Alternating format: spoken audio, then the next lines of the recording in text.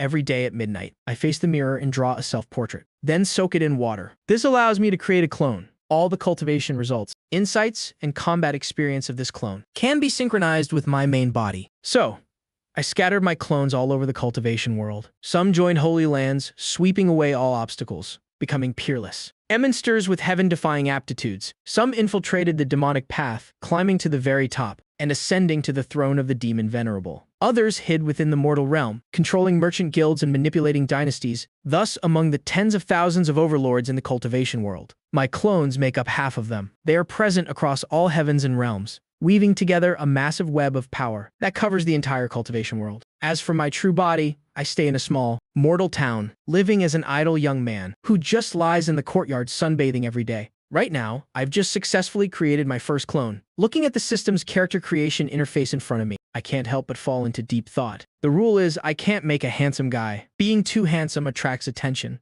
without any real strength right now. Catching the eye of some rich lady or perverted cultivator would be a huge pain. Making a beautiful woman is even worse, a femme fatale. Although I could use her looks to make quick money, the risks are too high. It's too easy to get dragged into some melodramatic mess. I can't even protect myself right now. It has to be practical. It has to be durable. He needs to look like a ruthless, tough guy you shouldn't mess with, but also the kind of person who blends into a crowd. Someone nobody would look twice at, a familiar bottom-tier brawler. My fingers glide lightly, starting to adjust the parameters. Height set to 2.1 meters.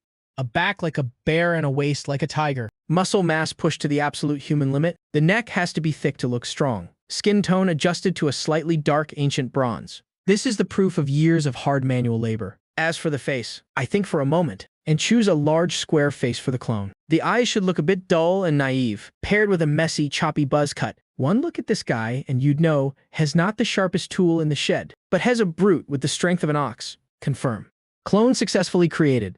Named Da. The moment the confirm button is pressed, the mist immediately condenses. With a deep thud, A burly man, built like an iron tower, stands stark naked in the cramped room. His head almost touches the ceiling. The next second, a wondrous sensation floods my mind. I realize my vision has split into two. I can see myself sitting on the edge of the bed, and I can also see the frail young man in front of me. I try raising my hand. My main body raises its left hand. Da raises his right hand, which is as big as a palm leaf fan. The two consciousnesses don't clash at all. It's just like the difference between your left and right hand. Maybe even more flexible than that. My main body stands up and walks around AAG Day twice. I reach out and pinch the muscle on his arm. The clone is as hard as a rock. Products made by the system are top tier indeed. Although he still falls within the realm of ordinary mortals, this is definitely the peak physique of a normal human. However, clothes are a problem. I rummage through the cabinets and find some old hemp clothes my father left behind. It takes a lot of effort to stitch two sets of clothes together. All right, I barely managed to get Adda dressed. Even though the pant legs are a bit short and tight like gym clothes, at least they cover the important parts. All right. Da. I sit back on the bed, my eyes turning profound. We're almost out of rice at home. you need to go make some money. What's the fastest way to make money? Robbery is out of the question. Kingshan Town might be remote, but it still has constables. Once you're wanted, it's a huge hassle. Plus, it's too easy to get exposed. Working as a coolie is too slow. An image of Zuosheng Pavilion flashes in my mind, located at the west end of town. On the surface, it's a brothel and a tavern, but underground, it's a chaotic casino. In the back, there's a beast arena for wealthy merchants to entertain themselves. This so-called beast fighting sometimes pits men against dogs, and sometimes men against men. Win a match, you get 5 taels of silver. Lose, and you get your arms and legs chopped off. Da. Head to Zuosheng Pavilion. I close my eyes, shifting most of my consciousness to the clone. The midday sun is a bit blinding. Da pushes the door open and ducks his head to squeeze outside. He walks barefoot. Every step he takes on the muddy ground leaves a deep footprint. Pedestrians see this dark iron tower-like brute and hurriedly steer clear of him. Da remains expressionless, his eyes dull as he heads straight for the west side of town. This is exactly the effect I wanted. A vagrant with no background, and a few screws loose. Even if he dies in the ring, no one will look into his origins. Right now, in the back alley of Zuosheng Pavilion, 2 casino bouncers are squatting on the ground smoking. Suddenly, a shadow falls over them. They look up. A man as massive as a bear is looking down at them. What do you want? The bouncer trembles, nearly dropping his cigarette. Da opens his mouth, his voice incredibly hoarse. Fight. It sounds like 2 boulders grinding against each other. I want to fight.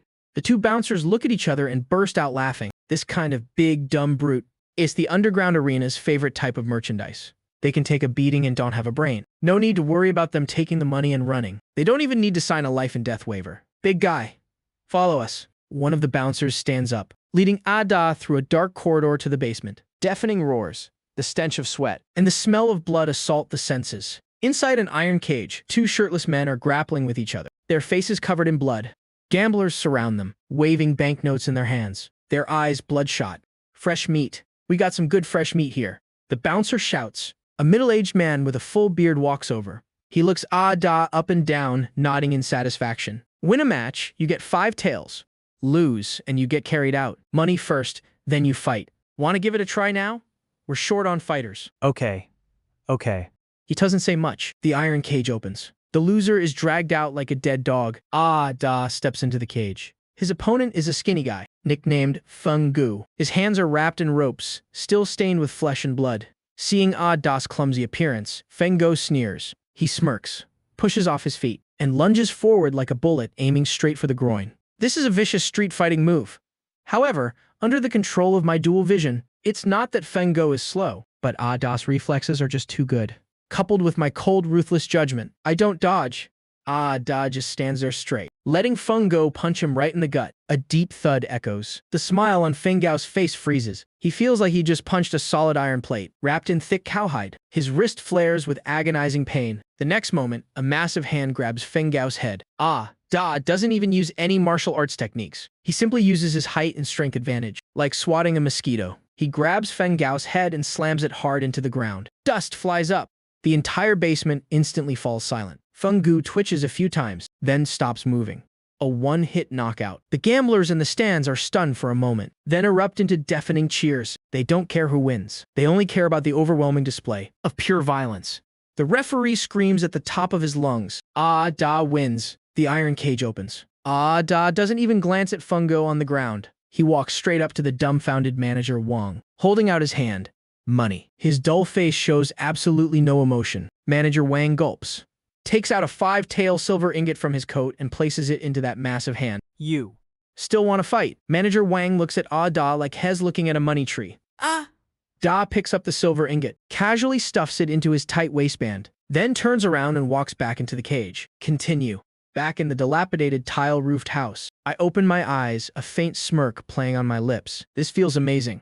I don't have to risk my own life, and I don't have to worry about getting hurt. I just control him like playing a video game, and the silver just flows right into my pockets. I've got 5 taels now. At this rate, I just need to win one more match. To make back Da's cost, the third match will be pure profit. No, I can't just make silver. I tap my fingers on the bed frame, my mind racing. This is only the beginning. Once I save up enough capital, even just a few dozen taels, I can exchange it for 2 or 3 more clones. When that time comes, one will keep fighting in the arena to make money. One will go to the pharmacy as an apprentice to secretly learn alchemy. And the other one?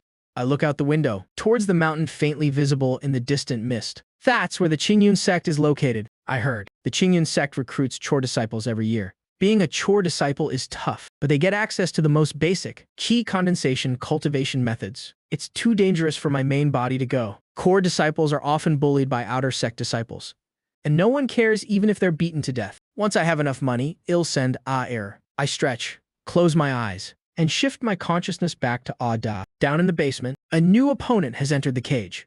It's a big guy holding a wooden club. Da remains expressionless, like a cold, unfeeling rock. In my eyes, that's not an opponent. That's clearly half a walking clone exchange ticket. Come on, you're all just EXP to me.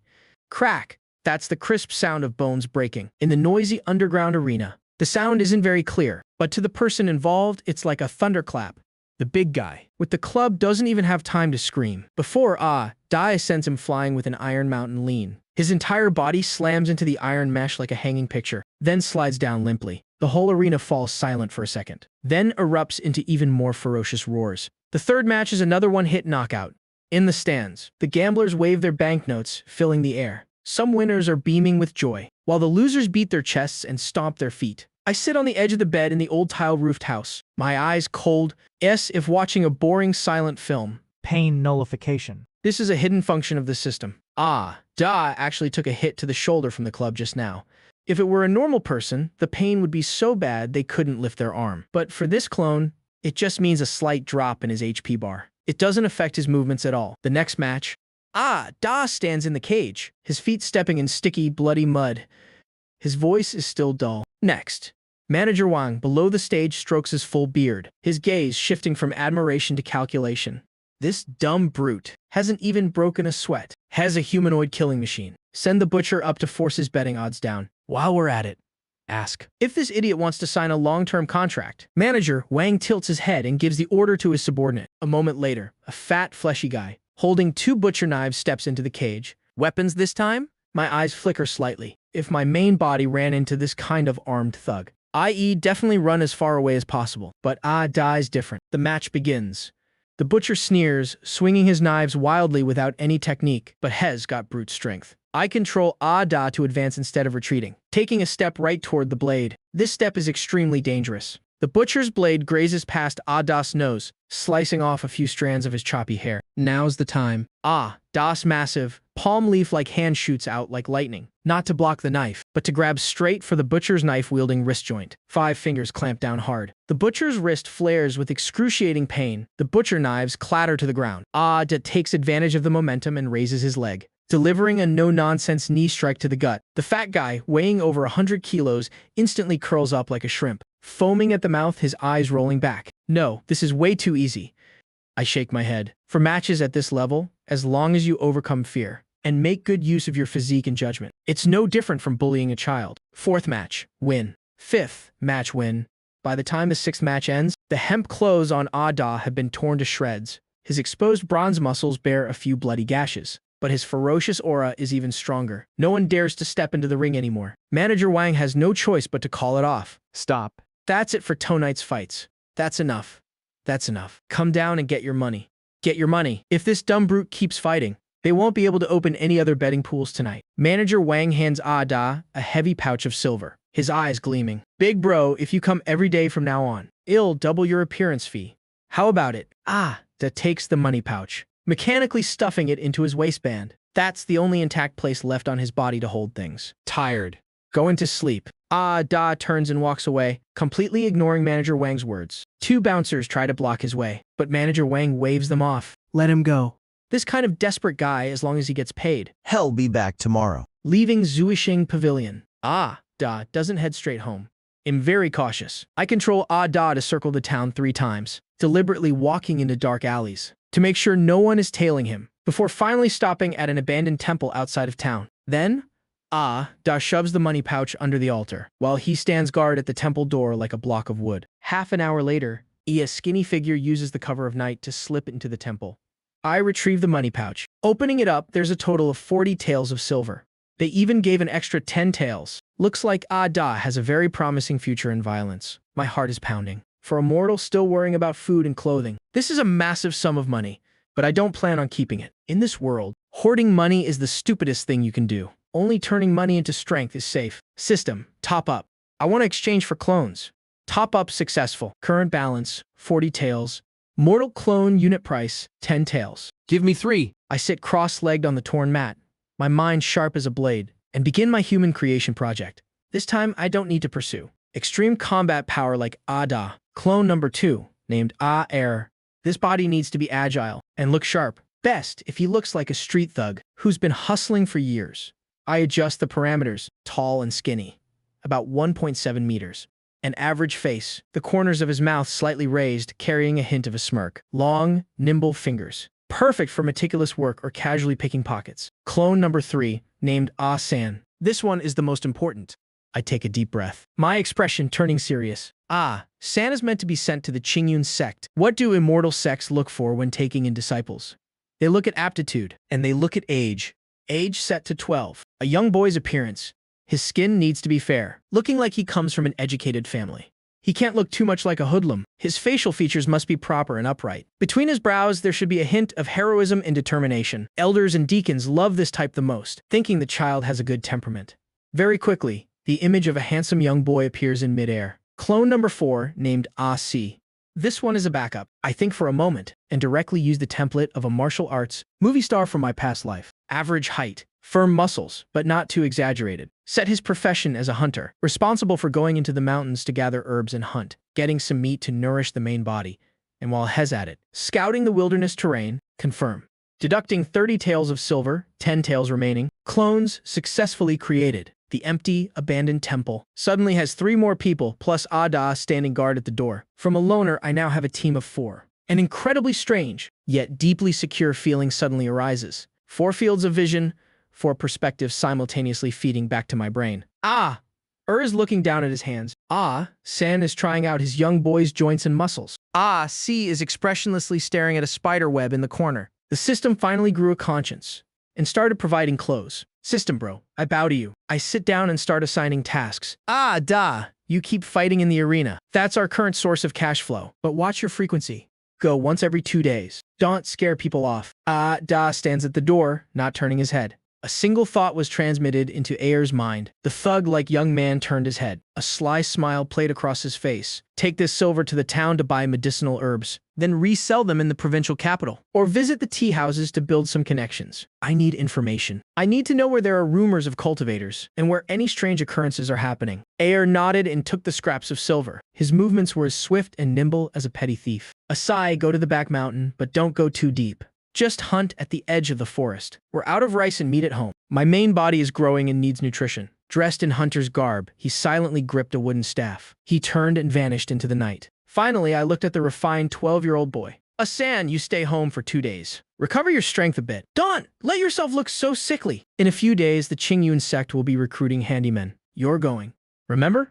Once you're in the sect, as long as you don't die, you must work yourself to the bone. Learn by watching others practice if you have to. Suck up to the outer sect seniors if that's what it takes. I want you in the shortest time possible to get your hands on a set of qi refining cultivation techniques. Asan blinked. His youthful face showed a maturity that didn't match his age. After making the arrangements, I looked at the remaining 3 taels of silver. Instead of fear, I was filled with burning ambition. This is the start of the snowball effect. Cultivating alone is too slow. It's too hard and too dangerous. But what if I had 100 or even 1,000 clones? Someone in charge of making money. Someone in charge of refining pills. Someone in charge of exploring deadly secret realms. Someone in charge of being a mole in the great sex. And I just need to stay behind the scenes and reap the rewards. My stomach growled at the wrong time, and I rubbed my empty belly. I picked up half a hard, dry bun from the table. I wasn't sure who had left it there. Taking a bite, I set a small goal for myself. Find a way to quickly become a cultivator. 3 days later, Qingshan town became unusually lively. The triennial grand ceremony of the Qingyun sect to recruit handymen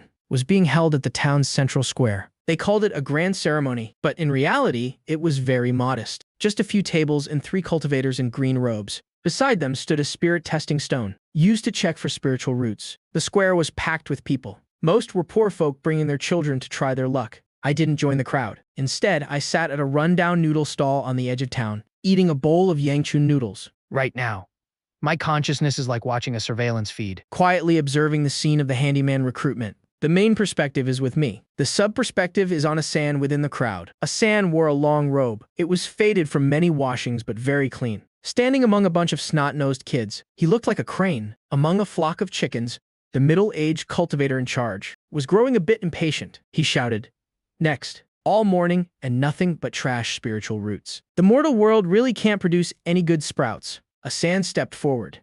He followed my instructions perfectly, acting a bit nervous, fumbling with his hands and feet.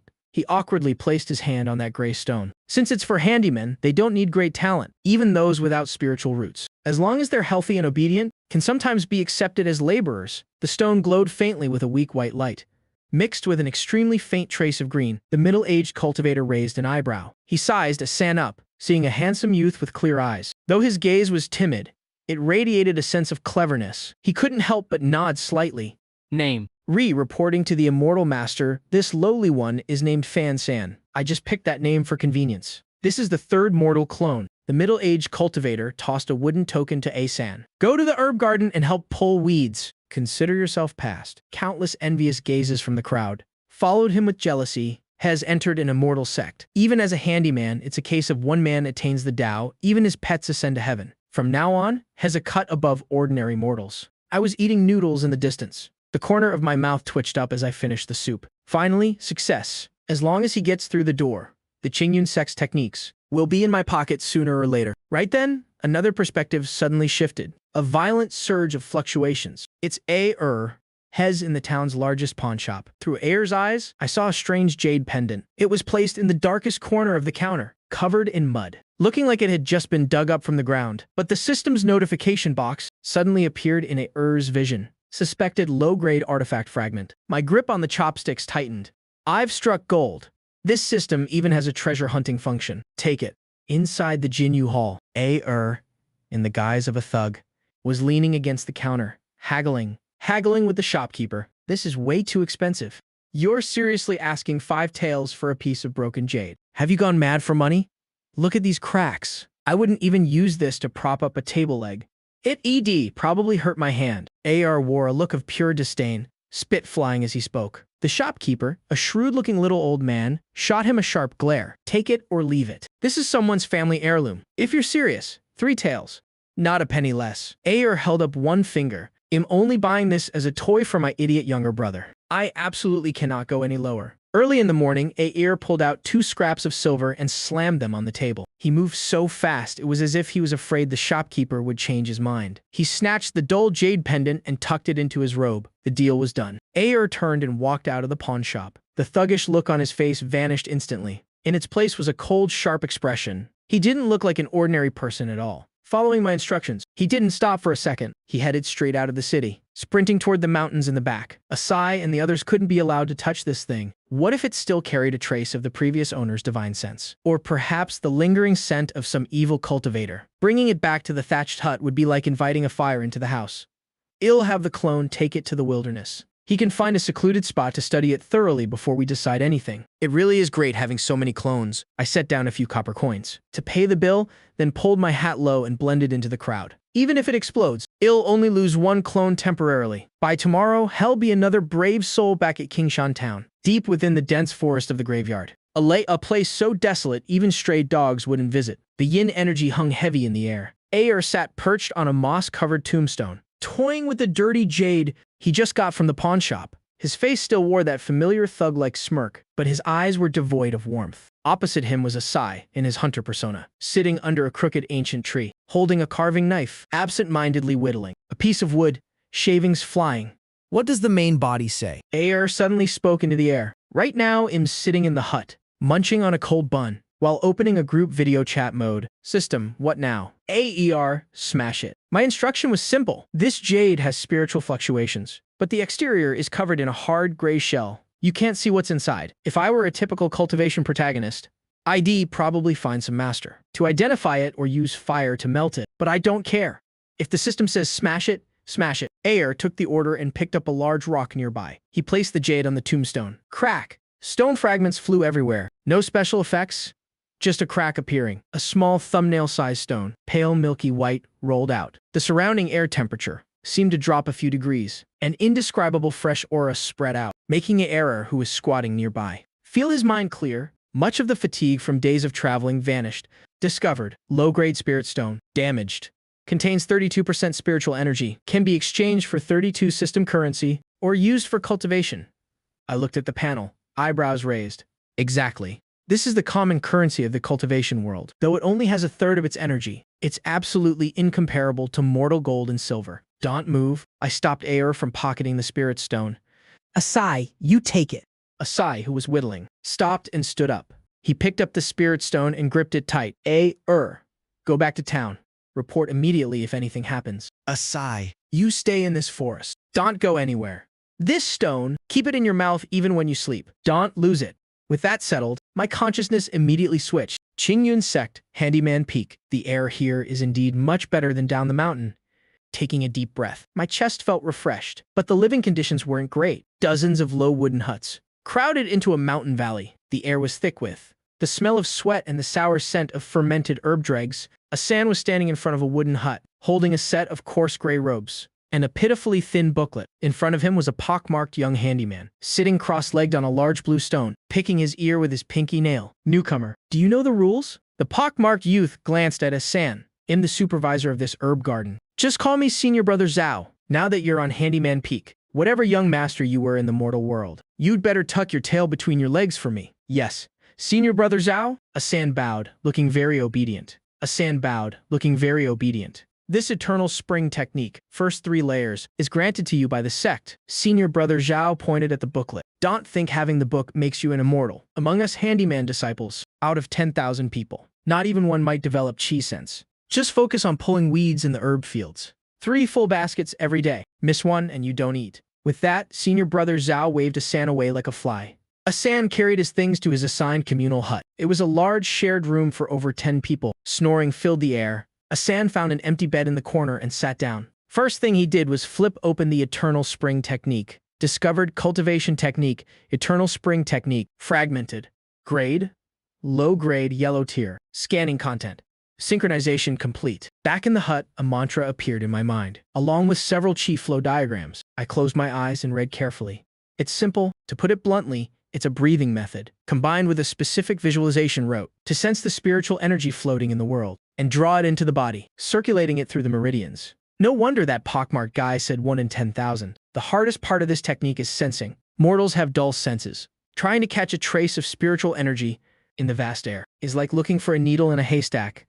Without a master to guide you, relying only on yourself, you could sit until you die and never even start. Normal practice definitely won't work. I rubbed my chin. The clone has trash spiritual roots. My own aptitude is also trash. Only slightly better than a mortal. Following the steps, it would take at least several years to get chi sense. That's too long. My gaze shifted to another frame in my vision. In the pitch-black forest, Asai sat under the tree like a statue, holding that low-grade spirit stone in his mouth. What if I don't try to sense the world's energy, and just force the energy in? A crazy idea formed in my head. Asan can't mess around at the sect. If he practices wrong or shows something unusual, he'll easily be kicked out. But Asai is outside.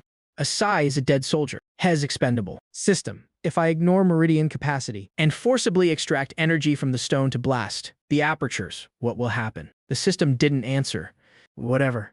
Let's try it. My eyes flashed. My consciousness fully descended upon Asai. The night wind howled in the forest. Occasionally an owl hooted. Asai sat cross-legged. On the stoic, wooden face of the dead soldier, there was no expression. With the spirit stone in his mouth, I began to take control. Asai didn't follow the gentle chi guiding steps of the Eternal Spring Technique. Instead, he visualized the diagrams in his head and bit down hard on a corner of the spirit stone. A faint cracking sound echoed in his mouth. The next second, a violent surge of heat shot straight down his throat. It wasn't a gentle flow. It was like swallowing a gulp of boiling lava. The pure spiritual energy sealed. Inside, the spirit stone exploded, without any dampening, instantly filling Asis's chest. Asis's eyes snapped open. Veins bulged on his neck. His bronze skin turned bright red in an instant, like a boiled shrimp. Pain. Tearing pain. If it were a normal person, they'd be rolling on the ground in agony, or even passing out from shock, but I immediately blocked the pain. I was as cold as a surgeon, silently observing the clone's damage. On the control panel, system, excessive spiritual energy, esophagus damaged, stomach bleeding, ignore it. Continue guiding. I used my will to force. Control the heat, raging through the body. Following the first layer of the Eternal Spring Technique, I forced it toward the dantian. This step was incredibly difficult. The meridians were too narrow. The flow was too strong, like using a high-pressure hose on a rusty pipe. Asai coughed up a mouthful of blood. Blood also leaked from his nose. But he sat bolt upright, unmoving. It's through. I saw that violent energy, though it shattered several small meridian branches. It was finally forced into the main meridian. The sensation was crystal clear. The previously blocked meridians were forcibly stretched open. The path of the spiritual energy left a deep impression in the brain, like an engraving. This is chi sense. Others use a feather to gently tickle, slowly searching for that tingling sensation. I used an iron rod to ram it in. Brutal, but instant results. Once, twice, 3 times. Asis's body began to tremble, bleeding from all 7 orifices. Tiny droplets of blood seeped through his skin. Over half of that damaged spirit stone was consumed. Finally, upon completing the 9th cycle, Asis's body went limp and he collapsed. Meridians severed, internal organs heavily damaged. Dead. In the hut, I snapped my eyes open. My face was a bit pale, a side effect of extreme mental focus. Looking at the panel, clone Asai is dead. Cause of death. Spiritual energy explosion. Respawn countdown. 12. Memories synchronizing. Insights synchronizing. A massive flood of information poured into my head. It wasn't words from a book, but a type of true physical memory. How the energy flows through the meridians, which acupoints cause resistance, the burning heat, the swelling, And finally, that cool trace in the Dantian. All of it was etched into my mind. Is this the joy of a pay-to-win player? I wiped the cold sweat from my forehead. A fierce smile tugged at the corner of my mouth. I immediately shifted my consciousness to Asan, far away at the Qingyun Sect's handyman peak. Asan, who was pretending to sleep, suddenly sat up, sitting cross-legged while the snoring continued around him. Asan closed his eyes and began to adjust his breathing. No need to waste effort searching for chi sense. That feeling was like having just walked a path in the dark. Even without a light, he could find the way with his eyes closed. He activated his intent. The sparse spiritual energy floating in the air seemed to be drawn by some magnetic force, following the path that Az had just carved out with his life. It went incredibly smoothly, seeping right into San's pores. The first wisp of spiritual energy entered his body, without a single hitch, flowing naturally like water forming a river. If that senior brother Zhao saw this, his eyes would probably pop out of his head. Even the inner sect geniuses, when drawing chi into their bodies for the first time, had to be careful and try for days. Whoever heard of something like this? He hadn't even had the manual for 2 hours, and he had already crossed the threshold. San guided this gentle stream of spiritual energy, circulating it through a complete major cycle in his meridians, before finally gathering it in his dantian. It condensed into a tiny white thread of chi, as thin as a hair. Congratulations to the host for successfully breaking through to the first level of chi condensation. Stepping onto the path of immortality. Current realm, Chi condensation, level 1. Since this is the host's first time stepping onto the path of immortality, the system is granting a free reward to all surviving clones. Attributes are now syncing, almost at the exact same time. My main body in the thatched hut in Qingshan town felt a sudden heat in the lower abdomen. A warm current surged from within, washing away all physical fatigue. My stamina and vision instantly leveled up. Who was at a tavern in town, eavesdropping on the next table's bragging, accidentally crushed his wine cup with a sharp crack. His strength had exploded. Sleeping at the martial arts arena rolled over, his bones popping and cracking all over. His muscles became even more solid and streamlined. The whole squad leveled up. I exhaled a breath of impure chi, looking at the faint white glow radiating from my fingertip. Even though it was so weak it couldn't even blow out a candle. This was the power of a cultivator.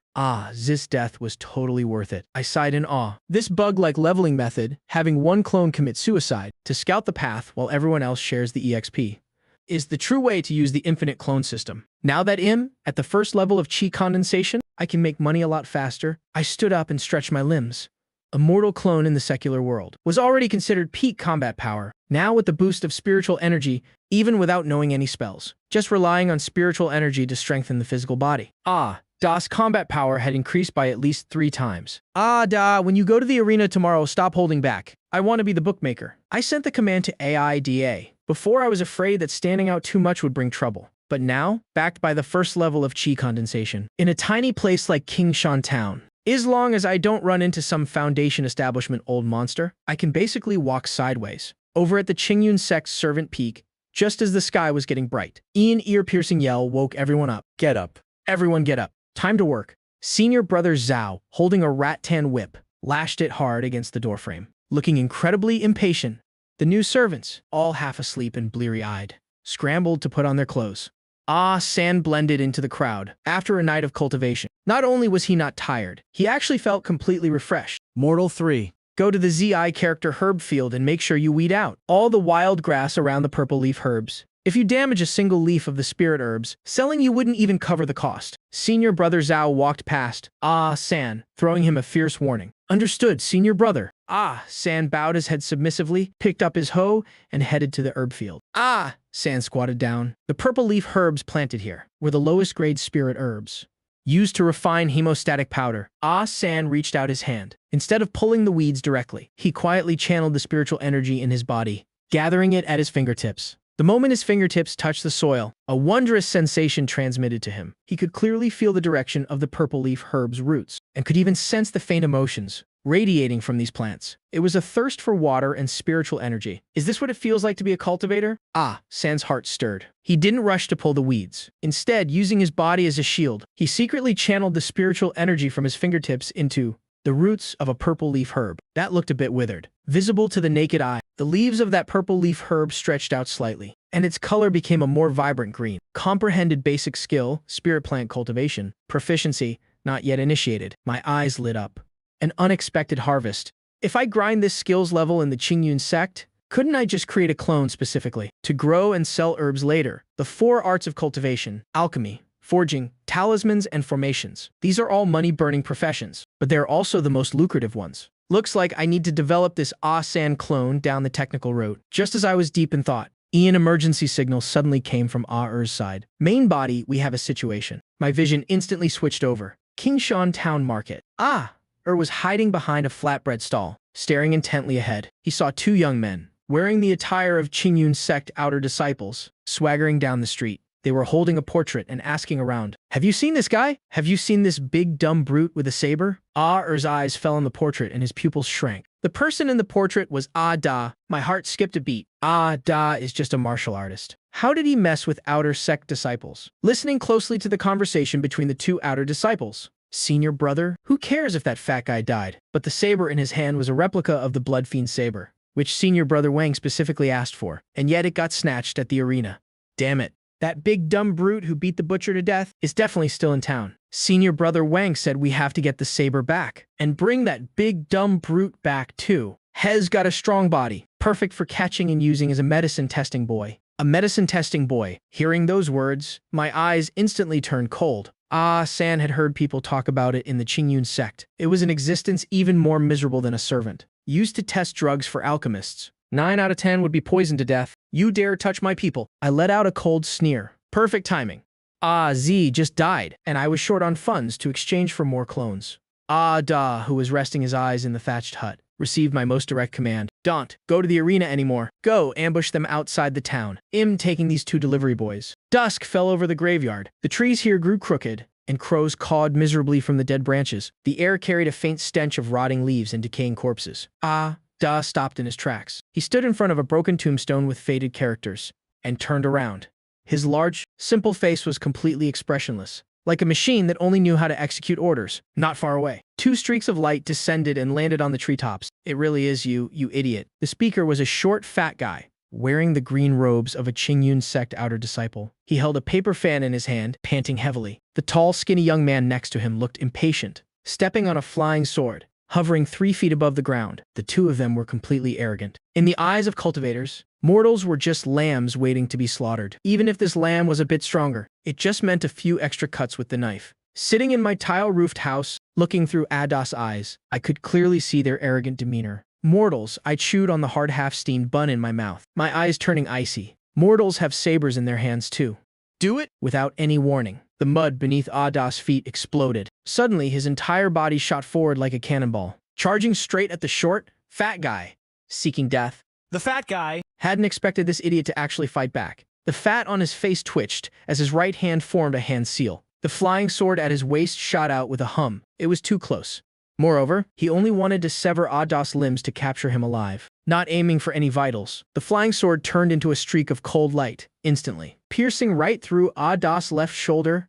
Fresh blood splattered everywhere. If it were an ordinary person, this strike would be enough to make them roll on the ground in agony, completely losing their combat ability. But Da didn't even blink. Under the effect of pain nullification, this body wouldn't feel a thing no matter what injuries it sustained. The faint smirk on the fat guy's face hadn't even faded when he saw that not only did Da not stop, but his muscles violently contracted, using his own flesh and bone to clamp down on the blade. Blood gushed out. But riding on this momentum, his speed didn't decrease, it actually increased. In the blink of an eye, he was right in front of him. The fat guy, terrified, tried to back away, frantically fumbling for a talisman. Too late, a massive hand as big as a palm leaf fan swung over with a howling gust of wind, smashing brutally into his throat. A crisp sound of shattering bone echoed harshly across the graveyard. The fat guy's eyes instantly bulged out, bloodshot. He clutched his caved-in throat with both hands, exhaling but unable to inhale. He went limp and collapsed. Even at the moment of his death, he still couldn't understand why someone who just had a flying sword pierce their shoulder blade could still kill a man as if nothing had happened. Junior brother. The tall, skinny young man next to him was scared out of his wits. This was immortal. This was clearly a demonic beast in human skin. Die. The tall, skinny young man reacted extremely fast. He instantly threw out a fiery red talisman. A fireball the size of a wash basin exploded right against Adas' chest. Flames roared and blazed. The clothes on Adas' body instantly turned to ash. The flesh on his chest was charred black and curled up. A nauseating stench of burnt meat filled the air. The tall, skinny young man breathed a sigh of relief. Taking a fireball talisman head-on, even a level 2 chi condensation body cultivator would drop. But in the very next second, he saw the most horrifying sight of his life. Within the flames, the massive man remained completely expressionless, not even letting out a single scream. His entire body was smoking, with embers still burning on his skin, looking like a demon that had just crawled out of hell. He spread his arms wide and lunged forward. "You maniac!" You're a maniac. The tall, skinny young man tried to fly away on his sword, but it was already too late. A pair of charred, iron-like arms locked tightly around his waist. His protective spiritual light flashed twice, but under Das purely savage brute force squeeze, it let out cracking sounds, unable to bear the pressure. D didn't know any martial techniques. He just lowered his head and used his rock-hard skull to viciously headbutt the tall, skinny young man in the face. On the third strike, the protective spiritual light shattered. The tall, skinny young man's nose bridge was crushed, his face smashed to a bloody pulp. On the third strike, the tall, skinny young man stopped breathing, his head lolled to the side, his neck bent at a grotesque angle. The graveyard fell dead silent. The only sound was the lingering flames on Ada's body. Crackling softly, I collapsed onto my bed, drenched in cold sweat, my heart pounding wildly. This was the first time I had actually killed cultivators. It wasn't a boxing match. It wasn't a spar. It was a fight to the death. I took a deep breath, suppressing my surging emotions, and quickly issued the final command. Das HP had hit rock bottom. His left shoulder was pierced through. His internal organs were shattered, and over 60% of his body was severely burned. But he wasn't completely dead yet. Shakily reached out and fumbled over the two corpses, yanking off two gray cloth bags, along with the flying sword and the blood. Fiend saber on the ground. He used the last ounce of his strength to throw them into a tree hollow, hidden in a nearby bush. Then this towering iron-like man leaned against the tree trunk, slid to the ground, and dropped his head. Clone Da has died. Cause of death, severe burns, penetrating wound, massive blood loss. Entering respawn cooldown. Time, 24 hours. Vision disconnected. I slumped back onto the bed, staring blankly at the dark ceiling beams. Suddenly a smirk crept onto my face. The laughter bubbling from my throat grew louder and louder, carrying a hint of madness and sheer exhilaration. "Mortals are like bugs. I just killed your damn immortals." At midnight, the wind in the graveyard grew even colder. A nimble figure darted through the woods, like a seasoned hunter, without disturbing a single bird. It was C, who had just been swapped out last night. Z had committed suicide during cultivation. His respawn cooldown had just ended, and he had revived in the system space. Now was the perfect time to come grab the loot. C skillfully made his way to the tree hollow, pulled out the loot, and stuffed it into his shirt. Next, following my orders, he approached the two corpses. C pulled out the pig slaughtering knife at his waist and slashed the bodies a few times, creating wounds that looked like they were torn by wild beasts. Then he sprinkled some beast-luring powder over them. After finishing all this, he quickly left. By the time morning came, there would be nothing left here but a few bones, gnawed clean by wild dogs. No one would ever find out they were killed by a person. Back in the tile-roofed house, I lit the oil lamp. I rubbed my hands together, my eyes burning with excitement. I stared at the two storage bags on the table. This was the wealth of cultivators. This spiritual restriction is a bit annoying. I tried sending in a sliver of divine sense I had just cultivated, but hit an invisible barrier. However, these two disciples were just outer sect trash. Eat the third level of chi condensation. The restriction wasn't strong. Besides, when a person dies, their light goes out. The residual divine sense was already like stagnant water. Open for me. I gritted my teeth, mobilizing all my divine sense, like an awl stabbing fiercely into the thin membrane. With a soft pop, items spilled out all over the table. My eyes instantly lit up. Rich? First were the most obvious spirit stones. These two really lived up to being from a major family. Even as mere outer disciples, their wealth far exceeded that of rogue cultivators. A total of 43 low-grade spirit stones. According to the market price, one low-grade spirit stone could be exchanged for 100 taels of silver. And even then, they were priceless and out of stock. These 43 spirit stones were enough for me to buy half of Kingshan Town. In the mortal realm, aside from spirit stones, there were also 2 bottles of pills. One bottle only had 3 chi gathering pills left. These were good stuff for advancing cultivation. The other bottle was rejuvenation powder, used for external injuries. The flying sword that Da had clamped down on was a low-grade magical artifact. Although it was a bit bent, it could still be used with a little fixing. There were also 2 manuals, Fireball Spell and Wind Riding Art. These were the exact spells that the tall, skinny young man had just used. Good. Just what I needed. I put the manuals away. With these, my clones wouldn't have to rely on brute force for close combat anymore. Finally, I picked up the Blood Fiend Saber. It would be good for self-defense. The blade was a dark crimson, exuding a sinister aura. Although it wasn't a magical artifact, the material was excellent, 100 times sharper than mortal iron. No wonder those two were relentlessly chasing after it. When I was cleaning out the tall, skinny young man's storage bag, my finger brushed against a hidden compartment at the bottom. A letter was hidden there?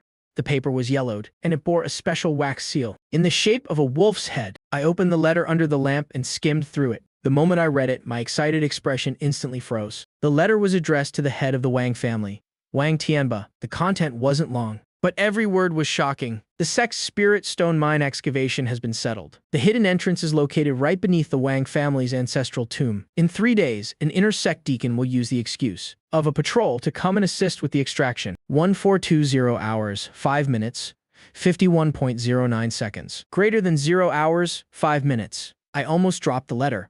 Embezzling spirit stones from the Qingyun sect. Keeping this for myself is a capital offense. These two didn't just come here to hunt me down and take the blade. They were messengers for the person pulling the strings. The Wang family head only wanted to make some quick cash, but he never expected to sink so deep into this quagmire. If this letter is handed over, the Wang family will surely be wiped out. But if the Wang family or their backer finds out the letter is in my hands, no matter where I hide, they'll hunt me to the ends of the earth. Danger and opportunity are two sides of the same coin. The fear in my eyes slowly faded, replaced by the greedy glint of a gambler who had just been dealt a winning hand. If you dare to embezzle the sect's spirit stones, then don't blame me for playing dirty. I want a piece of this spirit stone mine. For myself, inside the tiled house, the oil lamp flickered with a spark. I stared at the pile of spirit stones, emitting a milky white glow on the table. My fingers tapped a rhythm against the wood. 43 low-grade spirit stones. To a cultivator, this might only be enough for a few bottles of pills. But in the mortal realm, this is a fortune large enough to make any clan go green with envy. According to the system's conversion rate, a level 7 mortal clone costs a certain amount of silver. The official exchange rate from spirit stones to silver is 1 to 100. It's even higher on the black market. But in this system, it's a straight 1 to 100. Unlike some apps from my past life, there are no transaction fees. I'll deposit it all without a second thought. Keeping these stones on me is just asking for trouble.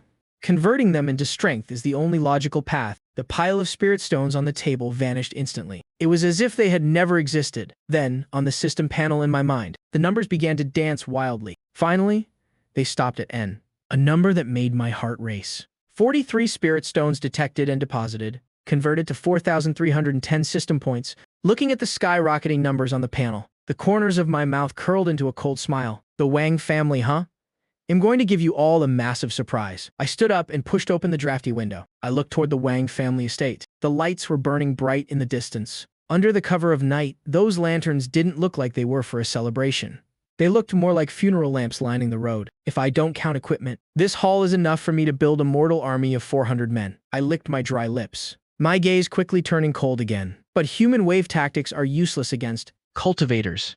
Quality matters more than quantity. Besides, making too much noise would easily attract the experts from the Qingyun sect. What I need is an elite force, one that can infiltrate, assassinate, and act as decoys. A force that can help me turn this entire Qingshan town upside down. Exchange. I turned around, and with a single thought, 100 points were immediately deducted from the panel. On the cramped floor of the house, a light flashed. 10 faceless, naked energy bodies appeared out of thin air like lumps of clay waiting to be sculpted. This time, I didn't go for the extreme physique I gave Da. I also didn't synchronize them to a San's strength. The first ones I set up were old men over 60. I began the delicate process in my mind. The forms of clones number 1, 2, and 3 were quickly sketched out. Their skin became loose and saggy. Their eyes grew cloudy and wrinkled, and I even left them missing a few teeth. For number 4, to make it realistic, I specifically added some details. I gave them the chronic leg pain of the elderly and chronic bronchitis. These will be my best actors. Who would ever be on guard against a coughing old man who looks like Hez at death's door, just sitting by the road soaking up the sun? As for number 4 and 5, I set them as beggars. The skin of these two clones became dark and coarse. Their hair was a tangled, matted mess. And I even simulated the sour stench and patches of scabies from not bathing for a long time. These will be my best eyes and ears. They can huddle at the base of the Wang family walls and eavesdrop in plain sight. As for the remaining 5, my eyes flashed. I used the swordsman template for all of them. Clones 6 through 10 had well-proportioned builds. I adjusted their muscle density to the absolute limit of a mortal. Their faces were average, the kind you'd lose in a crowd instantly. but their arms were slightly long, with thick calluses on their palms. Their eyes were hollow, they were sharp blades, adding the surviving first-level chi-refining clones A and a San. And with a Da and a Z about to be resurrected as mortals, the number of clones in my hand has reached 14. Take these old men and beggars into town. Spread out and find a way to get rid of those 2 flying swords and the miscellaneous artifacts. Only accept spirit stones or pills in exchange. Swordsman squad, wait for orders. With the external arrangements set, I picked up the fireball technique manual I took from that tall, lanky disciple's storage bag. The book was very thin, only a few pages long, illustrating several hand seals and the flow of spiritual energy for a cultivator spell. It focused on using divine sense to guide the energy. I flipped through 2 pages and tossed it to swordsman number 6. I don't believe in this occult stuff. A Z could use his life to test a cultivation method, so you can use yours to test a spell. I still had a bottle of chi-gathering pills. I poured one out and popped it into number 6's mouth. Number 6 sat cross-legged, unlike a normal person, who would carefully try to sense the fire element. He directly mobilized the violent medicinal power of the pill. He didn't care if his meridians could handle it. Following the diagram in the book, he forced the spiritual energy toward his fingertips. Constructing a spell model doesn't require spiritual resonance. If it fails, so be it. Number 6's finger suddenly exploded into a mist of blood. That was spiritual energy going the wrong way, directly rupturing his blood vessels. Without any expression, I commanded number 6 to switch hands. Wrong again. Still wrong. Both of number 6's hands were now a bloody mess. His face was as pale as a sheet. Yet he remained like a machine, repeating the hand seals and the energy surge. Finally, on the 17th attempt using his toes, that violent surge of spiritual energy seemed to find an exit. It exploded right on number 6's toe. The power was too great and the distance was too close. Number 6 didn't even have time to throw the fireball. His entire lower body was instantly swallowed by flames. A mortal body was far too fragile against a cultivator's fire. He didn't even have time to scream. Number 6 had turned into a charred corpse. Clone number 6 is dead. Synchronizing skill insights. Inside the house, I suddenly closed my eyes. A sharp, searing pain of burning flesh flashed through me and then vanished. Then, a crystal-clear memory was etched into my brain. It was the sequence of the fire element, the instantaneous burst point of spiritual energy. Within the meridians, I slowly raised my right hand. I lightly flicked my thumb and index finger together. A bright red flame danced on my fingertip, steady and scorching. It grew and shrank according to my will. As natural as moving my own arm. No cryptic incantations. No tedious hand seals. One dead clone in exchange for mastering the fireball technique. Instantly, this was a hell of a bargain. I blew out the flame on my fingertip, a cold smile playing on my lips. Next, I turned my attention to the wind-riding art. Kingshan Town, Wang family estate. An exquisite celadon teacup was hurled to the floor, shattering into pieces. The head of the Wang family, Wang Tianba, stood in the middle of the hall. His chest heaving violently. His square face was filled with a murderous rage. The guards and servants on both sides were prostrate on the ground, trembling, not daring to breathe. 2 living people, and cultivators at that, vanished less than 5 miles from town. Wang Tianba roared. His voice shaking the dust from the rafters. What the hell are you people doing? Those were emissaries sent by the sect. If anything happens to them, you'll have your entire families executed. Half an hour ago, the Wang family's spies at the sect sent word that the 2 emissaries had departed long ago. They should have arrived last night, but now there's no sign of them, not even their bodies. Especially that letter, if that letter falls into the wrong hands. The exposure of the Spirit Stone mine is a crime that will get 9 generations of my family executed. Master, we have already locked down the entire town. Every exit is guarded. The captain of the guards looked up, trembling. Could it be that the 2 immortals ran into trouble on the road, or perhaps encountered a high-level demon beast? Nonsense. Where would a high-level demon beast come from in this area? Wang Tianba kicked the guard captain aside. Those were 2 third-level chi-refining cultivators. Aside from a few seniors, who could kill them so silently, send men to dig up every inch of ground if you have to. Find them. Check every stranger who has entered or left the town in the last 2 days. I'd rather kill an innocent than let a suspect go. The Wang family's main gates swung open. Dozens of fully armed guards charged into the streets like demons. It was midday, and the streets were bustling with people. As soon as the Wang guards charged out, chaos erupted. Stalls were overturned, and people scrambled. Anyone who showed even a hint of resistance was beaten down. At a street corner, a beggar covered in scabs leaned against a wall, picking at lice. That was my clone number 4. A guard walked past, pinching his nose in disgust. He kicked the beggar's leg. Get lost, you stinking beggar. Have you seen any strangers around here? The beggar let out a cry and rolled twice on the ground. His filthy, trembling hand pointed toward the western alley. Sir, Just now. Just now I saw some big guys with blades heading that way. They didn't look like good people. To the west, after them. The guard didn't suspect for a second that a beggar would dare lie to him. He led his men in a rush toward the western alley. The beggar lay on the ground, watching them go through his matted hair. A cold glint flashed in his normally dull eyes. The west is a dead end. At the end of that road is the Wang family's latrine. Meanwhile, at the other end of the market, an old man with a hunchback clone number 1 was staggering along with a basket. As he passed a weapons shop, he intentionally stumbled and bumped into manager Wang, who was just stepping out. "Are you blind?" The manager flared up, raising his hand to strike. But the old man grabbed his sleeve tightly. He began to wail at the top of his lungs. "Oh, heavens! Hez trying to kill me. Manager Wang is a murderer. Everyone come look." The surrounding townspeople immediately gathered around, pointing and whispering. A few minutes later, the old man clutched a few coins of compensation. Wiping his tears, he shakily left the crowd. The moment he turned into a deserted alley, his back straightened instantly. Back in the house, I watched this and nodded in satisfaction. The Wang family is in the light, while I am in the shadows. The feeling of controlling a beggar to mislead the enemy, an old man to cause a disturbance, all while my true self sits at home drinking tea. It gave me the thrill of a grandmaster at a chessboard. "Don't make a move yet." I sent the command through our shared consciousness. "Wait for nightfall." Also, there's news from a sand. Scene shift. Qingyun's sect, the alchemy room. The temperature here Was over 10 degrees hotter than outside. Beneath the seamless bronze cauldron, the earth fire blazed intensely. A San, dressed in gray servant robes, his face covered in soot, crouched by the furnace. He held a tattered palm leaf fan, staring with intense focus at the changing flames. Not far away, the eccentric alchemy elder Guhi was completely absorbed, performing hand seals to press spirit herbs into the cauldron. Increase the heat. Fast. Gi, he suddenly barked. A San's wrist snapped into action. The frequency of his fanning increased instantly, blowing air into the bellows with perfect precision. The earth fire surged up. "Now, kill the flame."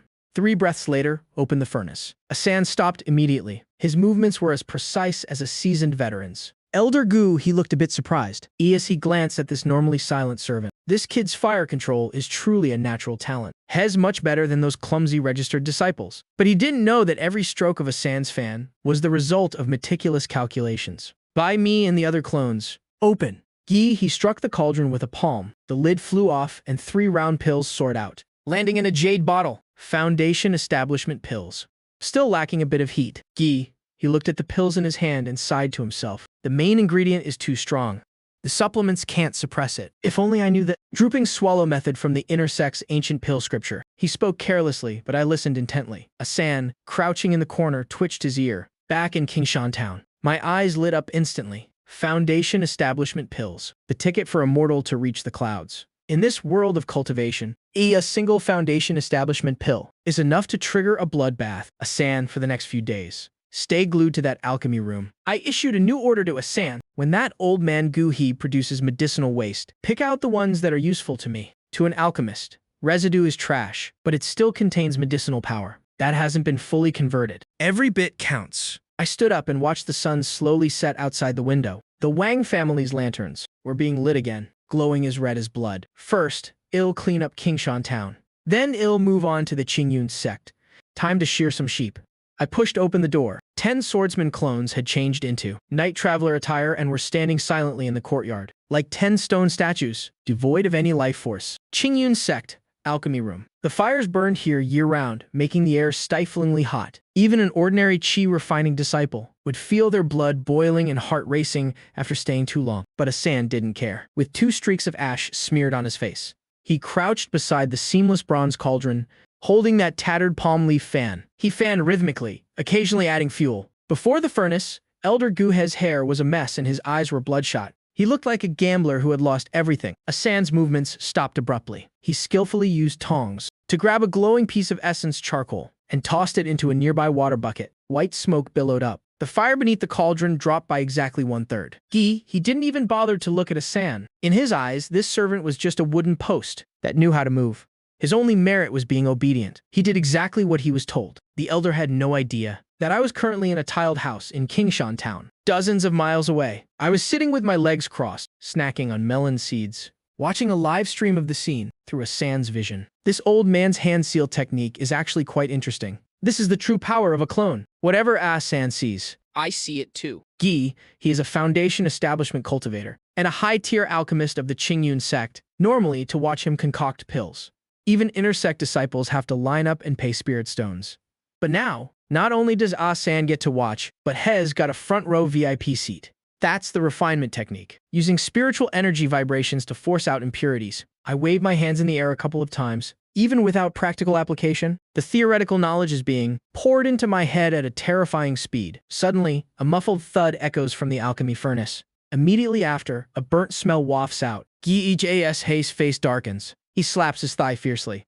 Damn it. Ruined another batch of Chia recovery pills? The age of this ghostly yin herb is wrong. He angrily flicks his sleeve, and the furnace lid flies off. Inside, a pile of pitch-black medicinal dregs is swept up by spiritual energy and dumped straight into the waste bin nearby. Throw it away. It pisses me off just looking at it. Gee, he roars. Ah, San nods silently, lifts the waist-high waste bin, and walks out, leaving the alchemy room. He takes 2 turns to reach the dumping ground in the backyard.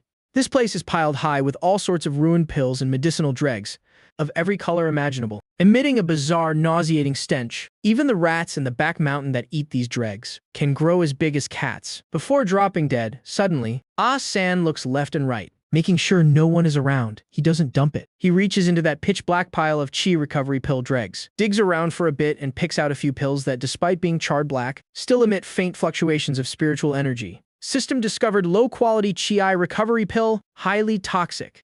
Contains 30% berserk spiritual energy, 70% impurities.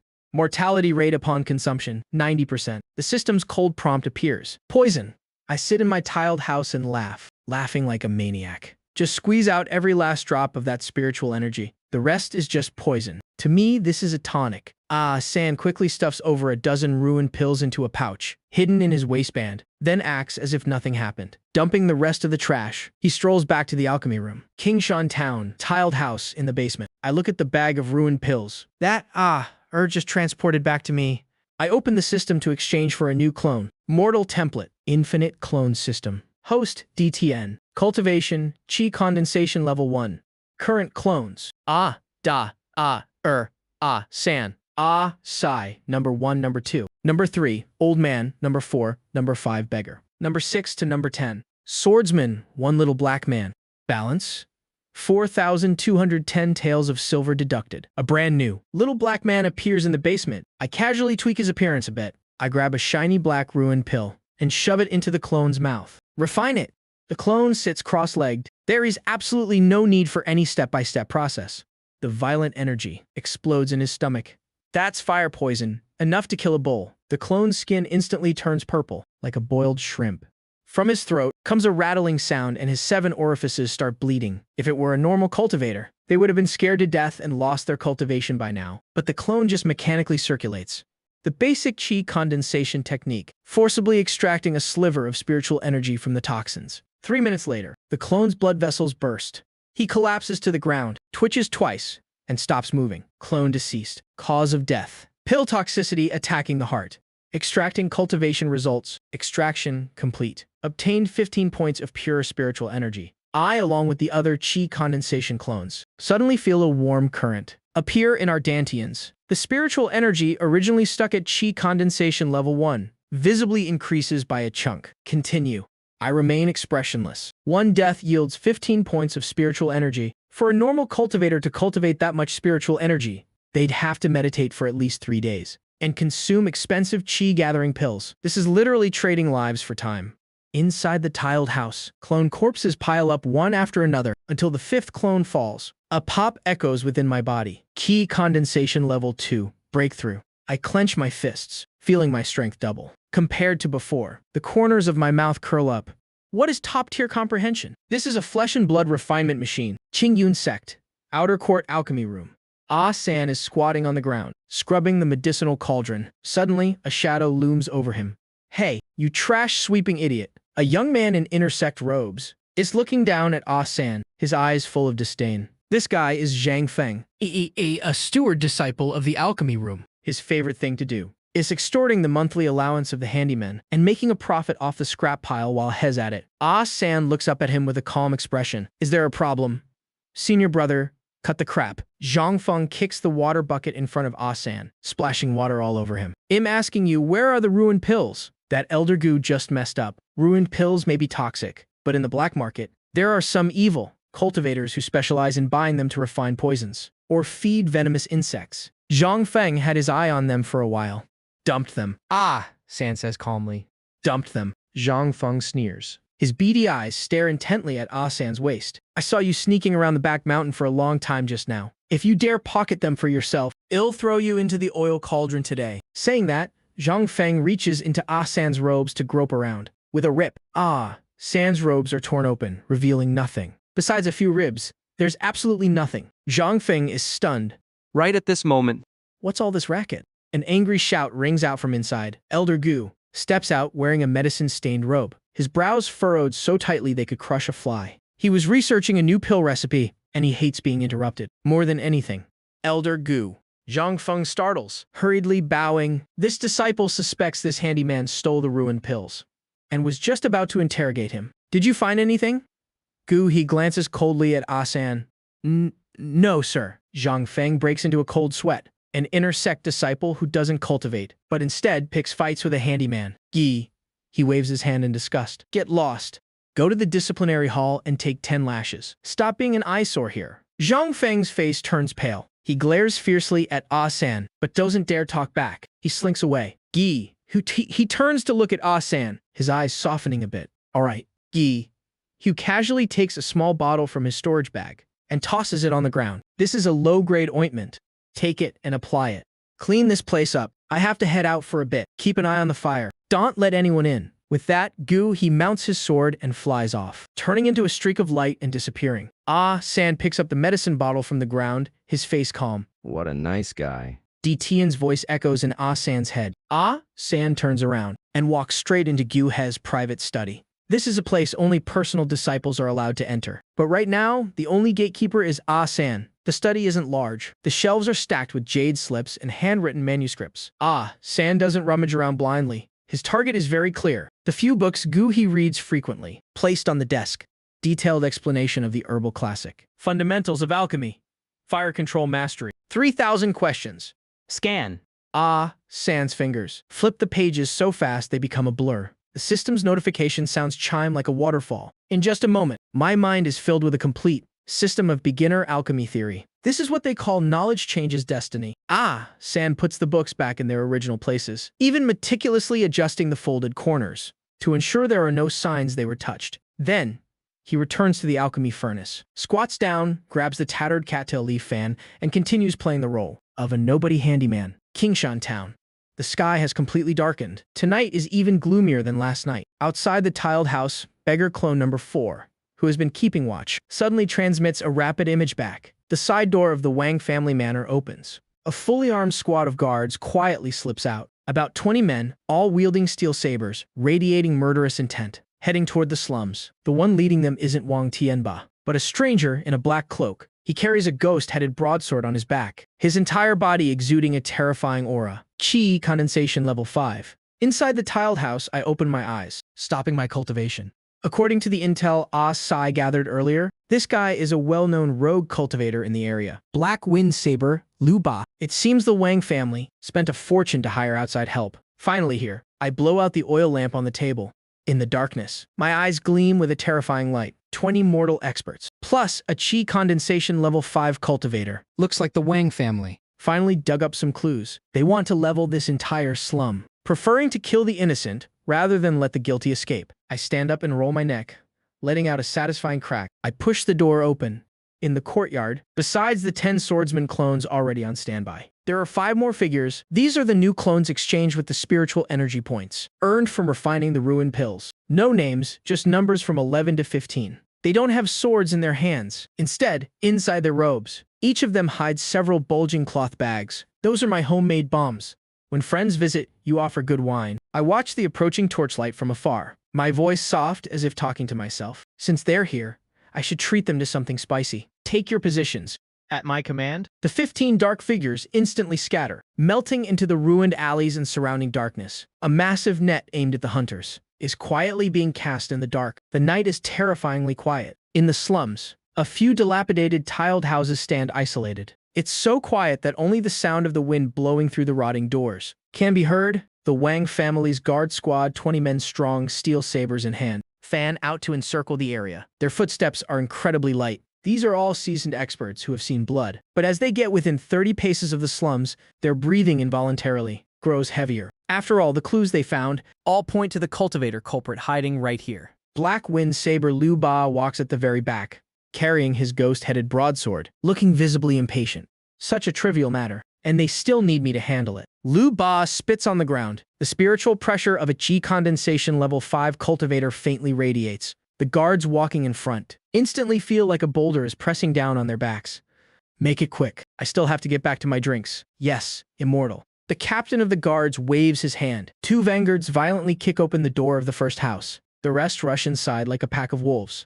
Sabers flash wildly. As they hack at the bed. No one's here. The blanket is thrown back, revealing only 2 bundles of dry hay acting as dummies. The captain freezes. Right then, he spots a piece of paper on the table. The ink isn't even fully dry yet. He brings a torch closer to read it. Scrawled across it in large letters. In your next life, don't mess with a cheater. The captain doesn't understand what a cheater is, but he completely understands the blatant mockery. Oh crap, it's a trap.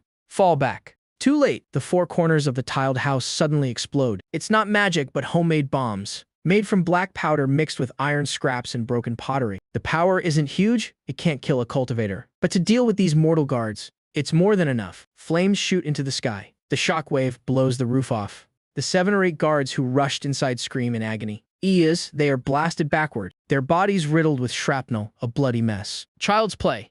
Lu Ba sneers coldly. Spiritual light flashes around him, and the flying shrapnel bounces off 3 feet away from him. Hez just about to mock this crude trap, when his eyes suddenly darken. In the shadows, there's movement all around.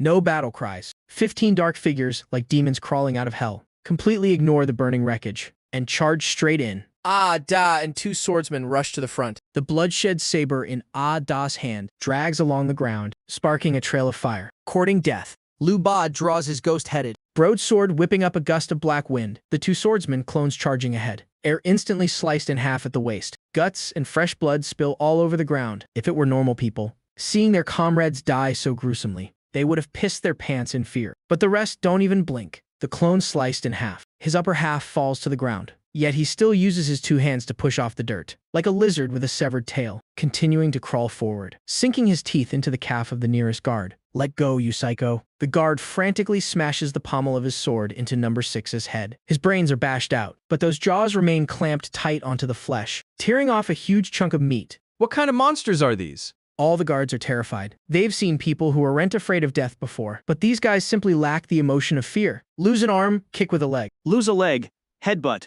Stabbed through the gut. Slide down the blade just to trade a blow with you. A guard's long sword pierces straight through clone number 7's chest. Before he can even pull the blade out, number 7 suddenly lunges forward, letting the blade slide deeper into his body, and wraps both hands tightly around the guard's neck. With a sickening crunch of the neck, both of them collapse together. In just a few breaths, the Wang family's 20 elite guards have lost more than half their numbers. This isn't a battle. This is straight up suicide. Just to trade lives. A bunch of ants.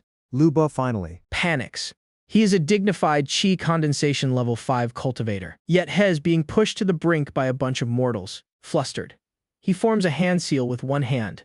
The broadsword flashes with a bloody light, sweeping the 1,000 armies. A 10-foot-long black saber aura sweeps out. 5 clones, including Da, are instantly blasted away. Some have broken arms, others shattered ribs. The battlefield is instantly cleared of a large chunk. Lu Ba pants heavily, his eyes full of contempt. Mortals are just mortals in the end. What good is having numbers? The words catch in his throat, because he sees those guys whose internal organs he clearly just shattered, staggering back to their feet like puppets. Especially that swordsman whose right arm he chopped off. Expressionless, he switches his sword to his left hand, his neck still twisted at a bizarre angle, and continues charging at him. And that big guy with the broadsword, his chest is caved in massively, blood constantly spewing from his mouth. Yet he still smirks, revealing a sinister smile that makes one's hair stand on end. Not only that, a few more figures step out from the shadows. Those are the clones that were just teleported back. Lu Ba feels that the gazes of these people are exactly like hunters. Looking at prey trapped in a tunnel, my forehead is covered in cold sweat. It's a nervous reaction to extreme tension. This is also my first time using human wave tactics against a cultivator. My realm is low, but the fanaticism in my eyes is practically burning. Lu Ba, your spiritual energy is limited. My lives. This is an unfair game. As long as I have money, I can drown you in bodies until you despair. On the battlefield, Liu Ba's mentality has collapsed. He chops down one guy. Even if you cut off its head as it falls, it would still try to kick him with some evil art. This is sorcery. Lu San didn't dare linger in the fight anymore. His protective light flared as he kicked a clone away. Old man number 1 was rushing toward him. He turned, intending to use the wind to flee. Trying to run, a Z had been hiding in the shadows on the roof. He made his move. He was born to be the best hunter. He knew how to wait for the perfect moment. Just as Lu San lifted his feet to take flight, a Z dropped from the sky, unarmed. He only had a beast hide net. Get down here. A Z and the net tightly wrapped around Lu San. Scram. The spiritual power around Lu San exploded. The shock immediately made a Z eye bleed from all 7 orifices. The beast hide net was also shredded by the spiritual power. But in that very instant, on the ground, a Da moved. It was an explosive burst of power that surpassed mortal limits. The sound of thigh muscles snapping was clearly audible. A Da shot out like a cannonball from its barrel. His whole body slammed into Lu San's chest. No technique, just a death grip like an octopus. Both legs wrapped around his waist. Both arms locked Liu San's right arm, which held the blade. Immediately after, the remaining 7 or 8 crippled clones swarmed him. Some grabbed his legs, others strangled his neck. There was even one who was currently groping for Liu San's crotch. Get off. Get off. Get off me. Lu San struggled frantically. His protective light flickered like a dying light bulb. Bright one moment, dim the next. Every time it flashed, it would shatter the bones of a clone. But as soon as one broke, 2 more took its place. This was winning through sheer numbers, a battle of attrition. This was a human meat grinder. Finally, Lu San's spiritual power was depleted. When that thin protective shield rang out, with a crisp crack, it shattered completely. Without spiritual power, the physical body of a cultivator, though stronger than a mortal's, still couldn't withstand a blade. A DA released the arm he had locked. Even though his own ribs had punctured his lungs, he still raised the chipped blood-slaying blade. Lu San's pupils shrank to the size of pinpricks. Fear finally surfaced in his eyes. Wait, I'm Liu. The blade didn't sink into the flesh quickly. It was almost slow. A DA used every ounce of his strength to drive the blade inch by inch into the back of Lu San's neck. Blood sprayed all over a Da's face, but he didn't even blink. The last strand of flesh connected to the spine was severed. That terrified head rolled into the dust. The entire area fell silent. Only the sound of the burning tiled house remained. Crackle. The 1 or 2 surviving Wang family guards had long since thrown down their weapons. They ran out of the town, crying for their parents. They're all demons. I didn't bother chasing those small fry. Fear is the best way to spread a message. After tonight in Kingshan Town, no one will dare approach this area again. In the tunnel, I let out a long sigh. My whole body leaned tiredly against the wall. I won. Mortals killed a cultivator. Though the price was heavy, 14 clones died. The survivors were missing arms and legs. But looking at the bulging storage bag on the corpse of Lu San, I laughed a bit maniacally. A Z, clean up the battlefield. Besides the storage bag, don't forget that demon head blade. As for the bodies, drag them to the back mountain and dispose of them. The order was given. The surviving clones dragged their broken bodies and began skillfully looting the corpses. A DA picked up his severed arm, like picking up a piece of firewood, and tucked it under his armpit. With one hand, he grabbed Lu San's headless corpse and walked into the darkness. 10 minutes later, my true body emerged from the tunnel. I was already holding Lu San's storage bag. I violently broke the seal and dumped everything onto the table. 1,000 low-grade spirit stones, a mid-grade magic tool, the demon head blade, 3 bottles of pills, and a yellowed handwritten book. System. Deposit everything. Deposit successful. System detected spirit stones exceeding 100 units. Unit for clones. Automatically updated to low-grade spirit stones. Mortal clones are no longer provided. Balance. 61 coins less than 1 spirit stone. Can be used to heal all injuries of the clones. After 12 hours, the coins will be automatically cleared. Balance. 161. Infinite clone system. Host. Ye Tian. Realm? Qi refining level 2. Current clones. Ada, Ara, San, a Z. Number 1. Number 2. Number 3. Old man number 4. Number 5. The beggar. Number 6 to number 15. Grave robber. Balance. 100. The system has this function too. Then what am I waiting for? System, heal all injured clones. 61 silver coins flew away. Ada and the others who were missing limbs were enveloped in flowing light as their limbs regrew. Their wounds healed, aside from their tattered clothes. They had returned to their peak state. This is the system's ultimate cheat. As long as they aren't completely dead, a little fix and they're good to go again. Closing the system panel. I noticed where the spirit stones had been. There was a black iron medallion. A ferocious ghost shadow was carved on it. 2 words were written. Blood Shadow. Blood Shadow. Could it be the Blood Shadow sect? I rubbed the iron medallion. This was likely Liu San's backing, or some kind of identification. I slammed the medallion onto the table. My gaze turned meaningful. Whatever. When I wipe out the Wang family, I'll use this to shift the blame. After all, the one who killed them was the Blood Shadow sect. What does it have to do with me next? My gaze turned toward the most prosperous area in the center of town, the Wang family mansion. To kill a weed, you must pull it out by the roots, or else it will grow back when the spring breeze blows. Tonight, the Wang family's elite were wiped out. Right now, the Wang family is like a girl stripped of her clothes, completely defenseless. Besides, the Wang family must have at least a few hundred spirit stones. Waiting for me to collect. I stood up and straightened my clothes.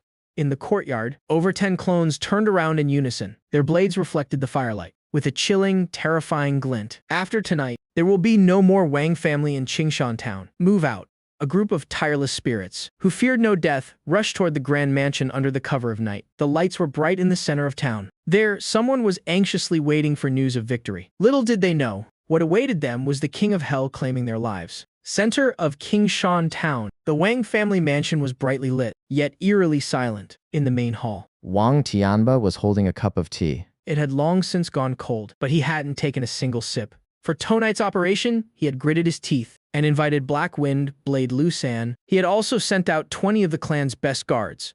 Logically speaking, dealing with a few paupers in the slums should have taken no longer than a cup of tea. But now an hour had passed.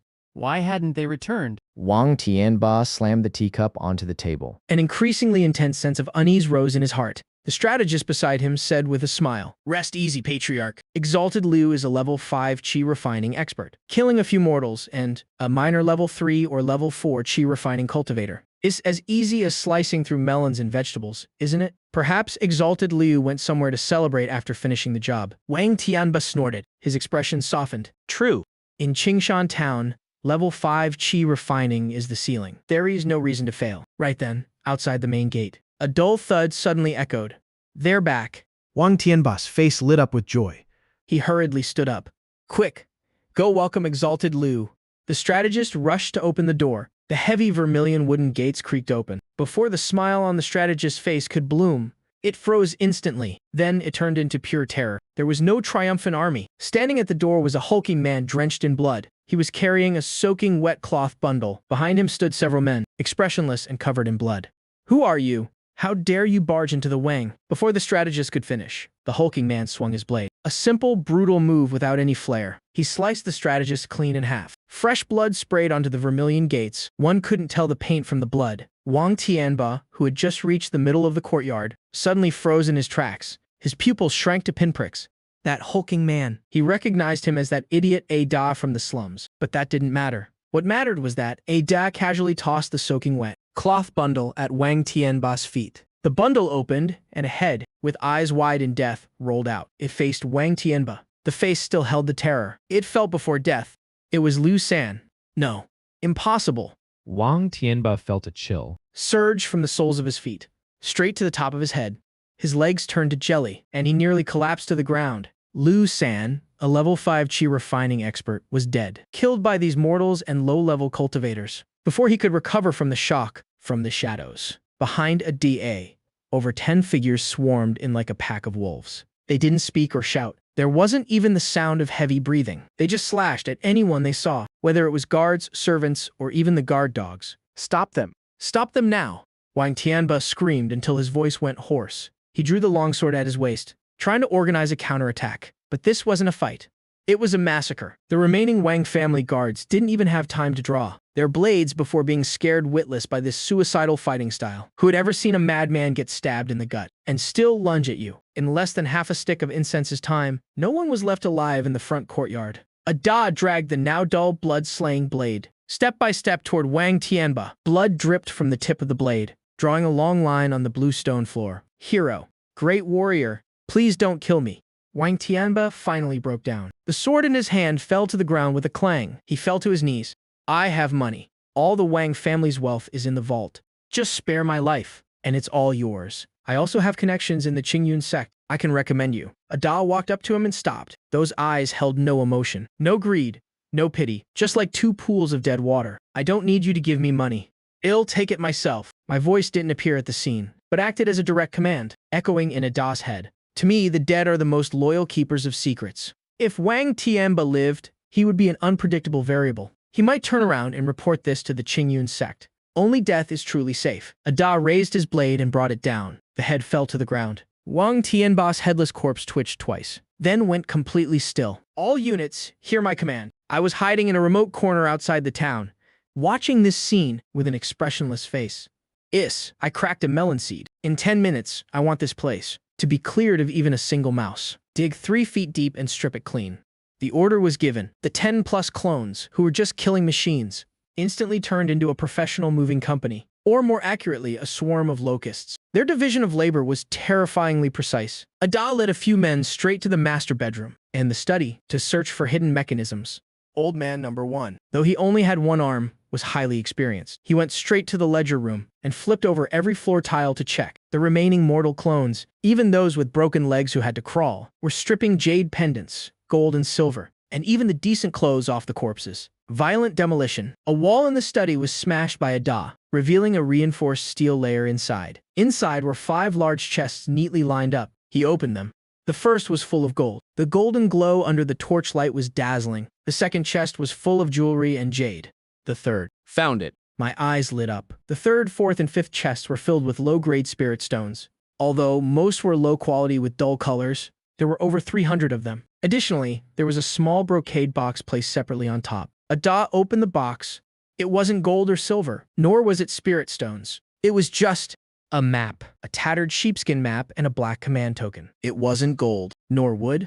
The map was crudely drawn with strange symbols. The endpoint pointed to a location in the back mountains of the Qingyun sect. This must be the clue to the illegal mine mentioned in the secret letter earlier. I understood now. The Wang family dared to secretly mine the Qingyun sect's spirit stones. What guts? But now, this secret belongs to me. Withdraw! The clones moved swiftly. Each carried 2 large bundles. They even stuffed loose ends, demon head blade into a sack. Demon head blade into a sack. Before leaving, Ada, following my instructions, threw down the iron medallion with the words Blood Shadow next to Wang Tianba's corpse. A massive fire burned down the Wang family mansion. The flames roared, dyeing half the night sky of Qingshan town red. Amidst the chaos and the shouts of people fighting the fire, a strange group of people carrying large and small bundles had already slipped into the dark alleys, vanishing without a trace. Outside the town, in a secluded corner, I looked at the mountain of loot, and the corners of my mouth finally couldn't help but curl up. A horse doesn't get fat without extra grass, and a man doesn't get rich without ill-gotten gains. I casually picked up a gold bar. The heavy weight in my hand was reassuring. But in the world of cultivation, these things are trash. The real value lies in the 300+ spirit stones. System. Deposit everything. I didn't hesitate. Saving spirit stones for the new year. Converting them into strength is the real way to go. The spirit stones in my hand turned into fine powder at a visible speed. The spiritual energy inside was forcibly sucked out by the system. Deposit successful. Current balance, 500. I took a deep breath. The mortal clones from before were cheap, but they were still just mortal bodies, even with refined waste pills, forcing them to level 7 Qi refining. Their meridians were very fragile. Casting spells required burning their life force. System, I want to exchange for a level 7 Qi refining clone. Level 1 Qi refining, 100 spirit stones per person. Please specify gender, physique, appearance, or the system will generate randomly. Randomize it. Designation, Ling Yi. 100 spirit stones vanished. Exchange successful. Current balance. Congratulations, host, for meeting all system requirements. Infinite clone system, official version. System, fully bound. Automatically upgrading to official version. 1.0. Automatically recalling all mortal clones. Opening system storage space. Can store all of the host's items. No deposit required to automatically calculate spirit stones. What the hell? Official version. Was I using a trial version before? And you're recalling my clones. Those cost money. Isn't there any compensation? Damn it, I just praised you for being free to use. And you pull this on me. You evil capitalist merchant. I was speechless, but the system, still like an unfinished product, didn't give any response. Fine. If you're going to recall them, then recall them. In the alley, I saw a young man in white appear, out of thin air. He looked ordinary, but his skin had a faint glow and his eyes were clear. He had an otherworldly aura, a genuine Qi refining clone from the system. It really is different. It comes with its own spiritual root, a natural-born talent for cultivation. With a thought, I took control of Lingya's body. It felt like jumping from a mud pit into a hot spring. The thin spiritual energy in the surrounding air seemed to be drawn in by some force, joyfully entering through my pores. Without even needing to consciously circulate a cultivation technique, the spiritual energy flowed unhindered through my meridians. This is true cultivation. I raised my hand, and with a flick of my finger, a fireball the size of a fist immediately formed. The heat was intense, distorting the very air in this dark alley. The power of this fireball, compared to when my mortal clone put its life on the line to cast it, is at least 30% stronger. Plus, the energy consumption is minimal. I could casually toss out a dozen of these. With this, my combat power has undergone a qualitative leap. I return to my main body. I only have 400 spirit stones left. I won't exchange them for more clones right now. Instead, I turn my gaze to the pile of bottles and jars, looted from the Wang family. There are quite a few cultivation-assisting pills inside. The grade isn't high, but the sheer quantity makes up for it. Take these 1,000 taels of gold, along with these mundane jewels. Head to the black market in the neighboring city tonight. There is an underground market there. Exchange it all for spirit stones or pills. Mundane gold and silver are hard to fence here in Kingshan Town. It's too easy to trace. Liquidating them elsewhere is the safest bet. Lead a team and stand guard outside. Kill anyone who approaches. Once everything was arranged, I had Ling Yi sit cross-legged in the middle of the pile of spirit stones, holding a bottle of spirit-gathering powder that the Wang family had hoarded. I had Ling Yi swallow it. The medicinal power exploded in his stomach. At the same time, I also sat cross-legged, synchronizing, and beginning to cultivate. Double the joy. Time ticked by minute, in the dead silence of the alley. The only sound was the low rumble echoing from Ling Yi's body, like a surging, roaring river. I suddenly opened my eyes. A golden light flashed in my pupils. An aura several times stronger than before erupted directly from my body, blowing away all the surrounding dust. Third level of Qi refining. This isn't just an increase in spiritual energy. It's a complete metamorphosis of my divine sense. Right now, even with my eyes closed, I can clearly sense every single blade of grass and every tree within a 30-meter radius. Murder and arson truly do yield belts of gold. The ancients didn't lie to me. I clenched my fists, feeling the boundless power surging through my body. And this is only the beginning. I picked up the tattered parchment map that I found in the brocade box. The symbols I couldn't decipher before, under the sweep of my third-level Qi refining divine sense, faintly revealed that this map had a restriction placed on it. Only a cultivator can read it. I traced my finger along the spiritual energy fluctuations. The final location is a hidden valley in the back mountains of the Qingyun sect. What's more, it's extremely close to a corner of the sect's grand formation. The Wang family wants to secretly mine spirit stones. I sneered. No, with the Wang family's meager strength, they wouldn't dare touch the Qingyun sect's piece of the pie. There is definitely someone else pulling the strings behind this. The secret to Foundation establishment mentioned in the secret letter. Looking at it now, giving this mine to the Wang family was just using them as a sacrificial pawn. Well, since I've discovered this spirit stone mine, a warm-hearted guy like me wouldn't mind going over to take a look. Let me help them out. I stood up and carefully tucked the parchment map into my robes. I've already fleeced the Wang family dry. Next up, it's time to fleece the Qingyun sect. Ling Yi, get ready. Once gets back, we're taking a trip to the back mountains. 3 days later.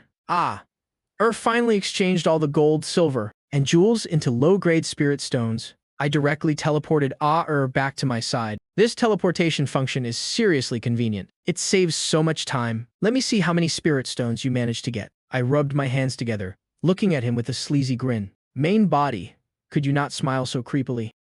Immediately felt awkward and hastily tossed the bundle over. I caught the bundle and opened it. It was packed with spirit stones. I counted them carefully. Exactly 2,000 pieces, no more, no less. Why are there no pills? It's all spirit stones. Shot me a glance and said slowly, Main body, what are you thinking? Pills are rare commodities in the mortal world. Even for these spirit stones, I had to run to several different shops just to exchange them. I didn't say anything. I just walked a circle around Air before saying, why do I feel like you've become more lively? You're talking nonsense again. I spent every day at the tea house gathering intel, interacting with all sorts of people. Compared to Da and San, I mature faster. Isn't that perfectly normal? All right. I stopped paying attention to Air. I just waved my hand. System, open the interface. Infinite clone system. Host, DTN. Current clones, low-grade spirit stones, 2,400. I looked at the number of spirit stones. A plan formed in my mind. A dark, windy night is the perfect time for murder and arson. No, wait, it's the perfect time to work hard and get rich. The back mountains of the Qingyun sect are a desolate place. Even the handyman disciples don't want to go there. It's overgrown with thorns and littered with jagged rocks, normally aside from the occasional bird call. At night, it's as silent as a graveyard. Ah San hunched over, holding the tattered parchment obtained from the Wang family. He stopped in front of a massive moss-covered boulder. This is the place. Right here? I was hiding in a remote corner outside the town. Through our shared vision, I looked at the seemingly ordinary giant boulder in front of him. If it weren't for the map's guidance, San stuck his hand into a crevice and fumbled around for a moment. His fingertips brushed against a protruding rock. He pressed down hard. There was no loud rumbling sound. The giant boulder simply slid silently to the side, creating a gap just wide enough for one person to pass through. A thick wave of spiritual energy, mixed with a musty smell, wafted out. San squeezed inside, and the giant boulder immediately closed behind him. This is a man-made tunnel. The deeper he went, the wider the space became. The rock walls on both sides were inlaid with cheap glowing stones, illuminating the surroundings in a pale, ghostly white light. After walking a short distance, the path ahead suddenly brightened. It was a massive underground cavern. Over a dozen miners in ragged clothes were mechanically swinging pickaxes against the rock face. Nearby stood two cultivators who looked like overseers. Holding whips, they were leaning back in their chairs, dozing off. The Wang family really overreached, daring to carve out a piece of meat right under the Qingyun sect's nose. I let out a cold sneer. This isn't an illegal mine. This is clearly my personal ATM. The command was issued. San didn't charge out directly. Instead, he found a blind spot. System, exchange for clones. Quantity 24. Location, near San. Deduct spirit stones. Clones are being generated. The air distorted slightly. 24 burly men dressed in black, with expressionless faces materialized out of thin air. They instantly filled the narrow tunnel. No shouting. No nonsense. The 24 figures surged into the cavern like a black flood. They instantly swarmed the cave. The two dozing overseers didn't even have time to process what was happening. Before they were pinned to the ground by 7 or 8 massive hands, rags were shoved into their mouths. They passed out before they could even let out a single cry. The miners were already scared stiff. They huddled in the corner, trembling uncontrollably. San walked over. He gave each of them a dose of physical hypnosis. Once the cleanup was done, I took over San's body and walked over to the ore storage corner. Piles of freshly mined spirit stone ore were stacked there, waiting to be transported. It was piled as high as a small hill. System, absorb it directly. I was too lazy to haul it out and sell it. The middlemen merchants take too much of a cut. It's a ripoff. It's better to unrefined spirit stone ore detected. Contains high levels of impurities. Absorption and conversion rate reduced by 30%. Absorbing. The pile of spirit stone ore at a speed visible to the naked eye began to weather away. Finally, it turned into a pile of grayish-white ash. Absorption complete. Obtained a balance of 1,200 spirit stones. Only 1,200. I curled my lip, but I also knew this was just the yield from the past day or two. However, using it to upgrade this bunch of hard laborers, System, take air. San and the 24 clones on site, and upgrade them all to the 3rd level of Qi refining. This is how I do things. Using 1st level Qi refining clones to mine. Too slow. Deduct the spirit stones. Upgrade complete. Inside the cavern, the 24 clones who were originally at the 1st level of Qi refining suddenly erupted with a powerful aura. Their bones cracked and popped. Their muscle definition became even more solid. Their previously dull eyes instantly grew sharp and bright. Using 3rd level Qi refining cultivators as miners is an absolute luxury in the cultivation world. Get to work. Dig. Even if it's just a crumb of a spirit stone in the rocks, dig it out for me. The 24 super miners. The 3rd level of Qi refining picked up the pickaxes from the ground. Their speed was so fast they left after images. With every swing of the pickaxe, rocks shattered and large chunks of spirit stone ore tumbled down. This was ant mining. They were human excavators. San wasn't idle either. He patrolled the cavern, searching for the so-called secret to Foundation establishment. When he reached a fork at the deepest part of the cavern, a thick stench of blood and rotting flesh assaulted his nose.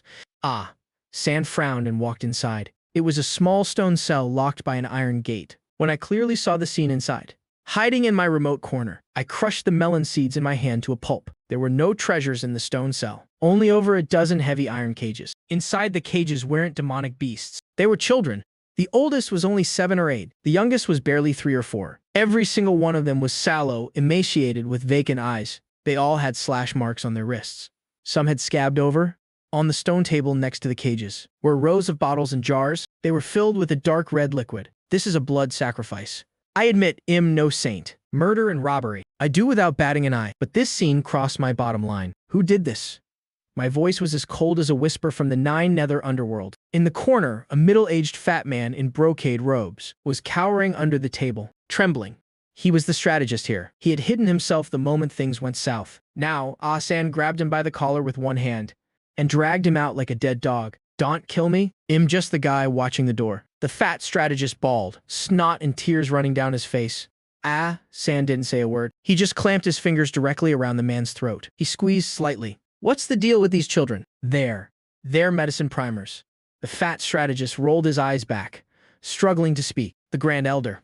Outer sect elder of the Qingyun sect, Zhu Yan. His lifespan is nearing its end. He needs the essence blood of virgin boys and virgin girls to refine the longevity pill." Zhu Yan. I'll remember that name. An outer sect elder of the Qingyun sect at the late stage of Foundation establishment. He usually acts all high and mighty, like a transcendent immortal. Who would have thought that behind closed doors has a man-eating beast? Does anyone else know about this place besides you? No one else? The Wang family is in charge of kidnapping them, and I'm in charge of watching them. The Grand Elder comes to collect blood once a month. Very good. San twisted his wrist. The fat strategist's neck snapped and he went limp. In the alleyway, I stood up and paced back and forth. "You want to extend your lifespan, I'll send you straight to the King of Hell. You can live as long as you want down there." My killing intent was boiling. It was hard to suppress. But this old bastard is at the late stage of Foundation establishment. Plus, he stays inside the sect all year round, surrounded by experts. Assassination is definitely out of the question. San, search his body. San patted down the fat man's corpse for a moment. He found a ledger and a few secret letters. Flipping through the secret letters, my eyes lit up. The letters were written by Zhu Yan to the head of the Wang family. He was urging them to speed up the collection of medicine primers. Because an ancient immortal ruin is opening soon, Zhu Yan plans to refine a batch of pills. Before entering the ruins, he wants to adjust his condition to its absolute peak and try his luck at core formation inside the ruins. Ancient immortal ruins. Talk about someone handing you a pillow just when you're feeling sleepy. A cold smirk curled on my lips. Killing an elder inside the sect is a death wish, but a few people dying inside a ruin, that's just called lacking fortune and meeting an unfortunate end, since you want to go to the ruins so badly. Then on behalf of those children, I'll prepare a massive gift for you. The mining operation lasted for 3 full hours. The efficiency of third-level chi refining cultivators is truly terrifying. The spirit stone vein wasn't considered too large. It was completely hollowed out by the 24 clones. Aside from leaving behind a pile of rubble, not even a single low-grade spirit stone was left. San, stay hidden. I began to rearrange things. Lead 12 clones and escort these children down the mountain. Find a safe place far away from the Qingyun sect to settle them. Give each of them some silver. Consider this a small shred of my conscience. The rest of the clones, bring all the mind spirit stones back to the underground palace. Dawn was approaching. Inside the underground palace outside Kingshan Town, the spiritual energy was so thick it was almost tangible. I looked at the mountain of spirit stones in front of me. My mood finally improved a bit. This is true wealth. After the system tallied it up, this private mine might not have been big, but it brought me a total of 150,000 low-grade spirit stones. This amount of money is enough to turn a piece of trash into a genius. It's also enough to send a genius to their grave. Head to the Wanbao Pavilion, the east market of the Qingyun sect. The Wanbao Pavilion had just opened its doors. The shopkeeper immediately welcomed a major client. Had changed into a different outfit, wearing a bamboo hat with a veil to hide his face. It's my standard. I have money, but don't ask who I am attire. But don't ask who I am. I want the best talismans for the 7th level of chi refining. Godly speed talismans, earth escape talismans, golden light talismans. I'll take as many as you have. Also, give me a complete cultivation method, one that can be cultivated up to the foundation establishment stage.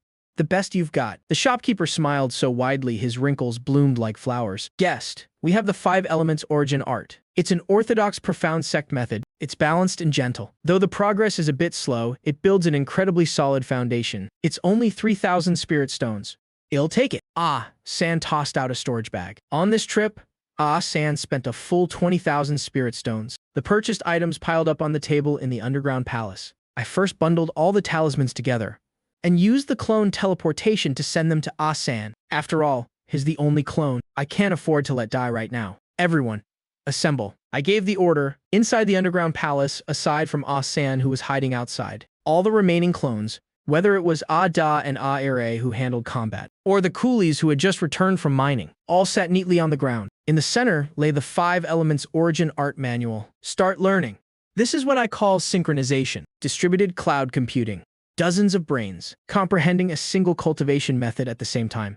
The efficiency. What kind of concept is that? Even the most obscure and difficult incantations were divided into dozens of parts. Each person was only responsible for comprehending one segment. Then it was all synthesized in my brain. I could instantly grasp it. In just half an hour, I opened my eyes. A sharp light flashed in my eyes. So that's how it is. The key to foundation establishment lies in liquefying spiritual energy and constructing the Tao Foundation. I looked over at Ling Yi. He was sitting cross-legged in the very center. This is the most perfect trump card in my hand. Ling Yi break through. Spirit stones were consumed like flowing water. 10,000, 20,000, 50,000. The aura radiating from Ling Yi began to skyrocket. 4th level of Qi refining. 7th level. 9th level. Peak stage. There were no bottlenecks whatsoever. As long as there's enough money, with enough brothers, we can drain any ocean. Is this foundation establishment? A muffled sound echoed from within Ling Yi's body. It sounded like something shattering. The originally gaseous spiritual energy was rapidly compressed, liquefied, and finally converged into a clear stream in his dantian. Early stage of foundation establishment. And it's a flawless foundation establishment at that. I felt that immense surge of power. I felt like my current self could slap 10 of my former selves to death with a single strike. Still not enough. I looked at the remaining spirit stones. I still had 80,000 left. Zhu Yan is at the late stage of foundation establishment. He also has defensive Dharma treasures. Relying on Ling Yi alone isn't enough. San.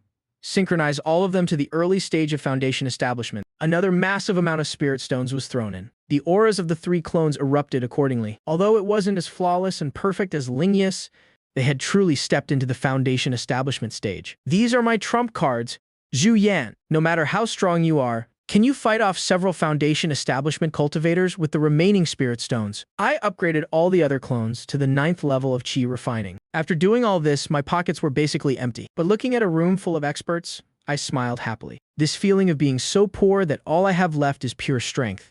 It feels pretty damn good. 3 days later, news of the ancient immortal ruins opening spread. The news had already spread throughout the Qingyun sect. The outer court square was packed with people. It was a sea of faces, crowded beyond belief. Grand Elder Chu Yan stood atop the high platform. His face looked healthy and flushed. However, deep within his eyes, a flicker of sinister intent was hidden. It was hard to tell, but he had been in a foul mood lately. Communication with his private agents over there had been cut off. Those who were sent out never returned. It gave him an uneasy feeling, but he couldn't wait any longer.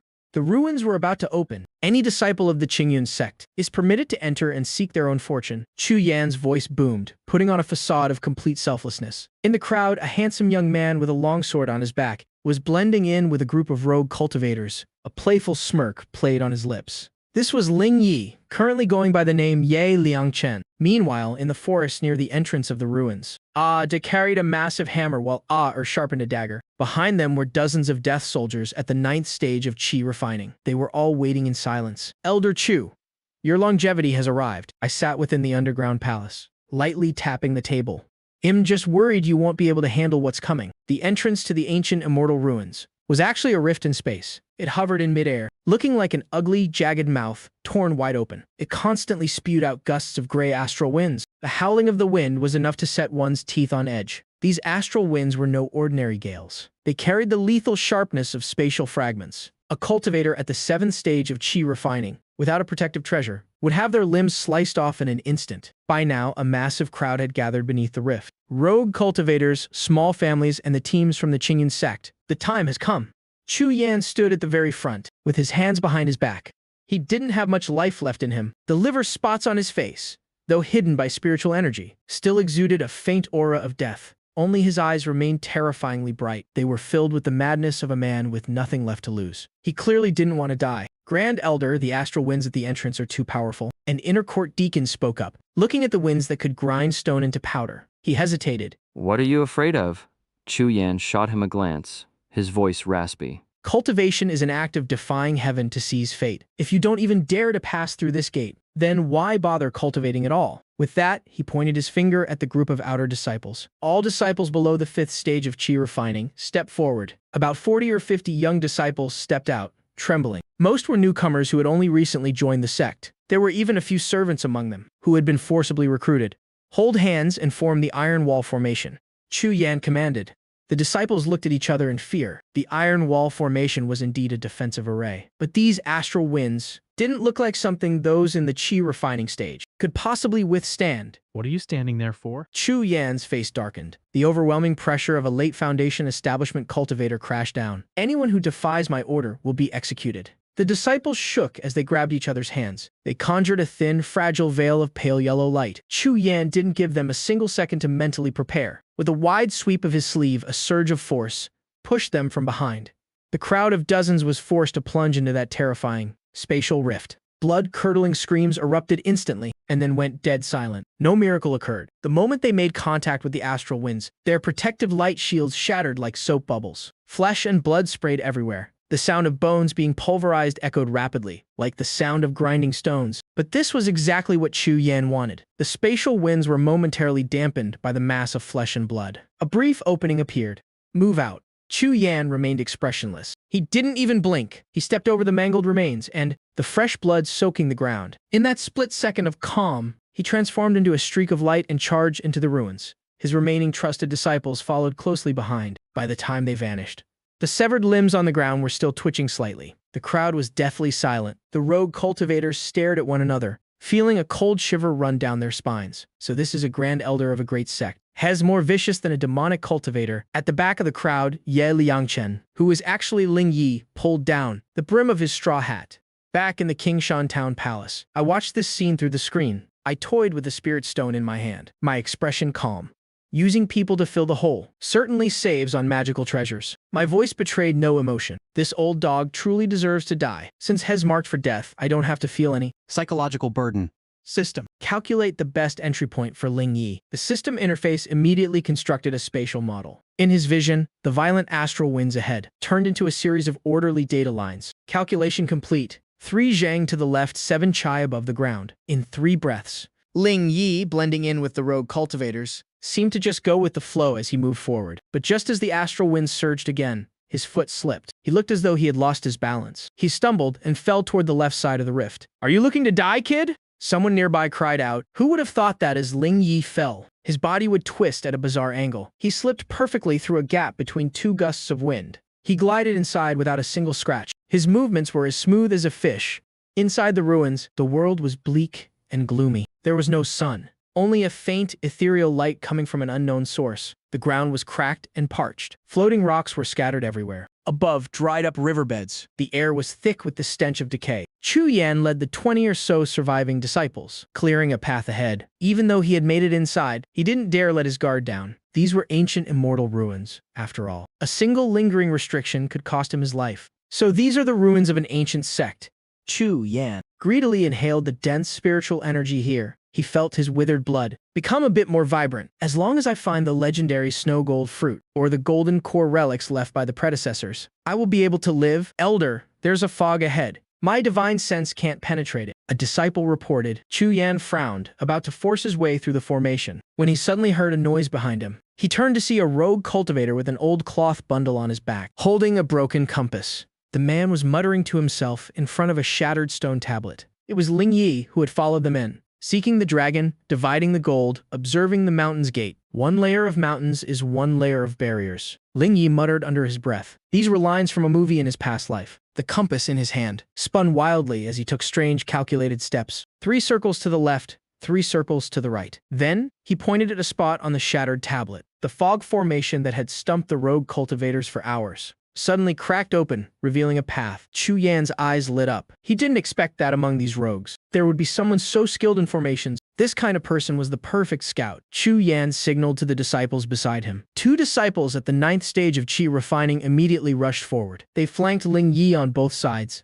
and dragged him before Chu Yan. Kid, you understand formations? Chu Yan looked down at him, scrutinizing this ordinary-looking young man. Ling Yi acted as if he were about to wet his pants. His whole body shook as he stammered, "Senior. This junior is Ye Liangchen, my ancestors. Passed down the trade of Feng Shui. I know a little." Ye Liangchen, Chu Yan gave a half smile. "Since you know Feng Shui, don't let it go to waste. Get to the front and lead the way. If you lead us well, this seat will reward you handsomely. But if you play tricks..." He lightly crushed a floating rock nearby. "This junior wouldn't dare. I will definitely do my absolute best." Ling Yi kowtowed repeatedly. Back at the palace, I watched Ling Yi's performance. I couldn't help but comment. The acting is a bit over the top, but it's just enough to fool an arrogant prick like him. The group continued forward with Ye Liangchen leading the way. Their speed was indeed much faster. Ling Yi held his compass, pointing here and there, while actually steering them away from real danger. He was leading Chu Yan and his men straight into the red marked zones on the map. That map was compiled by my other clones. Eat the cost of their lives. After walking for about an hour, the scenery around them changed. The jagged rocks vanished, and the ground turned into soft red sand. The surroundings became eerily quiet. Even the sound of the wind had died down. Wait. Chu Yan suddenly stopped. He looked around suspiciously. It's too quiet here. As a seasoned Foundation establishment cultivator, he had an innate instinct for danger. Senior, this is the Hidden Dragon Formation. The silence. Because a great fortune is currently incubating. Ling Yi pointed to a red sand dune ahead, talking nonsense with a straight face. According to the compass, past this sandbank is the gate of life. Chu Yan stared intently at Ling Yi for a long time. He stared until Ling Yi began to break a sweat on his forehead. Only then did he slowly withdraw his gaze. You, go first. Chu Yan pointed at the seemingly flat sandbank. Old fox. Ling Yi nodded and bowed. Yes. This junior will scout the way immediately. He stepped carefully onto the sand. After taking several dozen steps, he turned back and shouted, Senior, it's fine. The ground is very solid. Only then did Chu Yan wave his hand and lead the group to follow. Just as the team reached the middle of the sandbank, Ling Yi, who was in the lead, suddenly stopped. He bent down as if to tie his shoe. In reality, a small stalk of grass fell from his sleeve. It looked like nothing special. But the moment that grass touched the ground, it released a strange sweet fragrance. That was the spirit beast luring grass essence I specially formulated. It has a fatal attraction for underground creatures. Having finished his move, Ling Yi crushed a leaf. He already had an earthy yellow talisman ready in his hand. A high-grade Earth Escape talisman. Go! A flash of golden light erupted. Ling Yi's entire body instantly sank into the ground. He vanished without a trace.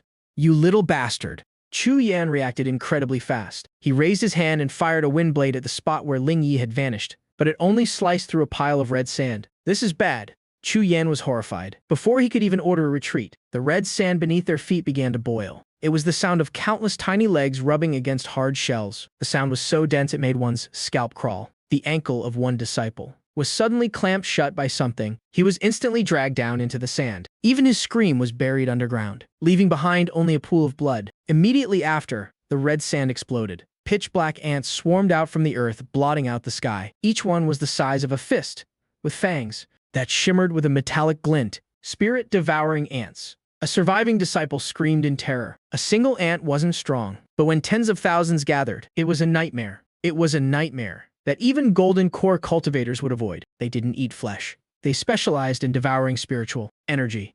The protective shields before them were as thin as paper. In that case, give your final strength to this seat. Several disciples were blasted away by spiritual power, falling right into the thickest part of the ant swarm. The spirit-devouring ants were immediately drawn to the fresh source of energy. They swarmed over them.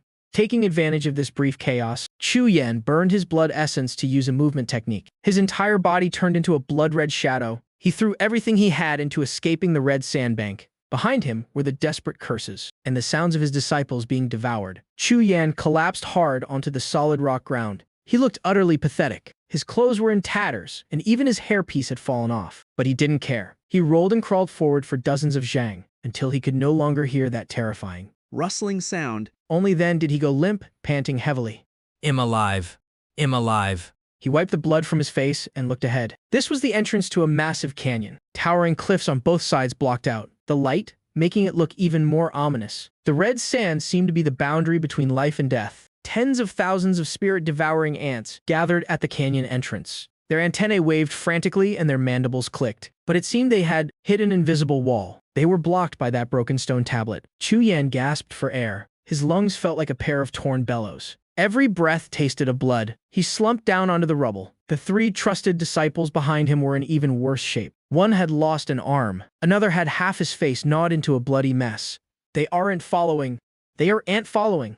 Chu Yan propped himself up to stand, but his knees buckled, and he fell hard again. This fall made his face turn deathly pale. It wasn't just exhaustion. The spiritual power that had flowed through his meridians for years felt as if a part of his body had vanished. His dantian was like a dried-up well. No matter how he tried to urge his divine sense, he couldn't feel even a hint of a ripple. His late foundation establishment cultivation in this canyon was like a punctured balloon, completely deflated. My spiritual power. Elder, my spiritual power is gone. The remaining disciples also discovered the anomaly. They screamed in terror. Some even tried to summon their flying swords. The result was that their treasures, which usually shimmered with light, now looked like pieces of scrap metal. They fell to the ground with a heavy thud. Even the sound was dull and lifeless. Shut up. Chu Yan barked, his voice hoarse. A spirit-forbidden land. This is a spirit-forbidden land. He stared fixedly at that stone tablet. An unprecedented fear welled up in his heart. Without spiritual power, storage bags couldn't be opened. Magical robes couldn't be activated. Even the most basic protective shield was gone. He was now no different from an ordinary old man. In fact, because he had just burned his blood essence. His body was even weaker than a commoner's. Right then, from deep within the shadows of the canyon, came a grating sound that set their teeth on edge. Scrape. Scrape. As if something heavy was being dragged across the jagged stone floor. Chu Yan snapped his head up in his cloudy, aged eyes. A flicker of alertness flashed. His hand instinctively reached for the sword at his waist.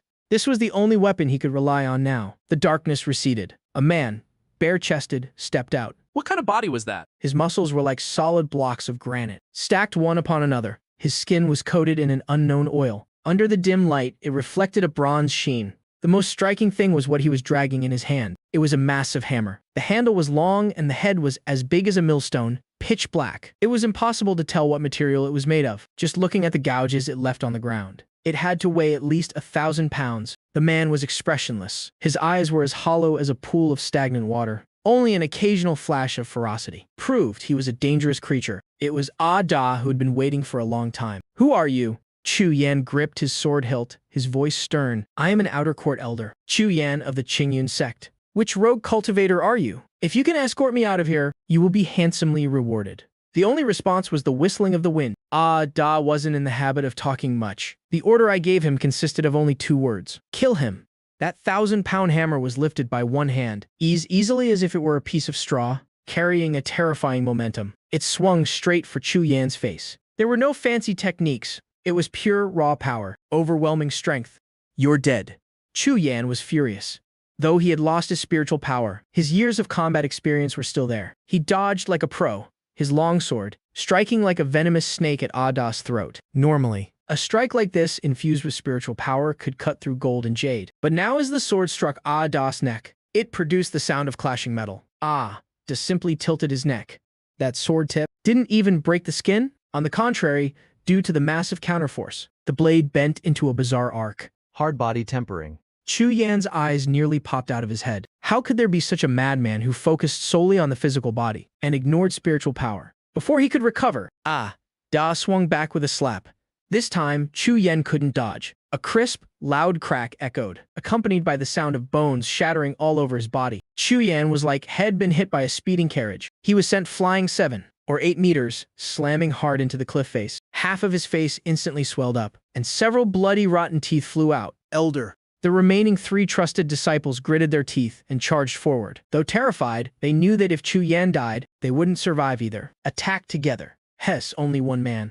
Kill him. But this wasn't a battle at all. It was a one-sided slaughter. Ah Da ignored the swords and sabers slashing at his back. Against a physical body, tempered multiple times by spiritual energy, and buffed by the system, such lethal weapons felt like mere scratches. He tossed his massive hammer aside, reached out with both hands and grabbed the heads of 2 disciples, like grabbing 2 watermelons. Before the 2 could even scream, he smashed their heads together, sending white and red matter splattering everywhere. Their limp bodies crumpled to the ground. The last disciple, scared out of his wits, turned and fled. Ah Da kicked up a piece of rubble from the ground, about the size of a fist. With a powerful kick, the rock shot out like a cannonball, striking the fleeing disciple squarely in the back of the head. Without even a groan, the man fell face first, twitched a few times, and lay still. In the blink of an eye, everyone except Chu Yan was wiped out. Ah Da dusted off his hands, picked up his giant hammer again, and walked step by step toward Chu Yan, who was vomiting blood. In the corner, a massive shadow looming over him. Looking at that hammer covered in brains and fresh blood, the arrogance of a foundation establishment cultivator completely crumbled. Fear, like a cold hand, gripped his heart tightly. Don't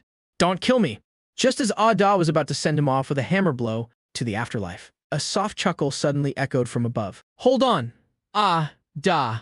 Don't ruin our god of wealth. Chu Yan hastily looked up, only to see that on the steep cliffs on both sides of the canyon, Two figures had appeared out of nowhere. The one on the left wore black clothes and a ferocious ghost mask, holding a handful of melon seeds, cracking them and dropping the shells. The one on the right held a diamond crossbow glowing with blue light, aimed right between his eyebrows. That face with a mocking smile. Ye Liangshan. Chu Yan let out a miserable howl, his eyes almost popping out of their sockets. It's you? It's you! You little bastard who lured me in here. Lin Yi, acting as Ye Liangshan, shrugged, picking his ear with his pinky finger, looking completely innocent. Elder Chu. Those words are quite harsh. This junior merely pointed the way. You chose this path yourself. The legs are on your body. How can you blame us? Chu Yan spat out a mouthful of fresh blood, trembling all over with rage. He had been set up, from beginning to end. This was a complete death trap. What, seeking dragons and dividing gold? What fortuitous encounter? It was all fabricated by this little bastard. Who the hell are you people? Chu Yan gritted his teeth, his gaze darting back and forth between Er, and Lin Yi. The Qingyun sect will not let you off. Who I am isn't important. Brushed off the melon seed shells from his hands, jumped down from above and landed without a sound. He walked up to Chu Yan, squatted down and brought his ghost mask almost face to face with him. What's important is... Right now, your old life is in our hands. Reached out and wiped his hands on Chu Yan's blood-soaked clothes. Elder Chu, we are reasonable people. Cultivators, after all, value wealth, companions, methods, and land. As you go on your peaceful journey to the afterlife, those worldly possessions aren't worth taking down there with you. Why not leave them to people in need like us and accumulate some good karma? Don't you agree? Chu Yan's face turned ashen. If I give it to you, will you let me go? But of course. Laughed heartily, his tone so sincere it could make a grown man cry. We're only after wealth. Besides, killing an elder of the Qingyun sect would bring us no small amount of trouble. Chu Yan stared intently into the eyes hidden behind Er's mask, Trying to discern something. but all he saw was greed. Greed was good. If there was greed, there was room for negotiation. Chu Yan took a deep breath. Trying to calm himself down. With trembling fingers, he tried to take off the spatial ring on his hand. Because he had no spiritual energy, the spatial ring wouldn't come off easily, getting stuck on his swollen knuckles. Wasn't in a hurry. He just smiled and watched as Chu Yan struggled with all his might, finally managing to pull the jade green spatial ring off. Clutching it tightly in his hand, he said, "I'll give it to you, but how?" I have no choice. Pointed at Da next to him. Either hand over the money, or let this blacksmith help you stretch your bones. I reckon your old bones won't be able to take a single hammer blow from him. De cooperatively raised his hammer, twirling it a few times in his hands. The ground trembled. Chu Yan's eyelids twitched. Making up his mind, he tossed the spatial ring over. Fine. Reached out and caught it, playing with it in his hand for a moment before nodding in satisfaction. Now that's the right attitude for doing business, since the money has been delivered. Then Chu Yan felt a surge of joy in his heart. Just as he was about to stand up, he saw Er's tone change, his voice turning dark and gloomy. Then let's settle another debt. What debt? Chu Yan froze. The smile on Er's face vanished, replaced by a chilling coldness that struck terror into one's heart. In the mine at the back mountain of the Qingyun sect, those children who were drained of their blood. How do you plan to settle this debt, Elder Chu? These words were like a thunderbolt, exploding in Chu Yan's mind. He looked at the three people in front of him in disbelief. The matter in the mine was extremely secretive. Even the core members of the sect didn't know about it. How could these rogue cultivators? You're doing this for those lowly peasants? Lowly peasants. The crossbow in Lin Yi's hand suddenly raised, and he pulled the trigger. A pitch-black bolt grazed Chu Yan's scalp, embedding itself into the rock behind him. The tail of the bolt quivered violently. Those were human lives. Lin Yi's voice was as cold as ice. Stood up, looking down at Chu Yan from above. The mockery in his eyes was gone, replaced by the disgust of looking at pure trash. That just now was the money to buy your life. Now? Took a step back and waved his hand. Cripple one of his legs. Teach him a lesson hell never forget. Chu Yan was completely panicked. These people weren't robbers after wealth. They were the Grim Reaper coming to claim his life. I'm an elder of the Qingyun sect. I am Das giant hammer moved without hesitation. This time he didn't smash, but used the sharp spike at the end of the hammer's handle to viciously stab into Chu Yan's right thigh. Fresh blood spurted out. A miserable scream echoed throughout the canyon, startling a few vultures nesting nearby. Chu Yan clutched his thigh, rolling on the ground. Cold sweat instantly soaked his clothes. The excruciating pain almost made him pass out, but the fear of death forced him to stay awake. You're lunatics. Fucking lunatics. Chu Yan roared, his eyes revealing a look of crazed despair. Since he was going to die either way, he suddenly stopped rolling. With a trembling hand, he reached into his robes, and pulled out a wax pill he kept on him. It was his final trump card. If I'm going to die, then let's die together. Or seemed to realize something, his eyes narrowing.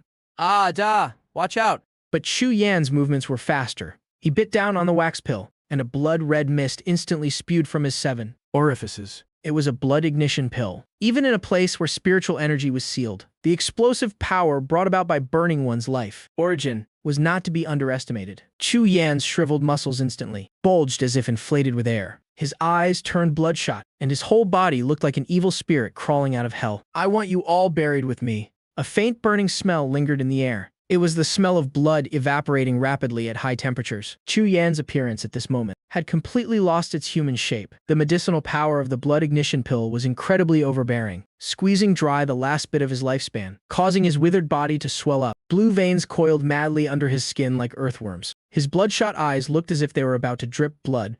Die. You all have to die. A beast-like roar erupted from his throat, and the rocky ground beneath his feet instantly cracked. So, what if he lost his spiritual energy? Right now, the explosive physical strength from his body was enough to tear apart tigers and leopards. Before Da could even wipe the mocking look off his face, his vision blurred. A dull thud rang out, like a heavy hammer striking leather. Das Iron Tower, like body, Was actually sent flying off the ground by a single punch from this dying old man. His chest muscles visibly caved in, and he crashed heavily into a pile of rubble, kicking up a cloud of dust. Da spat out a mouthful of fresh blood, mixed with fragments of shattered internal organs. He smirked and cursed. This old dog's got some strength. Chu Yan didn't even glance at the airborne Da. That punch was just to clear the way. The effect of the blood ignition pill would only last for a few dozen breaths. Once the medicinal power faded, he wouldn't even need these people to finish him off. He himself would turn into a pile of mangled flesh. Run. As long as he rushed out of this bizarre spirit-sealing canyon and recovered his spiritual energy, these mortal ants, he raised his hand. Where do you think you're going? Jumped down from the cliff, only to be rammed by Chu Yan's shoulder, sending him flying straight out. The sound of breaking ribs echoed clearly. The frenzied state of a Foundation establishment cultivator risking his life was truly terrifying. Chu Yan saw the exit just a few dozen meters ahead. The sunlight there seemed to become. The path to survival was right before his eyes. However, just as he was about to cross the final line of defense, from behind the previously empty pile of rubble, over a dozen people suddenly rushed out without warning. These people wore messy rogue cultivator outfits. Some were barehanded, some held short sabers. But in their eyes, there was absolutely no emotion, no fear, no hesitation, not even killing intent. There was only the execution of an order. Kill him. Someone shouted, and the dozen or so people, like zombies devoid of pain, charged straight into Chu Yan's monument, shattering, stone-splitting punches. Chu Yan shattered the skull of the first person to rush at him with a single palm strike, sending brains flying. But the moment that corpse fell, its hands still tightly gripped his waist. Then came the second, the third. Someone had their chest punched through, yet still used their teeth to bite down hard on Chu Yan's calf. Someone had their arm torn off, yet used their remaining hand to hug Chu Yan's ankle. This wasn't a battle at all. This was a suicidal dogpile. Get off. Get off. Chu Yan frantically punched at the human-shaped ornaments hanging off his body. Every punch could take a life, but there were simply too many of them. Kill one, and 2 more rushed in. 3 breaths of time. For a cultivator, that was enough to do a lot of things. But for the current Chu Yan, it was a countdown to hell. His explosive speed was dragged down by these fearless lunatics. His legs felt like they were filled with lead. Every step required dragging several corpses along. Almost there. Lin Yi, up on the canyon cliff, had taken a knee at some point. The custom-made crossbow in his hands was drawn and held steady. This crossbow wasn't a magical artifact. It was an armor-piercing crossbow he had spent a fortune buying at the Wanbao Pavilion. The bolt was coated in a gloomy purplish-blue hue. It was the 7-step fall poison, lethal upon contact with blood, mixed with a corrosive toxin. The wind stopped. Lin Yi's breathing slowed down. His sights locked onto the blood-red figure struggling madly. Down below, he pulled the trigger. In your next life, be a better person. The crisp twang of the bowstring echoed in his ears as an invisible streak of light tore through the air, drawing a deadly straight line across the canyon. Chu Yan was just about to swing his fist again, to smash someone's head, when he suddenly felt a chilling coldness in his throat. His fist stopped in midair. He wanted to scream, to curse, but found that in his windpipe there was only the whistling sound of air. He reached up and touched a pitch-black bolt that had pierced right through his throat. The arrow had protruded from the back of his neck, trailing a streak of black blood. The violent toxin instantly paralyzed his nerves. The power brought by the blood ignition pill receded like the tide, replaced by endless weakness and suffocation. Chu Yan clutched his neck, stumbling backward. The blood-red color in his eyes quickly faded, turning into the ashen gray of despair. He had lost, not because of his cultivation level, but because of these lunatics who didn't follow martial ethics. Finish him off. Don't give him a chance to recover. Lin Yi's cold voice rang out from above. From the pile of rubble, Da staggered to his feet, wiping a streak of blood from the corner of his mouth. A glint of brutality flashed in his eyes. That punch just now really fucking hurt. He dragged his giant iron hammer, walking step by step until he stood in front of the kneeling Chu Yan. By now, Chu Yan was paralyzed by the corrosive toxin, unable to move. Only his slightly shifting eyeballs, filled with pleading, looked up at the looming shadow. Old man, you had a lot of fun hitting me just now, didn't you? Da showed absolutely no mercy. His muscles tensed, his core generating power. The 1,000-pound hammer in his hands drew a perfect crescent arc. This time it wasn't a dull thud, but a sickening crunching sound, like a watermelon being smashed to pieces. Grand Elder Chu Yan, who had thrown his weight around the outer sect of the Qingyun sect for decades with a vicious heart, didn't even get to leave a final word. His entire upper body was directly smashed into a pile of mangled flesh, red, white, black, and yellow splattered all over the ground. The canyon returned to a dead silence, leaving only a few twitching corpses. Fight's over? Wrap it up. Walked over from the side, disgustedly avoiding the filth on the ground, and kicked the pile of mangled flesh. Even his own mother wouldn't recognize him now. Da, you hit way too hard. What if you smash the spatial ring? It won't break. That thing is tough. Da threw his hammer to the ground and plopped down, panting heavily. That old man's dying counterattack was no joke. I broke at least 3 ribs. I wonder if the main body gets insurance for this. Insurance? My ass. Tomorrow you'll respawn as a brand new hero. Lin Yi jumped down from above, nimbly pulling a porcelain bottle from his robes. It was highly purified kerosene. Chu Yan Was a Foundation establishment cultivator after all.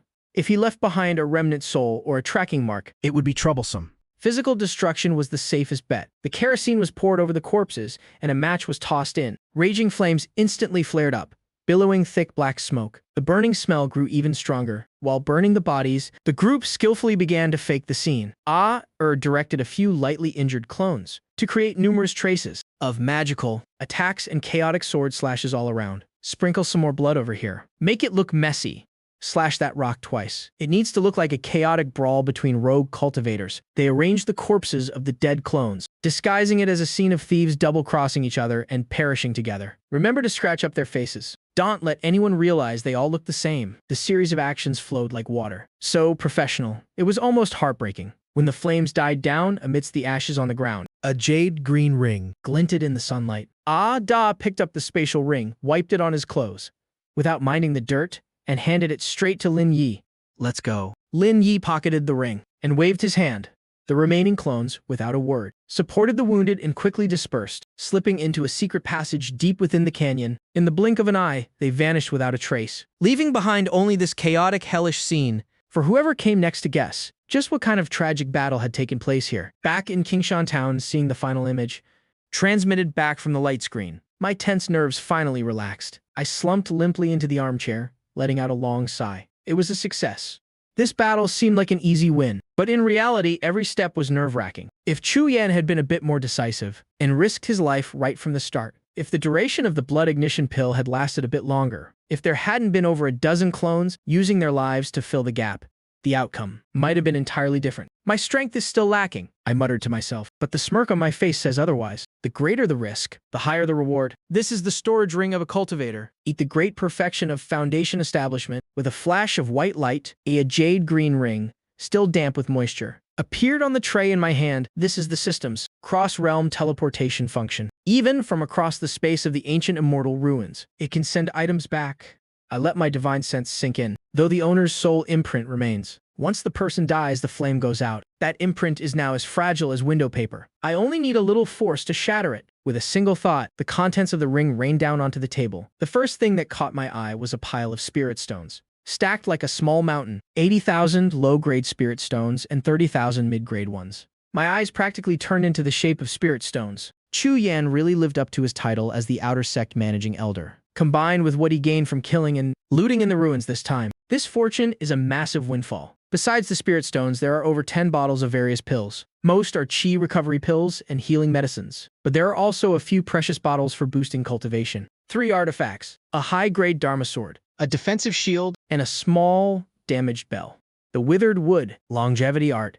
From the pile of junk, I pulled out a yellowed ancient manual. This is Chu Yan's primary cultivation technique. While it can't compare to the legacies of top-tier sects, it excels in stability. Plus, it has a miraculous secret technique for extending one's lifespan. I'll have the clones practice this. In the future, they can specialize in growing herbs or acting as meat shields. That should be useful.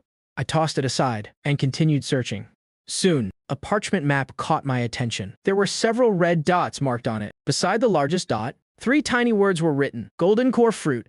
A chance for the Golden Core realm. My heart skipped a beat. This was the real reason Chu Yan was willing to risk his life to enter the ruins. With this, my path to the Golden Core is set. Just as I was about to pack up and start planning, my finger brushed against an inconspicuous bead in the corner. It was pitch black, its surface dull and lifeless. There were even a few small cracks on it, making it look like a cheap glass marble that children play with. However, the moment my fingertip touched it, the usually silent system suddenly flashed a blinding notification. Warning, spatial fluctuations detected. High-energy spatial scan in progress. Item, remnant core of a small heavenly world. Name, world bead. Grade, special growth type. Description, the final essence. Remaining from a collapsed small heavenly world, though destroyed, it contains its own internal space, and its laws have not yet fully dissipated. After repairs, it can serve as the host's small heavenly world. Repair plan. Requires 20,000 mid-grade spirit stones. EA's startup energy. Proceed with repair and binding. I was stunned. 20,000 mid-grade spirit stones. That's brutal. The 30,000 I just got haven't even warmed up in my pocket, and most of it's already gone. For me right now, 20,000 mid-grade spirit stones is enough to raise a massive army of cherry refining clones, or push over a dozen clones to the foundation establishment stage. This is like pulling teeth, but a small heavenly world. I swallowed hard. Having a portable world entirely under my control. What does that mean? It means I can hide all my secrets inside. It means I have an absolutely safe logistics base. It means in the future, even if I can't win a fight, I can just duck into my small heavenly world. Who could touch me then? This is the ultimate dream. For those who follow the path of the Tao, I can always earn more money. But if I miss this chance, I deserve to be struck by lightning. I looked at the pile of glittering stones on the table, feeling my heart bleed. My heart was truly bleeding, but I still gritted my teeth and gave a firm nod. System, Take the money and fix it for me. if you can't fix it, it'll take you apart and sell you for scrap. The 20,000 mid-grade spirit stones on the table vanished instantly. A burst of white light, so brilliant I couldn't even open my eyes, erupted from that black bead. It immediately filled the entire cavern. An ancient, primordial aura began to revive within the cramped space. The pain in my eyes gradually turned into fanaticism. Elder Chu Yan, this time, you didn't just send me a delivery. You gave me the foundation to settle my life. Rest in peace, Elder Chu.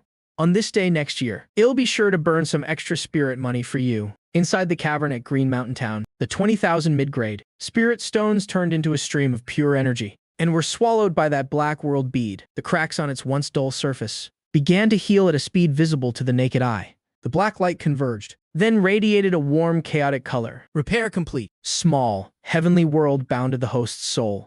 Current status, primary. Range, 10 miles. Spiritual energy density 15 times higher than outside. I felt a strange new connection in my mind. With a thought, my entire body vanished from the cavern. When I opened my eyes again, beneath my feet was hard, gray-brown earth. There was no sun, moon, or stars in the sky, only a layer of hazy white light. The surroundings were vast and desolate. I could see everything at a glance. At the borders were swirling clouds of gray mist. That's the chaotic spatial flow that hasn't been developed yet. It's a bit barren, but this air... I took a deep breath. The spiritual energy here is much denser than in a desolate place like Green Mountain Town. Even if it's not quite as good as the Azure Cloud sects intersect, it's not far off. Most importantly, this place is absolutely safe. From now on, this place shall be called the Heavenly Court. I gave it a random name.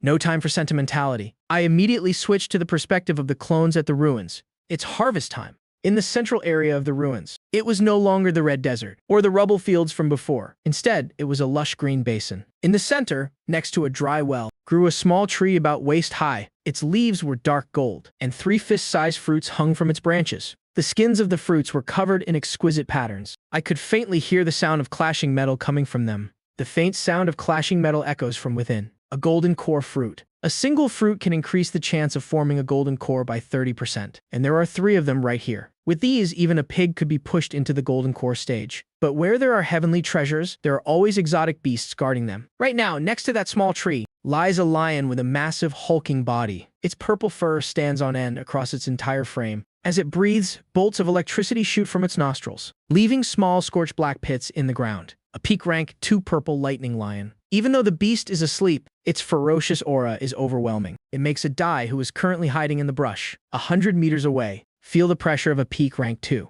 That's equivalent to the great perfection of the Foundation establishment stage. Plus, it has thick skin and tough flesh. With its innate lightning-based divine abilities, a head-on fight would definitely end in disaster. AR is perched on a tree branch, holding a high-grade magic sword, looted from Chu Yan. Hez currently calculating the best angle. A Dai is hiding behind a boulder on the other side, calmly analyzing the situation. Its weak points are the soft white flesh under its throat and its eyes. This lion has a specific habit. Every 3 breaths, its tail will flick once.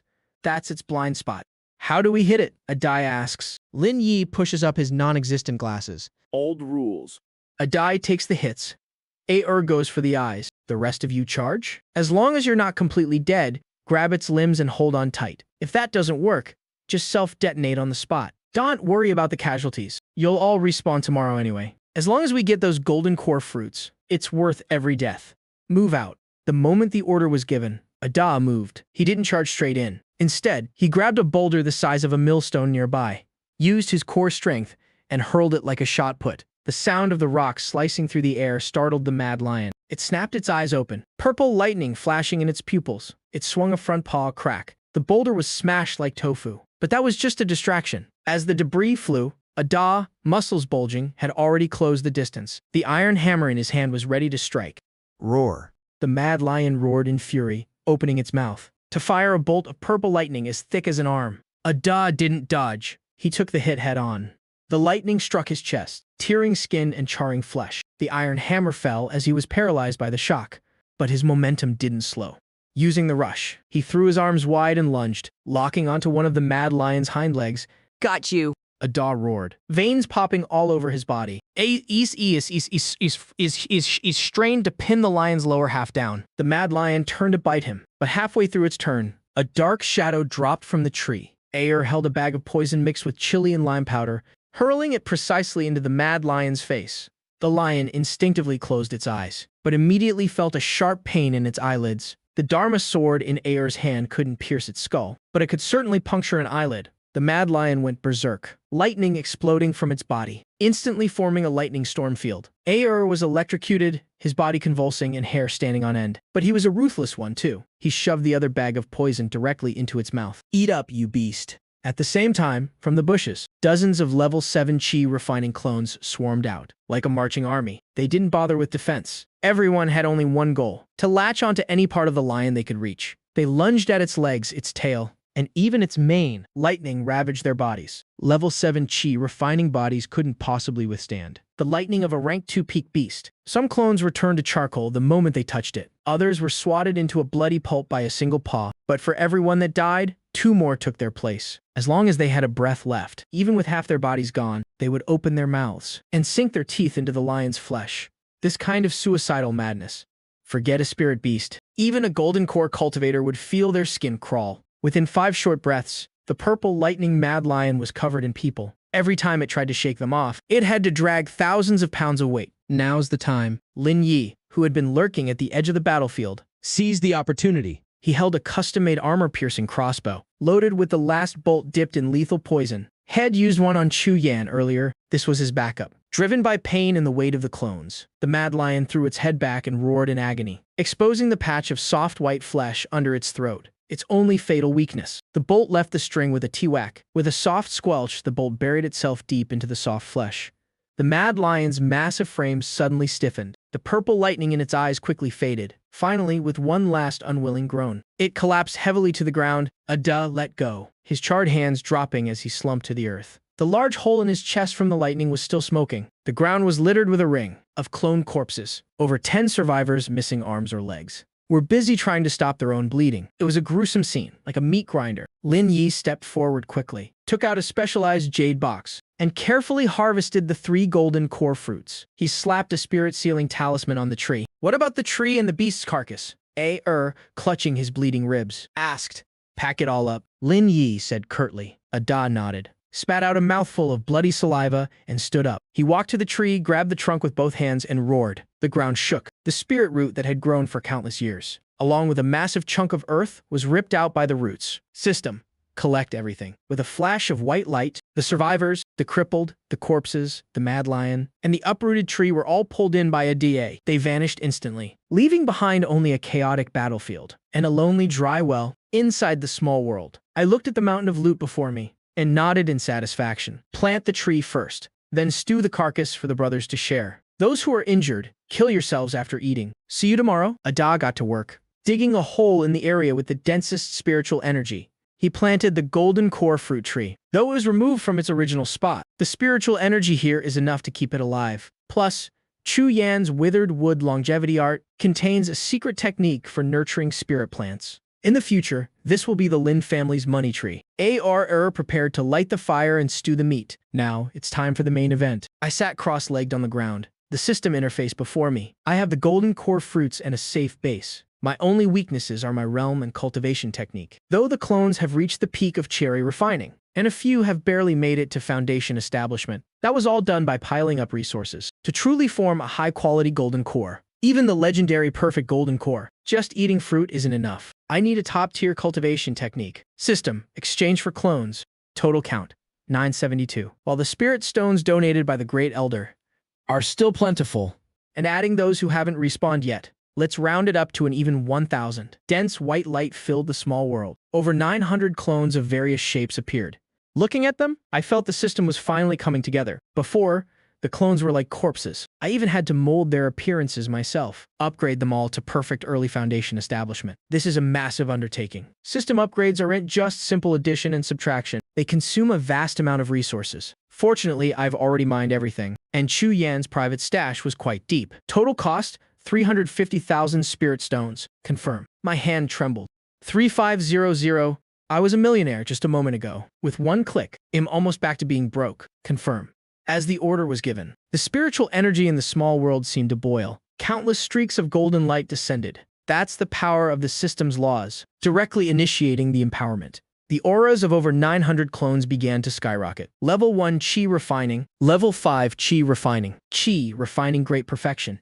Foundation Establishment. The scene was breathtakingly grand. Over 900 foundation establishment cultivators standing together. Even a golden core cultivator would probably take a detour. But I looked at the 3.8 million spirit stones on the system panel. It dropped to 1.8 million because of the small world. And now because of the clones, it's down to 630,000. My heart is seriously bleeding. I looked up at the hazy sky, overcome with grief. In my past life, I slaved away for a few pennies. In this life, I'm a cultivator with a system. So why am I still slaving away for money? Money. There is never enough of it. But, complaining aside, there's still work to do. I pulled 3 jade slips from my robe. One is Chu Yan's withered wood longevity art. One is the remnant of the spring art that A3 received when joining the sect. And the last is the 5 elements origin decree bought from One Bao Pavilion. Looking at this spring art, I have to curse at how stingy they are. A3 has been in the sect for so long, yet they still haven't issued a new technique. Without the system, he probably wouldn't even be at the entry level, but it's better than nothing. These 3 techniques. One focuses on health and longevity, with strong defense but weak attack. One is balanced and neutral, a solid foundation but slow progress. The last manual doesn't have any major issues. It's just a pity that at its peak, it can only cultivate up to the 7th level of foundation establishment. None of them are top-tier goods, but who says we can only practice what's already there? Is everyone full? I stood up, my voice echoing throughout the small world. Not enough to go around. A clone shouted. I face-palmed, dark lines forming on my forehead. I was too hasty. Over 900 people eating one demon beast corpse. It'd be a miracle if there was enough. Whatever.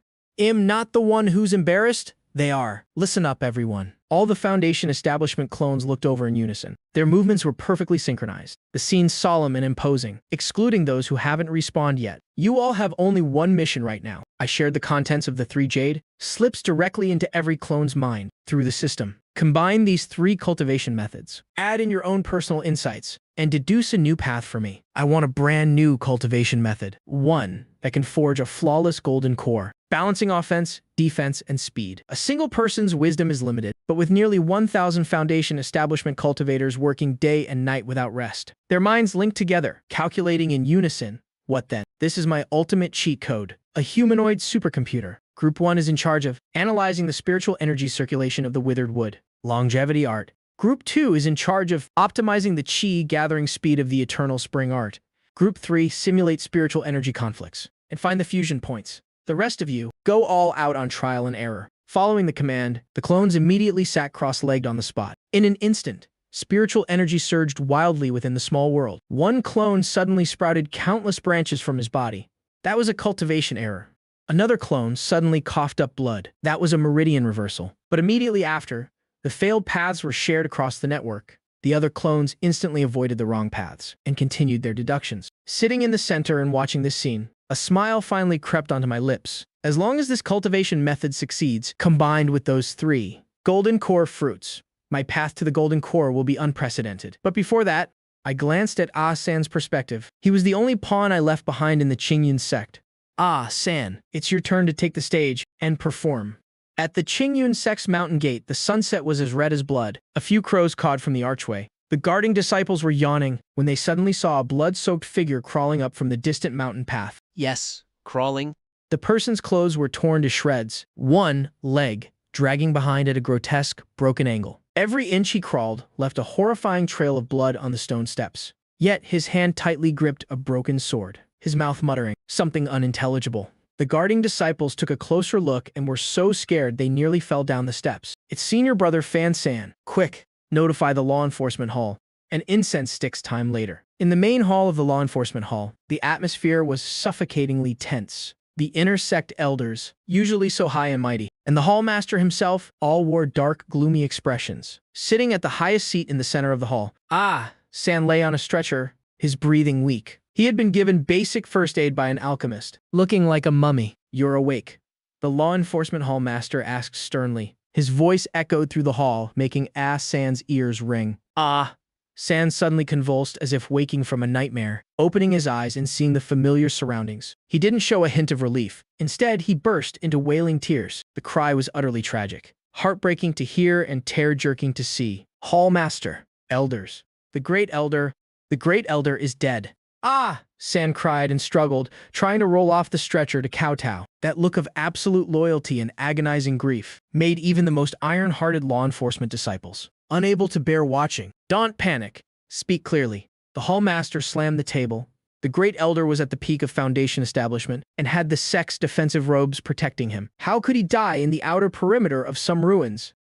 San wiped his snot and tears, trembling. As he pulled out a charred black piece of cloth that still reeked of burning from his robes. It was a corner of Zhu Yan's robe, stained with dried black blood. It was an ambush. A total ambush. San's eyes widened, his pupils filled with lingering terror. As soon as we entered the ruins, we were targeted by a group of bandits calling themselves the Exploding Heavens faction. They weren't ordinary rogue cultivators. They were well-trained, perfectly coordinated, and even had some bizarre formation. Exploding Heavens faction, the elders exchanged glances. The name sounded like a ragtag bunch of nobodies, but the cultivation world was full of hidden dragons and snakes. There was no shortage of crazy factions. Keep going. What about the Great Elder? To protect useless disciples like us. He stayed behind to hold them off alone. San said tragically. Beginning his acting masterclass, that canyon was full of traps and poison gas. Even though the Great Elder fought valiantly and killed 7 or 8 of them, the enemy was too despicable. They used their comrades' corpses as meat shields and used wave tactics to drain the Great Elder's spiritual energy. As San spoke, he vividly pictured an epic, tragic battle that never actually happened. In the end, so we wouldn't be captured and humiliated, the Great Elder didn't even hesitate to burn his blood essence to fight for his life, breaking through those bastards' encirclement. Amidst the flames, he yelled at me, "Go! Bring the news back to the sect." The Qingyun sect cannot be humiliated. Reaching the climax of his story, San slammed his head hard against the floor. Thud, thud. Blood trickled down his forehead. This disciple is incompetent. I could only watch helplessly. As the Great Elder was pierced by 10,000 arrows through the heart. His body was burned to ashes by those animals. I could only bring back this piece of Elder Zhu Yan's robe. The main hall was dead silent. Although this story sounded a bit too perfect, given Zhu Yan's hot-tempered and fiercely protective nature. Well, protective of his own disciples at least. It barely made enough sense. More importantly, on the piece of cloth Ah-san brought back, there really were lingering spiritual energy fluctuations, unique to Zhu Yan. It was the death aura left behind after burning one's blood essence. The man was dead. Dead men tell no tales. The law enforcement hall master frowned in deep thought. Honestly, what the actual truth was, it's not important to the sect either. What matters is face. If word gets out that the Grand Elder of the Qingyun sect was murdering and robbing people in the ruins, and got dismembered for it, then where would the Qingyun sect put its face? Who would dare seek refuge with us in the future? But if it was to protect his disciples, and he perished together with evil forces, then that's a completely different story. This is a heroic and tragic cover-up. It seems junior brother Zhou truly sacrificed himself for the sect. After a long while, in inner sect elder side, finalizing the verdict on the Exploding Heavens faction. Exploding Heavens faction.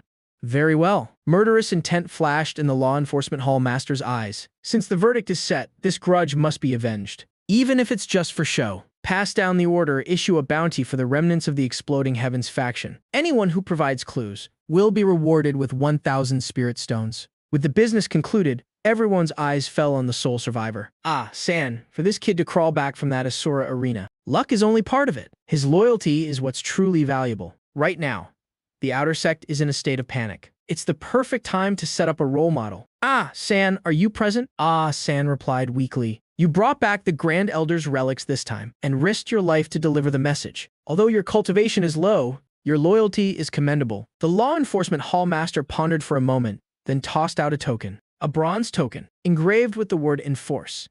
With the Grand Elder gone, the outer sect cannot go a single day without a leader. Since you're familiar with outer sect affairs, you will temporarily take on the role of outer sect Deacon. Take over the procurement of supplies that the Great Elder used to handle. The surrounding disciples gasped. Procurement. That was the most lucrative position in the entire outer sect. Previously, Zhu Yan held onto it with an iron grip. Even inner sect elders who wanted a piece of the pie couldn't get in. And now it fell into the hands of a nameless nobody. This disciple is untalented and inexperienced. San feigned panic. If it's given to you, just take it. The hall master was getting a bit impatient. This is a reward for your loyalty. Also, go to the treasury and collect 500 spirit stones. Heal your wounds well. Don't embarrass the sect. Yes. This disciple will definitely dedicate his life to the sect, with no regrets even in death. San was trembling with excitement, his hands shaking as he received the token. Only I knew that his excitement was actually him trying so hard not to laugh that he was about to convulse. Night fell.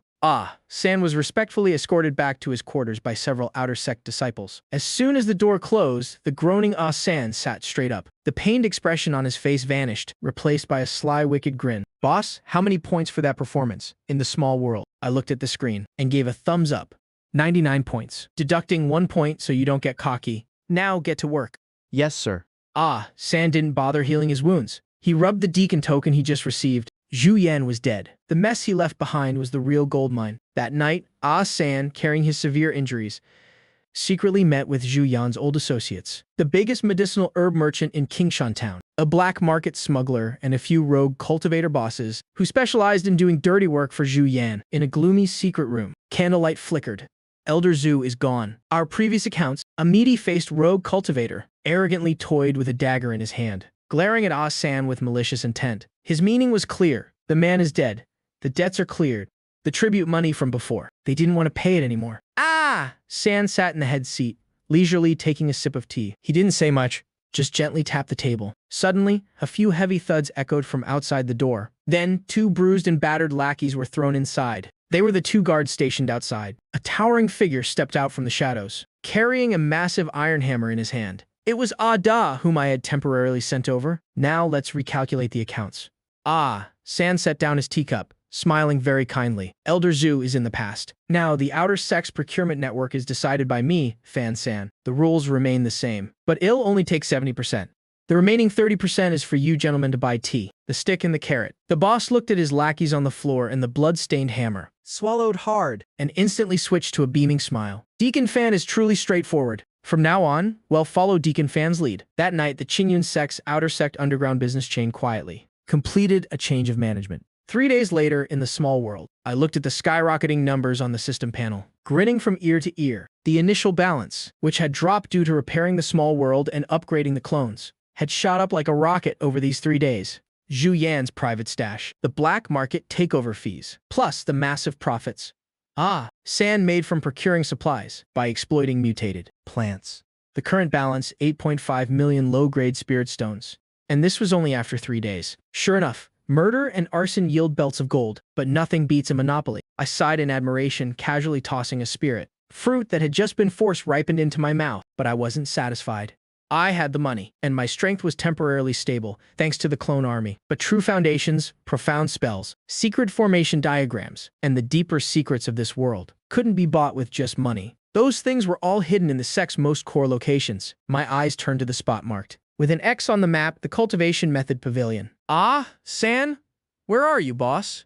Im here? Just acquired a batch of spirit herbs. Ate an absolute steal. Im counting the money right now. San's voice sounded incredibly cheerful. Stop counting. We've got a big job tonight. I stood up. The mist behind me churned as 999's 7th level foundation establishment clones lined up neatly. After days of deduction and cultivation, although these clones hadn't created the legendary golden core method yet, their auras had grown increasingly condensed. More importantly, every single one of them had a standard storage bag hanging from their waist, looted from Zhu Yan's stash. They looked like a pack of starving wolves packed for a trip. Boss, are we really doing this? San's voice trembled slightly, with excitement. Courtesy demands reciprocity. I sneered. The Qingyun sect gave you such a high position. If we don't return the favor, how can we live up to their grooming? The books in the cultivation method pavilion, I want them. The jade slips on the shelves, I want them.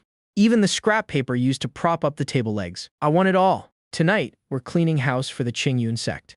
I've even thought of a name. Let's call it Operation Deacon's Justice. The night at the Qingyun sect was quiet and beautiful. The patrolling disciples were lazily gambling as usual. Little did they know, a swarm of locusts named the Exploding Heavens faction had already opened their jaws. The night was pitch black. The Qingyun sect's cultivation method pavilion stood silently under the moonlight. As a vital location for the sect, it was guarded year-round by 3 7th level foundation establishment elders, plus 2 layers of grand defensive formations. If an ordinary fly flew in, its wings would be sliced off by the formation. But what if it was an insider? Marshal Uncle Zhang, Marshal Uncle Li. You haven't rested yet.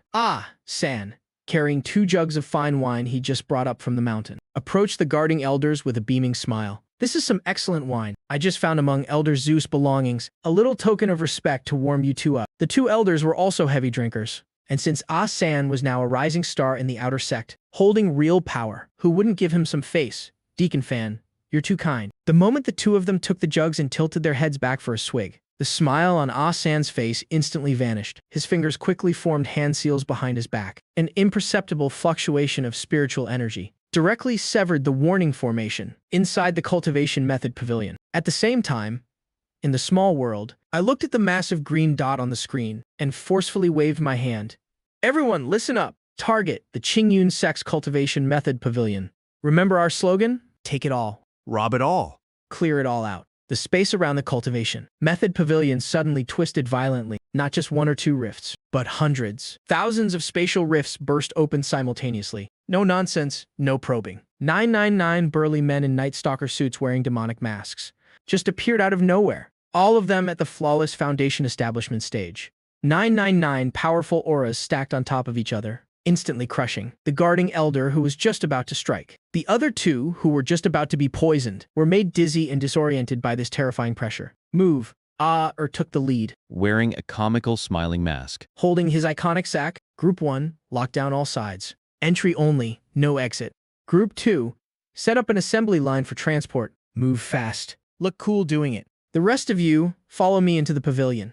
Whether it's jade slips, ancient tomes, or calligraphy hanging on the walls, even the table legs. Dismantle it all for me. The main doors were violently kicked open. This wasn't a robbery. This was a demolition. The once solemn and majestic cultivation method pavilion instantly turned into a flea market. Took massive strides, rushing up to a row of bookshelves. He didn't even bother checking if it held the blazing fire sword art or the frost ice palm. He just wrapped both arms around it, uprooted the entire shelf, books and all, and tossed it behind him. A clone behind him immediately caught it and stuffed it into a storage bag. When the storage bag was full, they stuffed it into the largest storage ring. Over there? That night pearl. If you can't pry it out, forget it. Just chop down the whole pillar and take it. That meditation mat is woven from enlightenment. Grass. Don't leave it behind. In less than half a cup of tea's time, The first floor was wiped clean. Even the paper on the windows had been scraped off. Ayer looks around and notices the green tiles on the floor. They are emitting a faint, ethereal glow. These are paved with azure crystal stones, a low-grade spiritual material. They're perfect for calming the mind and focusing energy. Brothers? Ayer shouts at the top of his lungs. His voice echoes through the empty great hall. The boss said, "We're going to buy a house in the heavenly court, and we're short on floor tiles. These look decent. Pry them all up for me." Immediately, the sound of tiles being pried loose rings out toward the sky. A group of cultivators, instead of seeking the great Tao or fighting over legendary treasures, are using flying swords to pry up floor tiles. If the sect ancestors saw this, they'd kick their coffin lids right off. What madmen dare to trespass upon my Qingyun sect? Just as the second floor was about to be stripped bare, an angry roar finally echoed from the distance. Several streaks of light approached at high speed. Leading them was the sect master of Qingyun sect. Behind him were the hall master of law enforcement and several peak masters. The inner sect had sensed a strange and overwhelming aura coming from the technique hall. Their hearts were racing. Nearly 1,000 Foundation establishment cultivators. Which top-tier sect is declaring war on Qingyun sect? We're being surrounded. Retreat. Ayer's ears twitch. He stuffs the last tile into his belt with a forceful shove. He lets out a sharp whistle that rings through the hall. The busy clones have no intention of staying to fight. 2 of them are even hugging half a pillar as they run. A white light flashes, and they vanish on the spot. In an instant, the once crowded hall is completely empty, leaving behind nothing but 4 bare walls. A bumpy, uneven floor and door frames without doors. However, a Dai and 1 other stayed behind in the courtyard. He stands shirtless, muscles rippling, wearing a fierce Hanya mask that looks like a vengeful god. Holding a massive hammer, he blocks the entrance alone. Meanwhile, a San is clinging tightly to a dais leg. His face is covered in fresh chicken blood he just smeared on. He wails piteously.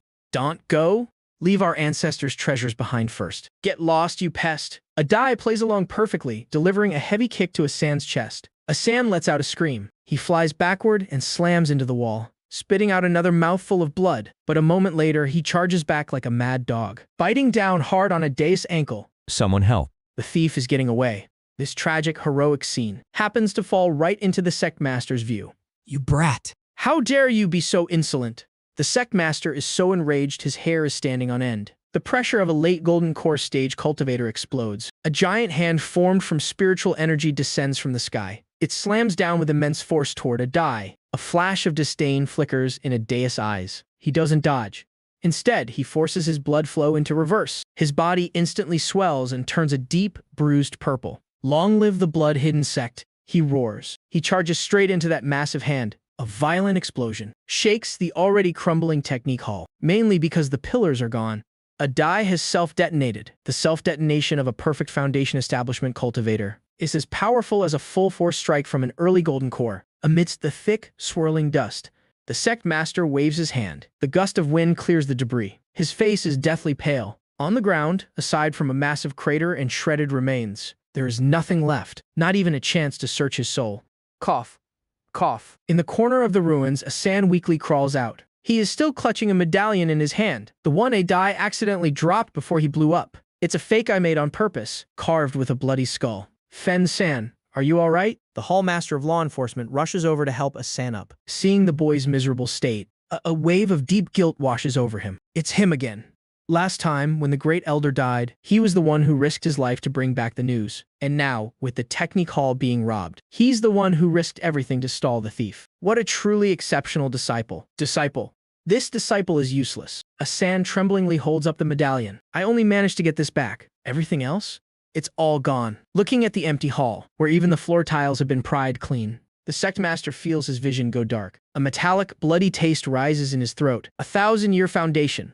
Just what kind of pathetic, starving thieves are so desperate that they'd pry up the floor, blood-hidden sect? The sect master glares at the medallion. He grits his teeth so hard they might break. He hisses those 3 words through his teeth. You've gone too far. If I don't avenge this, I, the sect master of Qingyun, am not fit to be human. Early the next morning, at the Qingyun sect main hall, the atmosphere is even more somber than before. The news that the technique hall was looted couldn't be kept secret.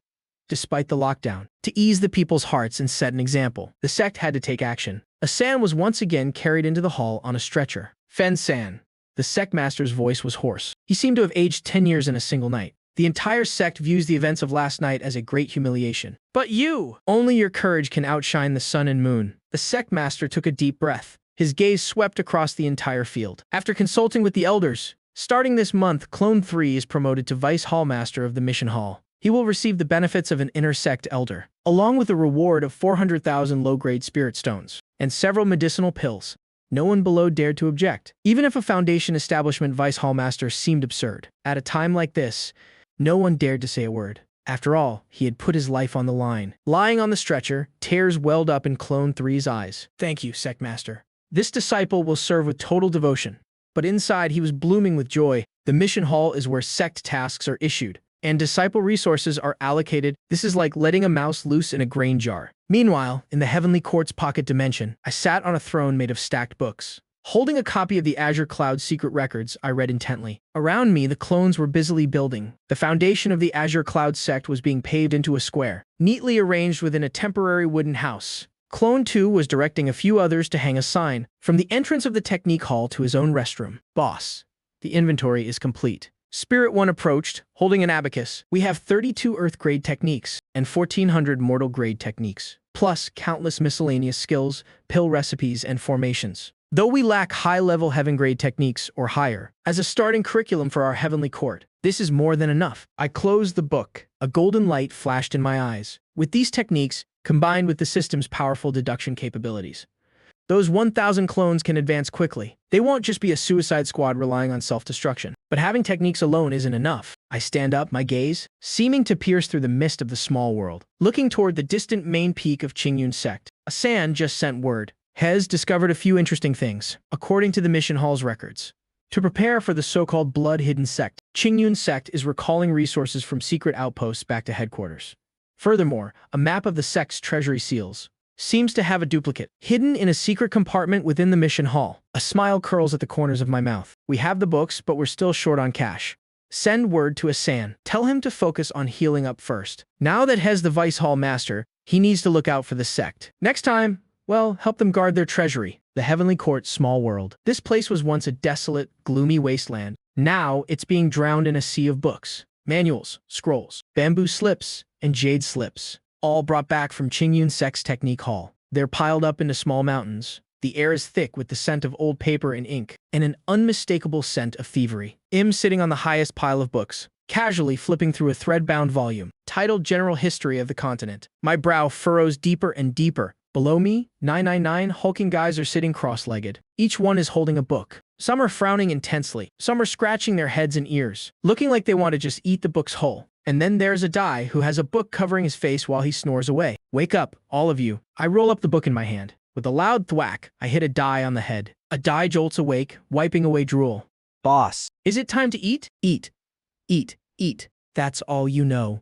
I point at the piles of books, frustrated by their lack of effort. This is knowledge. This is power. We might have stolen it, but we have to digest it for it to truly be ours. Listen up. Nearly 1,000 clones straighten their backs in unison. Their style might be rough, but their discipline is impeccable. For the next 5 days, no one works and absolutely no one sleeps. I hold up 5 fingers. I want every single word in this place shoved into your heads. We're not just going to be bandits. We're going to be cultured bandits. Yes, boss. But this is way too hard. Ayer looks miserable. Hez holding a copy of Basics of Formation Arrays. Staring at the bizarre, ghostly drawings on the pages, I recognize the lines when they're apart. But put them together and it's harder to read than a heavenly script.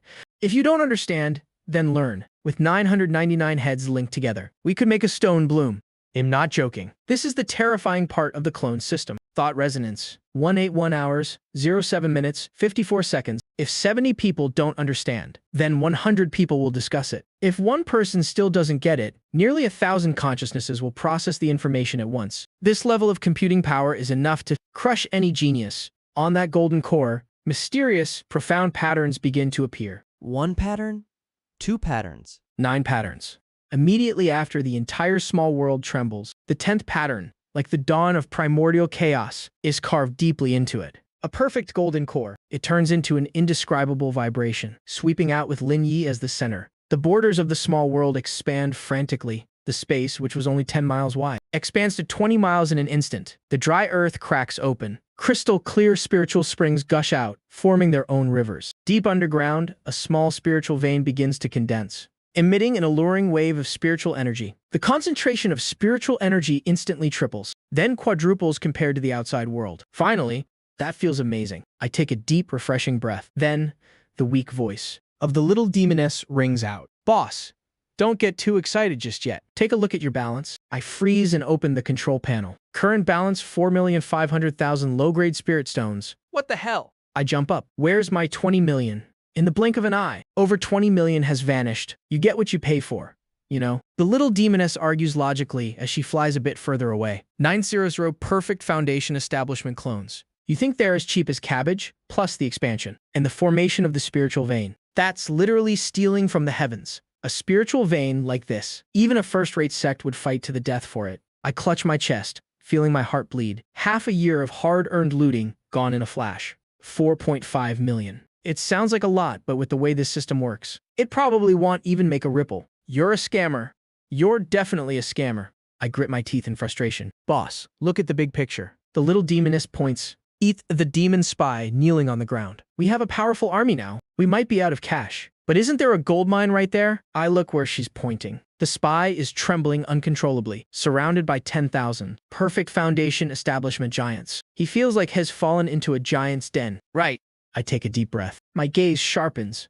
If we're out of money, we go rob some. If the demon realm dares to cause trouble, then don't blame me for going straight to their home and implementing a clean sweep policy. I turn to AR, pass the order down. Aside from the essential pill and weapon refiners, everyone else, assemble. We're not pretending to be gentlemen anymore. Within a 100,000-mile radius, every evil and demon outpost. Sweep them all for me? And remember, even a passing dog has to leave its fur behind. We need to gather enough travel money to be big shots in the demon realm. AR shoulders his greatsword. He grins broadly. You got it, boss. This acting for the heaven stuff is exactly what the brothers love most. Inside the small world, 10,000 people cheer. A destructive offensive, targeting the surrounding dark forces, has officially begun. Meanwhile, that ancestor of the Qingyun sect is still struggling to set up defensive lines. He has no idea that the real danger isn't the demons who haven't arrived yet, but these desperate heavenly court bandits outside Qingyun sect at Black Wind Camp. This camp is a local tyrant within a 500-mile radius. The camp master is a tough character, a half-step golden core, holding a ghost head blade that is said to have tasted the blood of thousands. Usually they're the ones robbing others. Even the Qingyun sect patrols would take the long way around when they saw them. But today, the main gates of Black Wind Camp were kicked to pieces. Not by magic spells, but by 1,000 stomping feet. This is a robbery. Men to the left, women to the right, and everyone else in the middle. Aer carries his iconic, top-grade magic greatsword with a swagger. He sits down on the camp master's tiger skin chair. The smiling mask on his face under the firelight looks even more terrifying. Below him, 1,000 masked men in black are like busy bees, diligently conducting their search. They're going deep into the bandits' den. The Black Wind Camp master is kneeling on the ground, his face bruised and swollen. His famous ghost head blade was snapped into 3 pieces long ago. Hez currently trembling as he looks at these uninvited guests. Gee, gentlemen. There must be a misunderstanding. I have people backing me. You have backers. That's great. Call them here so we can rob them too. Crosses his legs and pulls out a toothpick. Hand over the treasury keys. Also, I heard your wife's hairpin is a magic artifact. Take it off.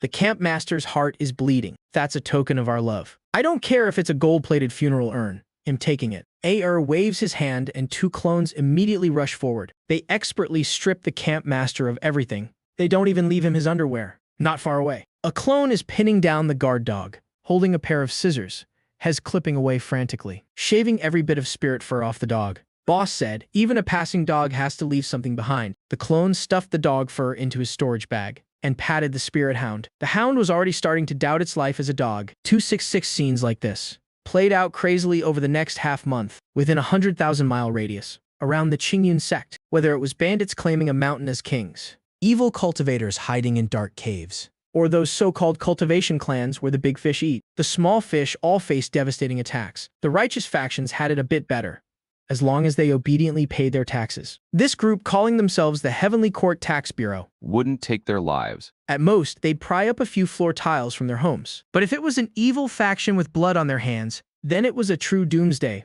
pulled up by the roots. People killed, souls destroyed, treasuries looted clean, and even their houses dismantled and taken away as firewood. In an instant, the 100,000-mile radius was in a state of panic. There were even rumors that this was a mysterious legion from above. Just seeing those burly men wearing masks appear, even the high and mighty Golden Core ancestors, who were usually so arrogant, would be terrified. packing up their entire families to flee. Aside from those old monsters at the soul formation stage, who wouldn't panic seeing this? 1,000-peak Foundation establishment cultivators charging at you like madmen. Even if you had skin of copper and bones of iron, they'd melt you down. The outside world was a chaotic mess. But inside the small world, the heavenly court was a completely different scene. Here, it was like spring all year round, with spiritual energy so dense it wouldn't dissipate. I lay in the courtyard of the simplified heaven and earth palace, soaking my entire body in a pool of spirit spring water. So comfortable, I don't even know what to say. This so-called heaven-earth palace is actually just a 3-room courtyard house.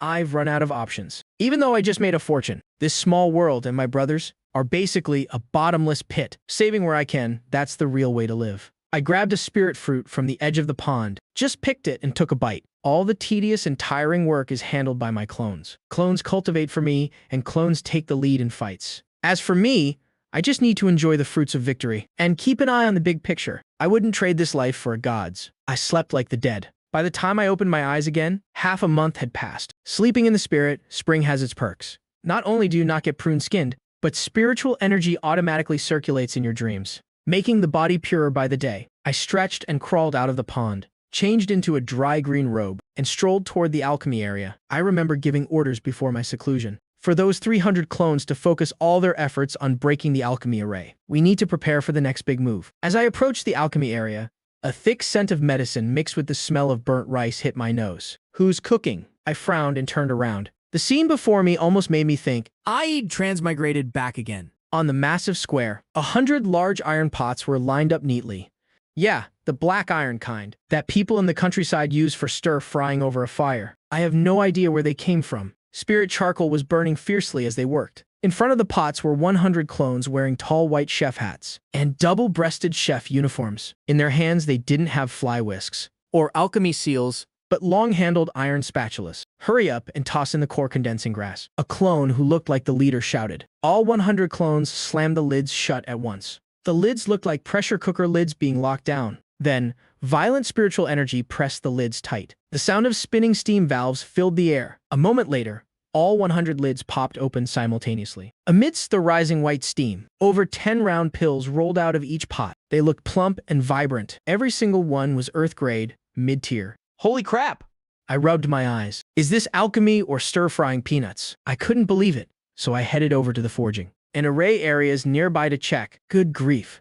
The forging area was even more ridiculous. 10 clones were lined up in a row. In front of them was a massive conveyor belt made from some beast's tendons. The first person placed an iron block on it. The second person smashed it with a giant hammer. The third carved runes, and the fourth tempered it. This is clearly a factory. A literal assembly line production. And over in the array area, several large iron blocks that looked like robots were lying on tables, holding carving knives. They were frantically drawing on blank array plates. A few array master clones were sitting nearby, leisurely sipping tea. As long as they stuffed spirit stones into the robots' backs, those iron blocks could work tirelessly. Boss, you're awake. A DOS voice came from behind me. I turned around and pointed at the chaotic scene. My lip twitched. Who told you guys to do this? It was a ear.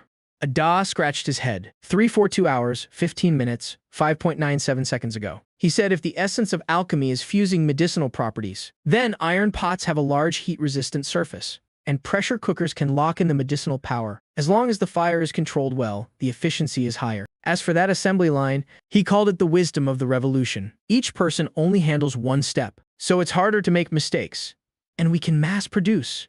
I was completely stunned. I grabbed a nearby clone who was wearing glasses. He was holding a caliper, measuring the dimensions of a flying sword. Where did you get these glasses? Made them.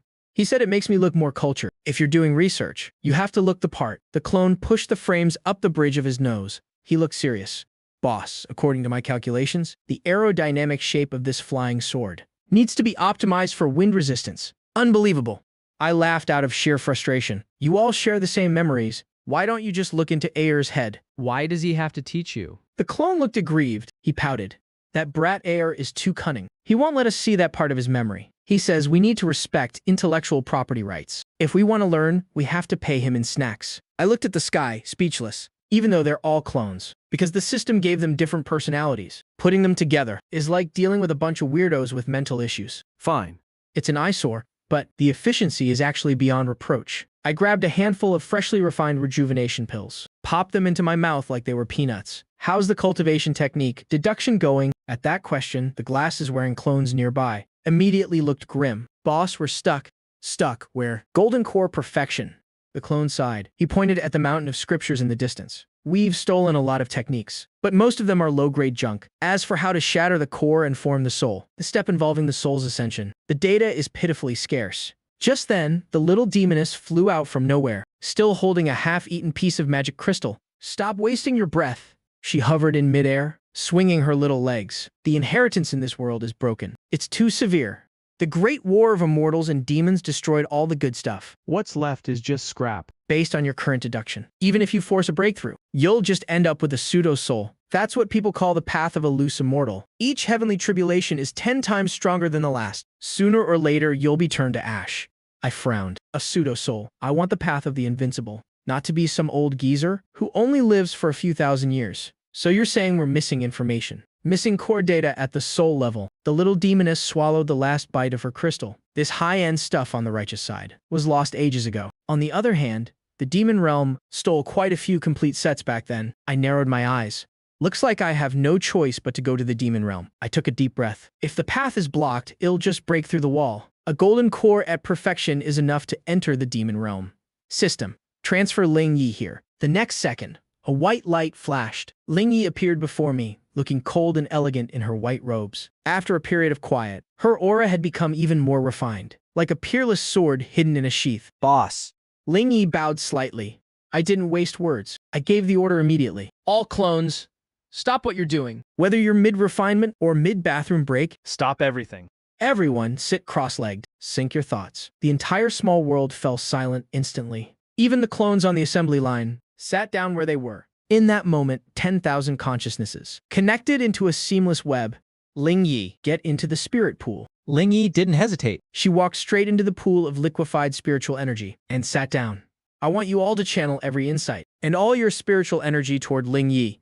Even if we have to pile it up, we're going to push her to the absolute limit. This was an incredibly extravagant cultivation method, using 10,000 foundation establishment perfection clones as a foundation to nourish one person in an instant. Inside the small world, the winds and clouds shifted. A visible vortex of spiritual energy formed above Ling Yi's head and poured into her. After the time it takes to burn an incense stick, a crisp cracking sound came from inside Ling Yi. Her aura instantly shattered that thin barrier and stepped into the mid-stage golden core. 3 incense sticks later, she was at the late-stage golden core. Her golden core, which was originally the size of a pigeon egg, had now swelled to the size of a fist. The pill veins on it were clearly visible. There was even a faint glimmer of a 10th vein. Half an hour later, a pressure that made the heavens and earth change color exploded from Ling Yi. That wasn't the pressure of a normal golden core. That heavy sensation even surpassed an early-stage nascent soul. Usually in this world, a golden core. 8 perfection.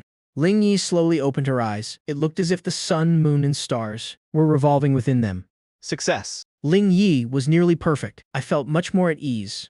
With this combat power, even if we face a mid-stage, nascent soul monster, we can take them head-on. Little demoness, how do we get to the demon realm? I turned and asked, forcing our way through the rift. Definitely want work.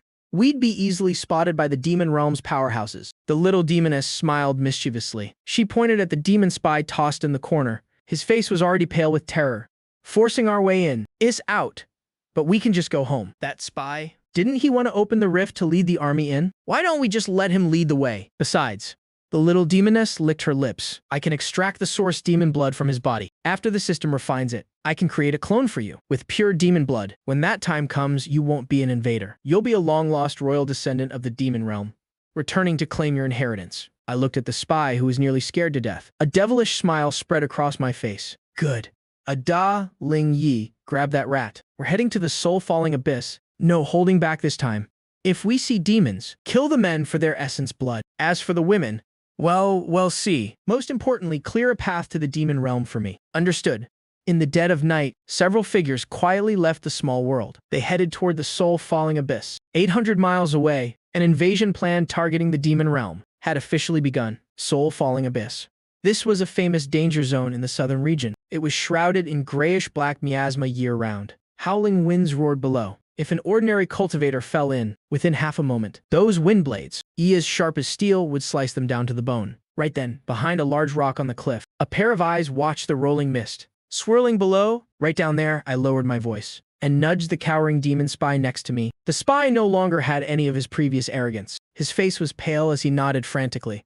Yes, that's right. According to the plan, at noon today, all our comrades hiding in the southern region will gather here. They'll use a blood sacrifice array to break the seal and welcome the Holy Realm. I looked up at the sky. It's almost noon.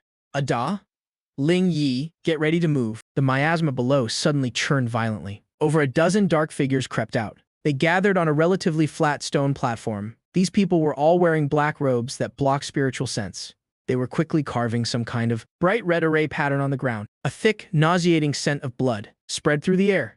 Hurry up! If we miss the hour and the demon commander blames us, well, all have our souls extracted and refined. The leader in black barked. He grabbed several young boys and girls captured from the mortal realm. Just as he was about to draw blood, a soft sound rang out. The leader froze. He looked down at the sword tip piercing through his chest. His eyes were full of confusion. Who? Immediately after, the silence of the cliff was shattered. There were no wasted words, no classic intro, like, "Who are you?" Nearly 10,000 Foundation Establishment Perfection brutes fell from the sky like a hailstorm. They swarmed the group in a dense mass. This was my tactic, total suppression, even though among those dozen people, 2 were early-stage golden cores. In front of nearly 10,000 madmen who didn't care about life or death, they couldn't even make a ripple. Even their screams were drowned out by the sea of people. After only 3 breaths, the stone platform returned to silence. Only a dozen stripped clean corpses remained on the ground. Even the kids who didn't understand what was happening were tossed into a safe zone by Ling Yi. Clean it up and get into the small world. I waved my hand, and the corpses vanished instantly. Inside the small world, the little demoness was circling the dozen demon corpses, holding a device that looked like a syringe. She was drawing blood. The first spy knelt nearby, watching his comrades shrivel up like mummies. He was so scared he almost wet himself. Tisk, the purity is lacking. The little demoness complained, shaking the tube in her hand. Inside was a bit of thick, dark red liquid. The bloodlines of these low-level demons are too messy. It's all junk. What about the leader? I pointed at the early-stage golden core corpse. Hez, okay.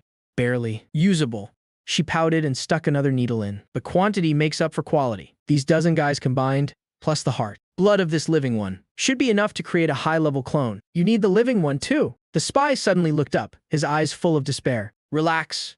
I don't need your life. Just half a bottle of essence blood. A moment later, in the little demoness's hand, was a fist-sized mass of blood. It glowed with a dark purple light. Inside that mass, countless vengeful souls seemed to be screaming. It exuded an incredibly noble and overbearing aura. Refinement complete. If we only make one clone, this bloodline concentration is enough to reach the royal level of the demon realm. That's the king grade bloodline people always talk about. If we spread it out, it's just a waste.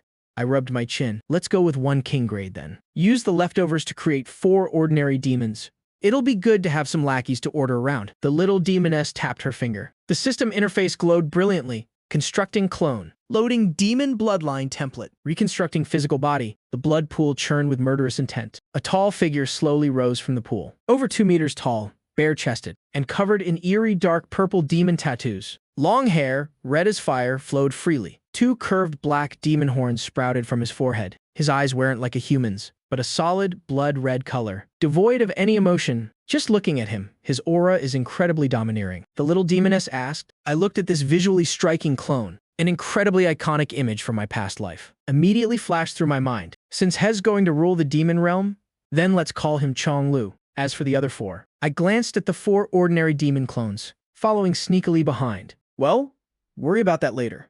Chong Lu, how do you feel? I tried to synchronize with this body. The sensation was extraordinary. This physical body is unbelievably powerful, even without circulating spiritual energy. Relying solely on raw muscle, I could shatter a low-grade artifact with a single punch, but the inside is completely empty. My original spiritual energy flows through this body with extreme sluggishness. The attributes clearly don't match. This is a bit of a problem. It's just a shell. There is no demon source. I frowned. It's like having a Ferrari with no fuel. That's exactly why we need to go to the demon realm. The little demoness pointed outward. Once you're there, you'll absorb and convert the demonic chi, and you'll naturally have your fuel. Down here in the soul-falling abyss, the gales are like knives. But under the protection of the barrier, of the pocket dimension's space, I led the clones as if walking on flat ground. Ahead lay a massive black vortex. The surrounding space was riddled with cracks, occasionally spitting out bolts of purple lightning. This is the rift in the Demon Realm seal. This seal is too tough. Even I can't squeeze through. Controlling Chonglu, I reached out to touch the transparent barrier. I was immediately pushed back. Pry it open for me, I ordered. 9,999 clones struck at once. This wasn't an attack. It was simply using a formation to pry it open, just like forcing open an elevator door. Countless hand seals acted like crowbars, wedging into the rift of the seal. Spiritual energy poured out like it was free. Open up for me.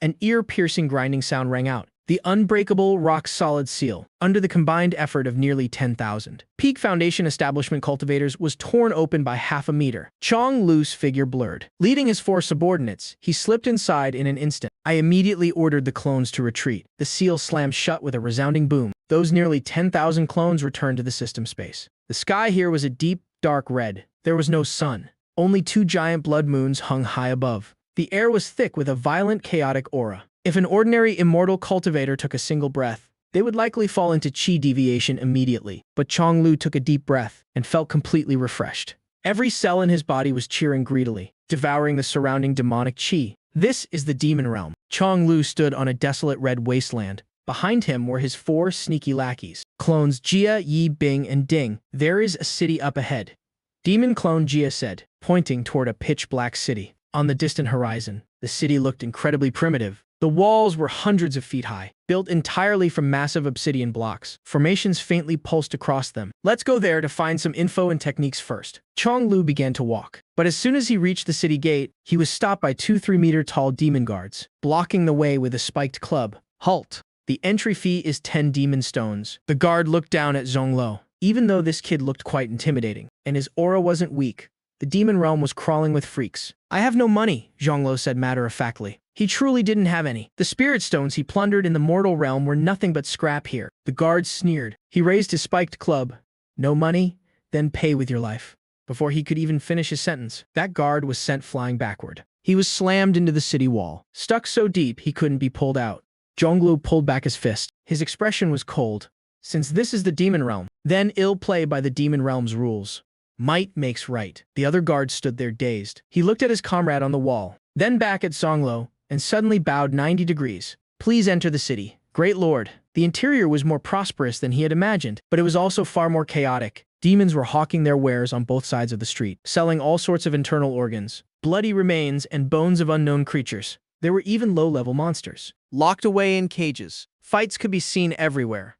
As long as no one died, nobody seemed to care. Go find out where the strongest power in this place is. I issued the order through our mental link. At that moment, the 4 subordinates were looking around curiously. Hearing the command, they immediately scattered to gather information. Boss, I found it. Subordinate A ran back from the City Lord's mansion, located right in the center. I heard the City Lord is a great demon at the late-stage nascent soul realm. The mansion is filled with spoils of war, taken from the battlefields of the immortal realm, including human cultivation manuals. Late-stage, nascent soul. Zhonglu paused in his tracks. This body is strong, but I haven't practiced any demon arts yet. It's only at the foundation establishment level. Facing a late-stage nascent soul head-on is suicide. A direct confrontation is definitely out of the question. But we have the numbers. The little demoness's voice echoed in the host's mind. Did you forget? Your system space allows cross-realm summoning, without any restrictions. A cruel smile tugged at the corner of Zhongla's mouth. Half an hour later, the City Lord's mansion was a massive black palace. It occupied a vast area. 2 hideous demon god statues stood at the entrance.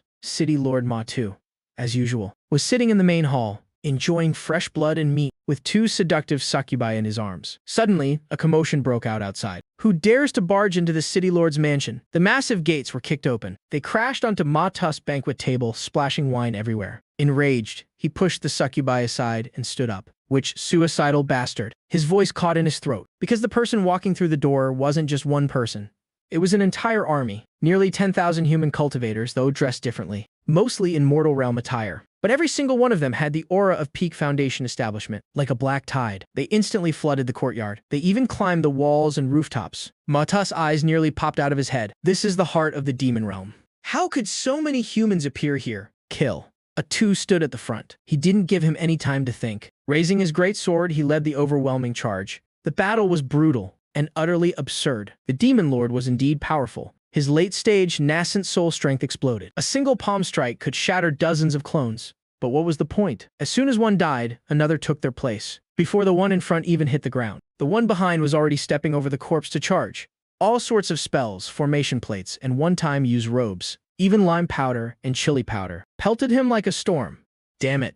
Get back. All of you, get away from me. Ma, too, was going insane. His demon energy was draining rapidly. His protective demon light was being worn down bit by bit. These 10,000 people were like a swarm of army ants. Tireless, unafraid of death, slowly devouring the mammoth that was him. After the time it takes for an incense stick to burn, with a roar of unwilling rage, the massive body of Bloodhand Ma-Tu crashed down. There wasn't a single patch of intact skin left on him. As for the army of 10,000, only about 2,000 remained. Zhonglu didn't hesitate for a second. He immediately recalled the killed clones to the system's rebirth space, returning them to the small world, leaving only Zhonglu and his 4 subordinates standing amidst the ruins and mountains of corpses. Quick, loot everything. A-Tu kicked the city lord's corpse aside. Leading the remaining 2,000 clones, they stormed into the treasury that hadn't collapsed yet. Manuals first. Take the demon stones. Even if we can't use the demon artifacts, take them back to be smelted. Within 15 minutes, the city lord's mansion that ruled for 1,000 miles had been picked clean. It was cleaner than Black Wind Camp after a raid. Outside the city, in a remote abandoned house, Zhonglu leaned against the wall, panting heavily. We're rich? We hit the jackpot this time. On the system panel, the scanning of soul cultivation manuals was proceeding rapidly. Meanwhile, in the corner of the room, a mountain of demon stones emitted an alluring glow. But danger followed close behind. Boss, I think someone's watching us. Subordinate a peek through a crack in the wall. His voice trembled. News of the city lord's demise had spread too fast. Although no one knew where that mysterious human army went, everyone saw 5 demons walking out of the city lord's mansion at the end, leaving boldly. Now these 5 who looked like new money had become the target of every greedy eye in the area. What are you afraid of?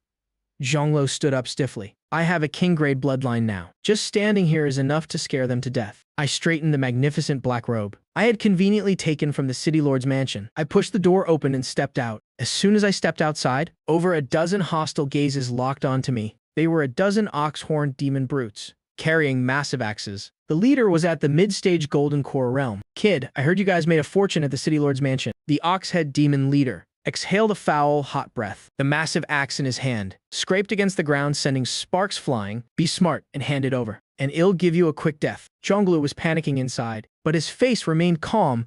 I gave a contemptuous glance at the opponent. Hands behind my back, the noble aura of the royal bloodline was intentionally released. Scram. A single cold word. The ox-head demon froze, intimidated by that bloodline aura. A king-grade demon. That's a major figure, but he sensed carefully for a moment. Wait, something's wrong. This kid doesn't have a single ripple of demon essence, only bloodline pressure. His body is like a dried-up riverbed. Forget the golden core realm. I can't even sense the demon energy of the chi refining stage. Ha ha ha. Turns out it's just an empty shell. The ox-head demon realized and sneered. Either has heavily injured and hasn't healed, or has a half-breed who stole a royal bloodline. Get him, boys. If we refine a king-grade bloodline, we can change our fates. Damn it. Zhonglu's expression shifted slightly. My current predicament is that my soul is that of a human. I only know the heaven and earth. Resolution. A righteous cultivation method in this gloomy demon energy. Once I circulate immortal arts, my spiritual power will be like a lamp in the dark. It's suicide, but without spiritual power. Relying only on my physical body, I can't beat these ox-head demons, these golden core stage brutes. Zhonglu gritted his teeth, preparing to summon the human wave tactic again, even though it would completely expose me and attract the demon realm's powerhouses to hunt me down. It's better than being hacked to death by these small fry. Just as the massive axe was about to fall on his head, Zhonglu stopped. A lazy but magnetic voice suddenly rang out. Immediately after, a pink fragrant mist appeared out of nowhere. The powerful axe felt like it hit cotton, instantly losing all its momentum. The ox-head demon's eyes turned hazy. He stumbled as if drunk. A demon woman dressed in purple silk, with an incredibly sultry figure, walked barefoot through the air.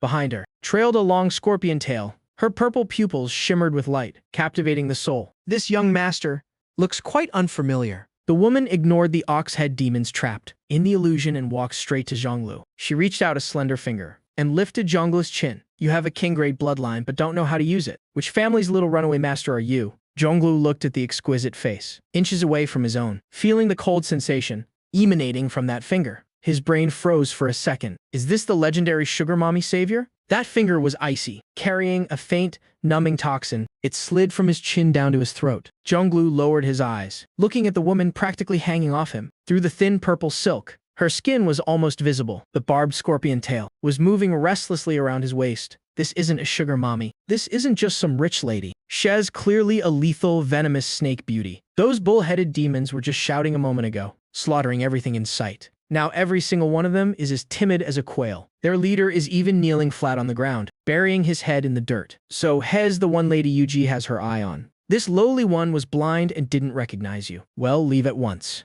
Please, we're leaving. Before Yuji could even say a word, the whole lot of them scrambled away, terrified of being a second too slow, afraid that tail would pierce their hearts with a deadly chill. Thank you. Zhonglu took half a step back, avoiding her finger as it slid down. His voice was cold, though he was panicking inside. He couldn't abandon his dignity as fallen royalty. Acting even more arrogant and resistant now would actually prove his status. If he bowed and scraped, he'd truly just be some pretty boy living off a woman. Yuji pulled her hand back and brought it to her nose, taking a light sniff. Her purple pupils constricted slightly, even without a trace of demonic essence. The bloodline aura hidden deep within his flesh still left her in awe. It was the suppression of a superior being, a class divide etched into the very bone. I've picked up a real treasure. No need for thanks. Yuji covered her mouth and chuckled, her expression full of charm. Judging by your attire, young master, You must have just faced a great calamity. You possess a king-grade bloodline, yet your spiritual power is drained. Wandering the demon realm in this state will get you captured and turned into alchemy pills. She turned around with a graceful, seductive air, leaving Zhonglu with a view of her swaying figure. My Narcissus Pavilion. I just happen to be short of someone to look after the young master. If you have nowhere else to go, why not rest at my place? Even a fallen phoenix needs a nest, right? Zhonglu didn't move, but the 4 clone attendants behind him were going crazy, gulping hard and screaming in their minds. Boss, say yes. These legs, no, this thigh is just too thick to pass up. We're exactly short of a place to stay. I rolled my eyes in our shared consciousness. Even though these clones were created by the system, who did they learn this useless, simp-like behavior from? Lead the way. Zhonglu signaled with his eyes, the curve of his lips, deepening into a profound smirk. Whoosh! 5 days passed in the blink of an eye. To the outside world, it was just a snap of the fingers. But for the clones inside the Heavenly Court micro-world, it was truly 5 days of hell. When the last travelogue was tossed into the book pile by Air, I felt like an entire universe had been stuffed into my brain. A massive amount of information exploded in my head, then slowly settled and organized itself. I closed my eyes and rubbed my throbbing temples, letting out a long breath. So that's how it is. I opened my eyes, a flash of astonishment in their depths. Only today did I truly see this entire world clearly. The land beneath our feet is called the Tianwu continent. It is boundlessly vast, divided into 5 great regions: east, south, west, north, and center. And the southern region where I currently am is just the most barren piece of the puzzle. As for the area where the Qingyun sect is located on the map, it's not even worth a sesame seed. It can only be called a remote, obscure corner on the borders of the southern region. What makes me feel even more pressured is that cruel hierarchy pyramid. Sects are divided into 9 tiers. Tier 1 is the strongest. Tier 9 is the weakest. In a Tier 1 sect, there must be an old monster at the loose immortal stage holding the fort. Those are existences that truly stand at the absolute pinnacle of the mortal realm. A mere stomp of their foot can shatter rivers and mountains. As for the Tier 9 Qingyun sect, it's at the very bottom even among Tier 9s. The strongest supreme elder in the sect is only at the peak Golden Core realm. He normally has to hide in the back mountain farming, with his lifespan nearly exhausted. Are we just farming mobs in the beginner village? I smiled bitterly and shook my head. According to the records in the books, the central region is the true paradise for cultivators. Spiritual energy there is as thick as mist, and resources are everywhere, even for a Tier 3 sect. To establish a foothold in the central region, the minimum requirement is to have a great Ascension Realm cultivator holding the fort. As for the Supreme Overlord, the strongest force in the southern region, rumor has it, they are a Tier 4 sect. Their sect master is a mighty figure at the peak body integration realm. I muttered that terrifying realm over and over. It surpasses nascent soul formation, and void amalgamation. For me right now, even if I charged in with 1,000 Foundation Establishment clones, it wouldn't even be enough to withstand a single breath from them. Boss, what are you afraid of? Da had approached at some point, still holding an array formation book he couldn't understand, looking completely unbothered. The stuff in these books is just to scare people. Strict hierarchy, my ass. That's just because they're afraid of dying. He pointed at the dense crowd of clone brothers behind him. We're different. If we die today, we can just respawn tomorrow. So what if they're a tier 1 sect? As long as we have enough brothers, we can grind them to death. What's that phrase again? Ah. Da scratched his head and looked at Ling Yi next to him. Ling Yi pushed up his glasses and calmly uttered 4 words. Quantity breeds quality. Exactly. That's the one. Ah. Slapped his thigh. Boss, just give us some time, and this Tianwu continent will bear our surname sooner or later. I looked at this bunch of carefree, heartless fools, and the gloom in my heart instantly vanished. That's right. Hierarchy is for mortals. Cheaters don't need to follow the basic rules. All right, stop talking big. I stood up and dusted off my pants. Since we've got a clear picture of the world, it's time to get to work. Our current goal is very clear. Lay low, develop, and don't. I waved my hand, and a simple map materialized in the air. This is the complete map of the southern region's borders, compiled from all the maps we've reviewed over the past few days. We are very poor right now. I pointed at the spirit stone balance, which had shrunk to just a few 100,000 on the system panel. My tone grew heavy, extremely poor. Feeding the 1,000 mouths of yours costs more than raising pigs. Therefore, we need to expand our income sources. I began to deploy the troops. Team 1, 100 men. Take Qingyang town as the center, and spread out in all 4 directions. I drew a circle on the map with my finger. No robbing innocent people. That is the bottom line, but my voice turned cold. Those demonic cultivators, evil cultivators, bandits occupying the mountains, and local tyrants, dominating the area, don't spare a single one of them. You guys go find them. I'll use the system's positioning to teleport. I want you to pull them up by the roots. This is called maximizing our resources. Understood. The 100 clones shouted in unison, green light flashing in their eyes. This was exactly what Ada liked best. Team 2. 100 men. You're the muscle. I continued. Stay on standby at all times. Whichever side encounters a tough opponent, teleport directly over and jump them. Remember, if you can jump them as a group, absolutely do not fight one-on-one. Team 3. 300 men. I pointed at the pile of books on alchemy, artifact forging, and array formations. Your task is the heaviest. Grind these 3 skills to death for me. Whether we get to use supreme grade pills in the future, or if everyone gets their own magical artifact and flying sword, depends entirely on you. Team 1 will loot the materials for you. Refine until you drop. It doesn't matter if the furnaces explode. After all, the 300 called out clones looked at each other. Though they felt it was a bitter task, they could only nod.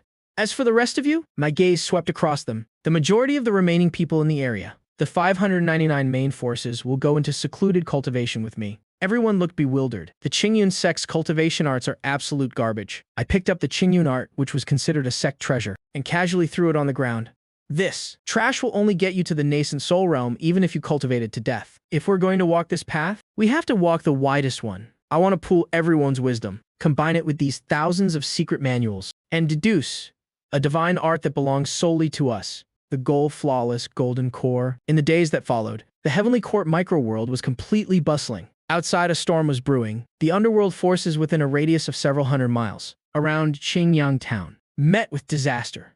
Today, rumor had it that the Black Wind stronghold was wiped out by a mysterious group. Even the private stash the stronghold leader hid under his chamber pot was dug up. The next day, word spread that the lair of a certain soul refining evil cultivator was leveled to the ground. That evil cultivator was surrounded by hundreds of burly men who took turns shaving his legs with flying swords. His agonizing screams echoed for 10 miles. These mysterious people came and went without a trace. No one knew who they were. They only knew they called themselves the Exploding Heavens faction. Their style of doing things was extremely frugal and thorough. Even a passing dog would get 2 of its hairs plucked. Meanwhile, inside the microworld, it was a completely different scene. The alchemy area echoed with booming explosions all day long, thick black smoke billowing into the air. The clones, their faces covered in soot, were still grinning from ear to ear, endlessly tossing all sorts of bizarre materials into the furnaces. The fire's too big. The fire's too big. Retract my ass. The book says a big fire creates miracles. Boom! The furnace lid blasted into the sky, and a few pitch-black waste pills rolled out. Bah. Failed again. Do it over. On the other side, the array and forging areas were just as chaotic. Right in the very center, 599 clones sat cross-legged, motionless as statues. Countless streams of information passed back and forth between them, colliding. Incorrect. The circulation route of the blazing sun art will damage the meridians, then add some frost force to neutralize it. Bullshit. Water and fire are incompatible. Are you trying to blow yourself up? What if we use the wood attribute spiritual energy of the withered wood? Longevity art as a buffer. The 5 elements generate each other. Wood feeds fire. Interesting. Let's try it. I sat in the center, like a super central processing unit, constantly receiving feedback from all directions. Error. Correct. Error. Error again. Correct again. This was a war without smoke. I was fighting the heavenly Tao for a sliver of survival, searching for that single path to the heavens. Among billions of possibilities, time flew like a shuttle. There were no seasons in the microworld, but 3 months had passed outside. On that day, the deduction area, which had been dead silent, suddenly erupted with a terrifying aura. All the clones opened their eyes simultaneously. In that instant, it was as if countless bolts of lightning flashed in the air. I slowly stood up, my clothes fluttering without any wind. My aura didn't explode outward. Instead, it became completely restrained, ease deep as a bottomless ancient well. But the spiritual energy within my body had undergone a qualitative change. The once impure spiritual energy had now completely transformed into a liquid state. Every drop was incredibly pure, faintly, radiating a pale golden glow. Success. I opened my hand. In my palm, an extremely complex spiritual rune materialized. It was the crystallization of hundreds of different arts, the result of 3 months of effort from nearly 1,000 brains. System, appraise it. Ding. Congratulations to the host for successfully creating a cultivation art. Analyzing the grade and tier of the cultivation art. Grade. Earth tier supreme grade. Growth potential, evolvable. Traits, spiritual energy reserves are 10 times that of the same level. Extremely fast recovery rate. Perfectly compatible with 5 element spells. Also possesses extremely strong body nourishing effects. Evaluation. This is the necessary path to achieve a flawless golden core. Please name it.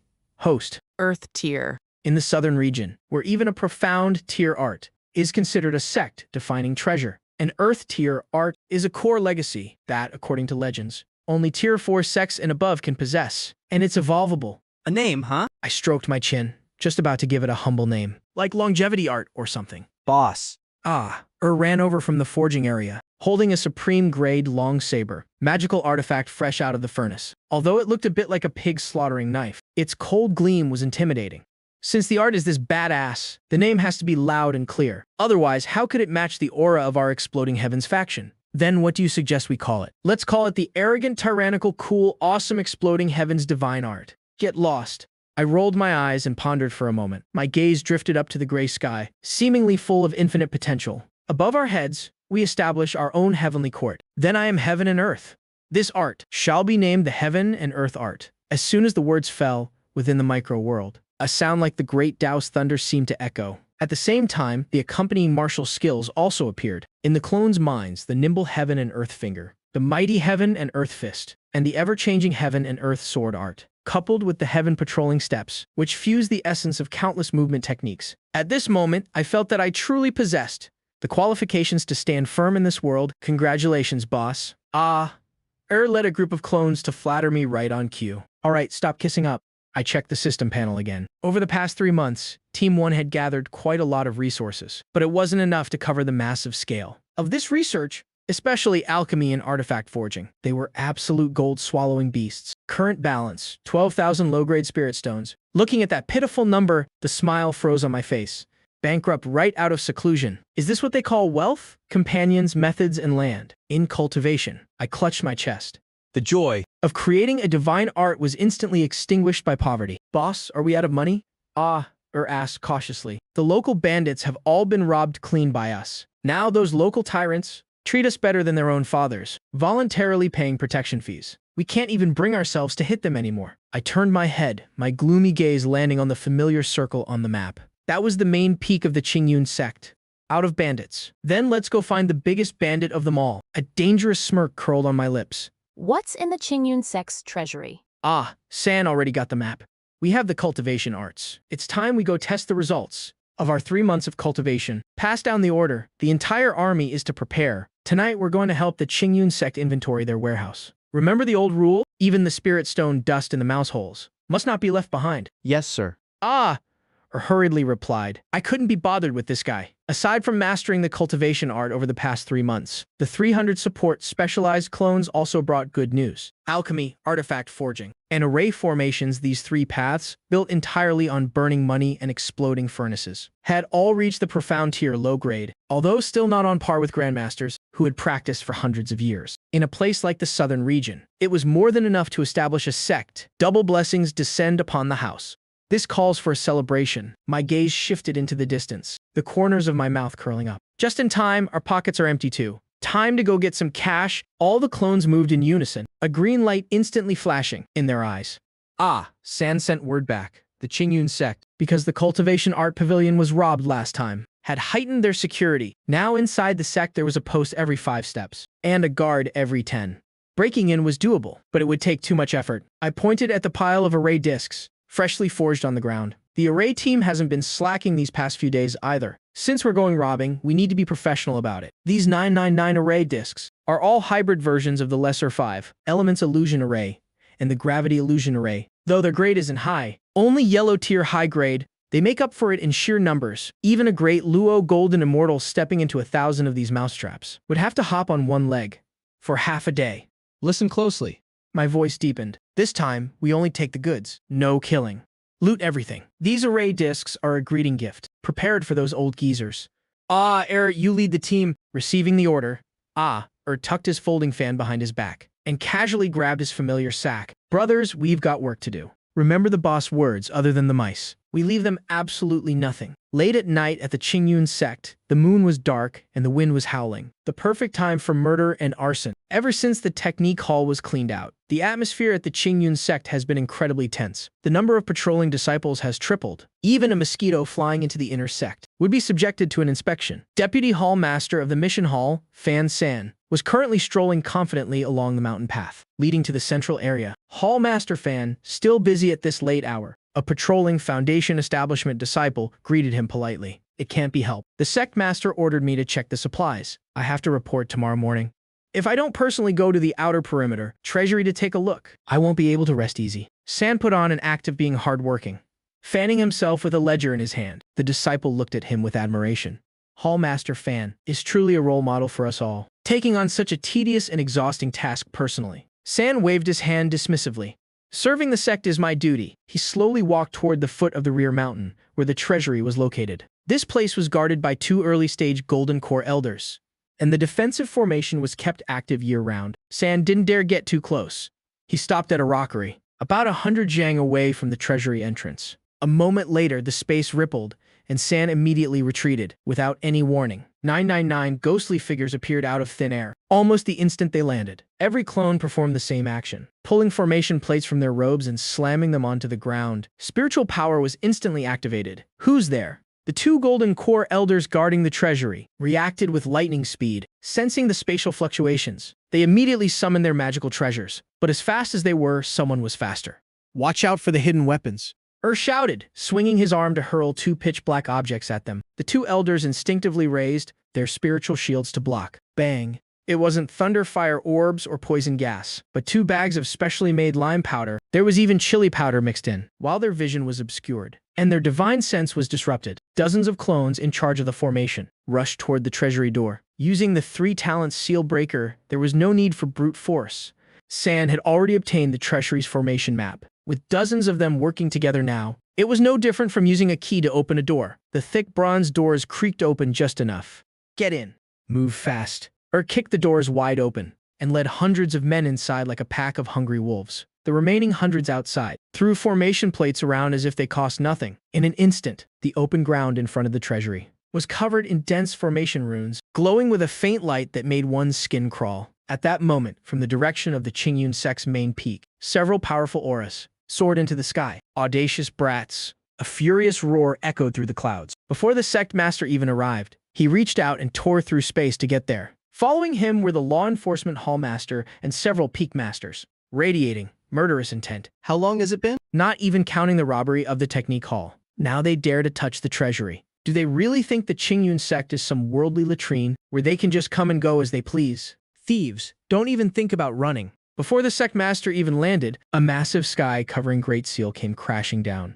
The overwhelming pressure of a late-stage Golden Core expert poured down without mercy. Just as the Great Seal was about to strike, a strange mist suddenly rose from the ground. Immediately after, the flat ground turned into a swamp, and countless vines erupted from the earth, frantically entangling everyone in midair. The sect master snorted coldly, and the Great Seal erupted with golden light, instantly crushing the vines. But a second later, his expression changed. This wasn't just one formation. These were clearly countless overlapping formations. Crushing the vines triggered a poison mist. Blowing away the mist triggered an illusion. Breaking the illusion caused the gravity underfoot to shift. None of these formations could actually harm him, but every single one was designed to annoy him and stall him for a moment. 999 trapping formations. Illusion formations and maze formations were stacked on top of each other. Even a nascent soul ancestor would be dazed for half a day. Who on earth set up these formations? There is no logic to this, it's just chaos. An elder proficient in formations was so angry. His mustache was trembling. Just as he unraveled a 5 elements formation, a self-destruct formation went off inside, leaving his face charred black. Stop trying to solve them. Break them with brute force. The sect master roared.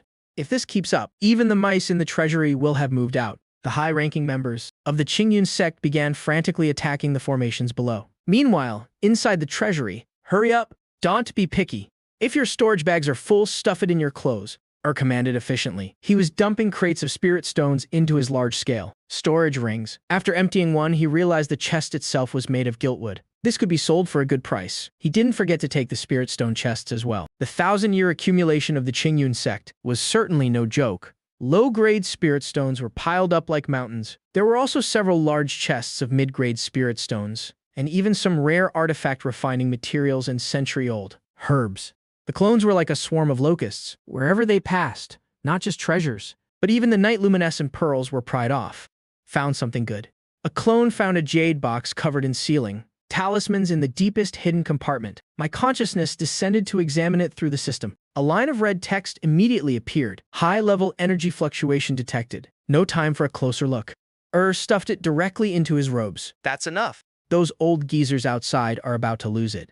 Sensed that the formations outside were on the verge of collapsing. He immediately decided to retreat. This time, there would be no self-destruct formations left behind. Just as the sect master finally smashed through the last layer of the maze formation and rushed to the treasury door, he happened to see the last clone tightening his belt.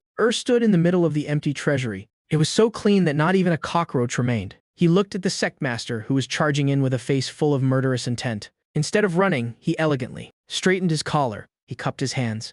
Much obliged, old friend. The Qingyun sect's delivery of supplies was quite bountiful this time. We are very satisfied. The sect master was trembling with rage. His finger, pointing at was also shaking. Green mountains don't change, and clear waters flow forever. Next time you restock some good stuff, remember to let us know. We'll be back. Grinned, revealing a row of pearly white teeth. He tossed a bag of lime powder. A white light flashed, and his figure vanished. The sect master looked at the treasury, which was cleaner than his own face. The empty floor seemed to mock his incompetence. Fury surged to his heart, and a sweet taste filled his throat. He spat out a mouthful of fresh blood 3 feet away. His whole body staggered, nearly collapsing to the ground. This is too much. Inside the Qingyun main hall, the lights were burning bright. This time, not just the high-ranking officials, but even the grand elders in secluded cultivation were disturbed. The treasury being cleaned out was no longer just a matter of losing face. This was an attempt to sever the very foundations of the Qingyun sect. A thorough investigation is required. The law enforcement hall master's face was so grim it looked like it could drip water. The treasury is protected by an anti-air formation. Aside from specific teleportation arrays, it's fundamentally impossible to just teleport inside. What did this imply? The elders looked at each other, a terrifying suspicion rising in all their hearts. An inside job. A grand elder's voice was as raspy as a night owl. Only one of our own could have tampered with the anti-air formation. Furthermore, this person's status must be quite high, and they must know the sect's formations like the back of their hand. Lock down the entire sect. From this day forward, no one is allowed to leave. Every disciple's storage bag must be inspected. The sect master's face was pale, his eyes bloodshot. Regardless of whether they are an elder or a deacon, anyone who dares to act suspiciously right now will be executed without mercy. In a corner, having just heard the news and rushed over, San's face was full of shock and grief. He quietly lowered his head, hiding the smile that was about to overflow from his eyes. These waters are officially muddied. Back in the heavenly court's small world. We're rich? Even though I've always been as steady as an old dog, looking at the mountain of loot before me, I couldn't help but breathe a little faster. 500,000 mid-grade spirit stones? Ling Yi held the ledger, his voice trembling. 500,000 mid-grade spirit stones? Converted to low-grade, that's 50 million. For someone like me who's always been frugal, this is truly getting rich overnight. And these are pointed at the pile of colorful ores and spirit herbs. 3,000 caddies of profound iron and essence gold. 50-century-old vermilion fruits, and all sorts of strange materials. Our artifact refiners and alchemists lack materials to practice with for the next 6 months. But the most valuable thing is probably this. I reached out, and the jade box taken from the hidden compartment flew into my hand. As I removed the talisman, an ancient aura hit me. Inside the box wasn't a treasure or a pill, but a palm-sized azure fragment. It looked like a shard from a mirror, or some kind of jade slip. The edges were jagged, but a faint stream of immortal chi flowed across its surface. Ding! Immortal artifact fragment detected. Contains a faint trace of immortal Tao source. Absorb. The system notification suddenly rang out. Absorb. I didn't hesitate. In the next moment, the fragment turned into a beam of light and shot directly into my forehead. The entire small world suddenly shook violently. The originally gloomy sky suddenly cracked open, and a stream of purple chi descended, merging into the earth. The boundaries of the small world began to expand frantically. The concentration of spiritual energy surged, jumping from twice that of the outside world to 5 times. But the most shocking change occurred on the control panel. The cold system interface suddenly distorted. Then countless points of light converged before me, condensing into a girl as pretty as carved jade. She looked to be about 7 or 8 years old, with twin pigtails pointing upward, wearing a black gothic Lolita dress. A pair of small devil wings fluttered behind her back. As soon as she appeared, she floated in midair, arms crossed, looking around with a look of disdain. Is this my host? He looked so pathetic. Her voice was crisp, but carried an air of maturity. I was stunned for a moment before immediately reacting. System spirit. Call me Her Majesty, or Little Witch. The girl rolled her eyes and landed on the pile of mid-grade spirit stones. She picked one up casually and took a bite. It crunched like candy. The quality of these spirit stones is garbage. I gritted my teeth, my eye twitching. Those are mid-grade spirit stones. Are you the one that came from that? Immortal artifact fragment. That piece of junk, please. The little witch curled her lip. I've existed for a long time. It's just that you were too poor before. The system didn't have enough energy, so I didn't bother coming out. That fragment just now had just enough immortal chi to jumpstart me. With that, she waved her small hand over the system control panel. The initial balance of 50 million low-grade spirit stones immediately began to plummet. 50 million, 40 million, 30 million. Wait. Hey. What are you doing? I was terrified and rushed forward to protect my hard-earned money. What are you screaming for? The little witch gave me a look of contempt. Do you think upgrading the small world is free? Do you think increasing the spiritual energy concentration is free? Cleansing your marrow and tempering your bones. Even heaven and earth can't be this wasteful. I risked my life to steal that. Short-sighted, the little witch licked the spirit stone crumbs off her finger. If you want the horse to run, you have to feed it. Besides, the truly powerful functions of this system haven't even been unlocked by you yet. Without me helping you coordinate, you're just a glorified foreman, leading a bunch of thugs. As soon as she finished speaking, the balance finally stopped dropping. It was left at a mere 5 million. Overnight, 9/10 of it was gone. I stared at that number, my heart aching so badly I could barely breathe. Expenses were far exceeding income. I slumped onto the ground, looking at the clones around me cheering, because of the skyrocketing spiritual energy. I wanted to cry, but no tears came. This wasn't raising clones. This was clearly raising a pack of gold-swallowing beasts. And now I had an ancestor to serve. One who ate money without spitting out the bones. Stop whining. The little demoness flew over and patted my shoulder. Out with the old, in with the new. What's this little bit? Later, when you ascend, this tiny amount of spirit stones won't even be enough to carry an immortal's shoes. She suddenly revealed a sly smile. Just now, during the upgrade, I casually scanned Ah San's location. The Qingyun sect is conducting an internal investigation, and I found something very interesting. What is it? I asked listlessly. In an abandoned well in the outer sect, the Qingyun sect is hiding a trace of demonic qi. The little demoness's large eyes gleamed with excitement. It's a very pure demon aura, probably a spy from the demon realm. My eyes narrowed, and I suddenly sat up straight. Demons. If we can catch him, the little demoness chuckled darkly. We could take a stroll through the demon realm. Couldn't we? I hear they have more money than brains over there. I looked at the little brat who had just called me poor. Now I've already started planning the next heist. Suddenly, I feel like this system spirit is actually quite to my liking. You're right. I stood up and brushed the dust off my butt. A fighting spirit igniting in my eyes. If the righteous path's money isn't enough, then, well, go rob the demonic path. They aren't good people anyway. I'm the best at playing dog-eat-dog. San, I called out in my mind. Boss, I'm here. Just now. The law enforcement hall almost scared the pants off me. Luckily, my acting was top-notch. Stop acting. I have something important for you. I licked my lips, my gaze deepening. Go hang around that abandoned well in the outer sect. Drag that demonic rat out for me. It's time we expanded our business. At the Qingyun sect's outer sect, there was a long abandoned servant quarters here. Dried leaves were piled high, next to a dry well, surrounded by waist-high weeds. San, carrying a tattered lantern, pretended to be on patrol, humming a nameless tune. When he reached the well, his footsteps came to a halt. His eyes scanned the darkness. Come out. Stop hiding. Sand spoke to the pitch-black mouth of the well. I know you're down there. The stench on you is worse than the rocks in a cesspool. The well remained deathly silent. Even the sound of insects chirping was clearly audible. Fine, have it your way. I happen to need to take a leak. Sand made a move to unbuckle his belt. Whoosh! A dark shadow suddenly lunged out from the bottom of the well. It was incredibly fast, holding a pale bone spike. It lunged straight for Sand's throat. That cold, bloodthirsty aura definitely didn't belong to a righteous cultivator. Die. The shadow rasped. Sand didn't even bother to dodge. He just glared. Without warning, space itself distorted. In the next instant, 10 burly men suddenly appeared around the dry well. 10 massive hands, carrying powerful spiritual energy, slammed down on the shadow in midair simultaneously. There was no surprise, like 10 grown men pinning down a chick. The shadow, who was at the late-stage foundation establishment, couldn't even let out a scream before being pinned to the ground. His body was flattened into a spread eagle shape against the dirt. The bone spike shattered, and his mouth was filled with mud. Good control! Didn't crush him to death. From behind Sand, I stepped out, fiddling with 2 walnuts in my hand. I looked down at the prisoner on the ground. He was pale, with a strange black scale on his forehead. A demon!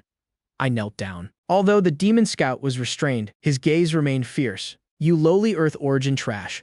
Kill me if you want. The great demon god will level everything. I expressionlessly crushed one of his fingers. Should we follow the procedure, I asked? Soul searching is faster, but it's easy to turn them into an idiot. The demon scout was in so much pain that cold sweat poured down. But I didn't say much. I waved to the clone Ling Yi behind me. Ling Yi stepped forward, his palm glowing with a blue light as he prepared to strike the demon's crown. Ill talk? Feeling a shudder deep within his soul, the detective was instantly paralyzed with fear. The demon race is known for its cruelty, but that doesn't mean they don't fear death, especially a meaningless death like this. After the time it takes for an incense stick to burn, I stood up. My expression was uncharacteristically grave. This is bad.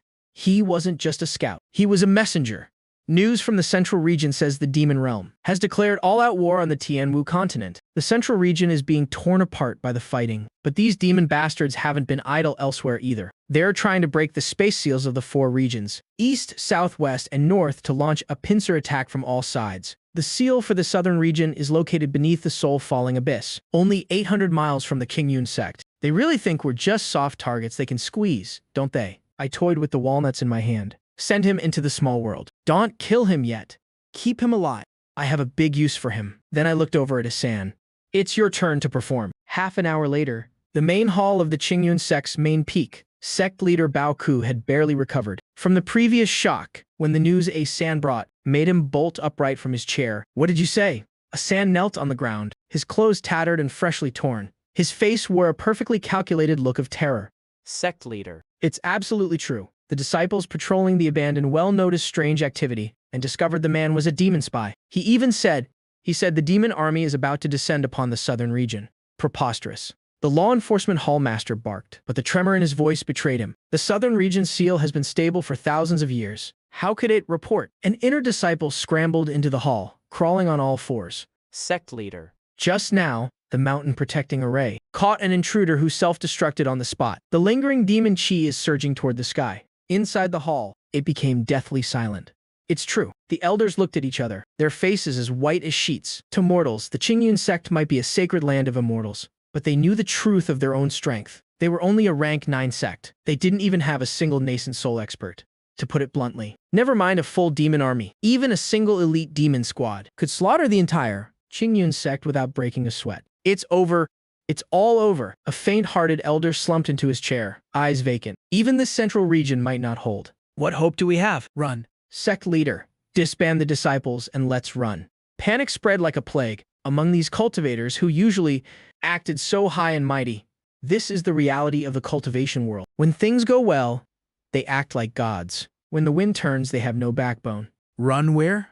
The sect leader laughed bitterly. Wherever the demons go, not a blade of grass grows. This is a war of extinction. The suffocating atmosphere of despair made it hard to breathe. Right then, a powerful aura erupted from the back mountain. It was the overwhelming pressure of the nascent soul stage. Though it felt a bit aged and waning, it acted like a stabilizing pillar, instantly steadying the crumbling morale in the hall. An elderly figure appeared in the center of the hall. His hair and beard were snow white, his eyes cloudy yet sharp. Ancestor. The sect leader and elders knelt in unison, tears of relief in their eyes. The Qingyun ancestor, a living fossil, 800 years old. To think he would emerge from seclusion at such a critical moment. A bunch of useless trash. The ancestor snorted coldly, his voice booming like a great bell. You haven't even seen a single demon whelp yet, and you're already in a state of chaos. If outsiders saw this, wouldn't they laugh their teeth off? His gaze swept over everyone, and finally rested on Asan. A flicker of approval flashed in his eyes. At least this little brat has some courage. Stand up, all of you. If the demons want to come, then let them. The Qingyun sect has stood for thousands of years. We won't be slaughtered like cattle. Activate the sect protecting array immediately. Recall all disciples from the outside, with the ancestor acting as their backbone. The atmosphere in the hall finally regained some life. It was still heavy, but at least they weren't cowering in the corners anymore. Asan bowed with an air of deep respect, but inside he was cursing up a storm. This old geezer is only at the early stage. In a real fight, he wouldn't even be enough to fill a demon's tooth. But this morale boost is exactly what we need. It should buy us a little more time. Heavenly Court, small world. The storm raging outside had no effect on the bustle here. So these demon whelps want to open a crack, huh? The little demon girl floated in midair, munching on a demon crystal shed snatched from the spy, with a loud crunch. This isn't an invasion. This is a resource horde delivering itself to our doorstep. I stared intently at the map, since that spy wanted to open a crack anyway. Why don't we just beat them at their own game? The little demon girl rolled her eyes, her face full of mischief. We just need to pull a few tricks during the process. Well, take some demon blood to help you create a demon avatar. When the time comes, this avatar can head to the demon realm. Hell, be a genuine high-ranking demon.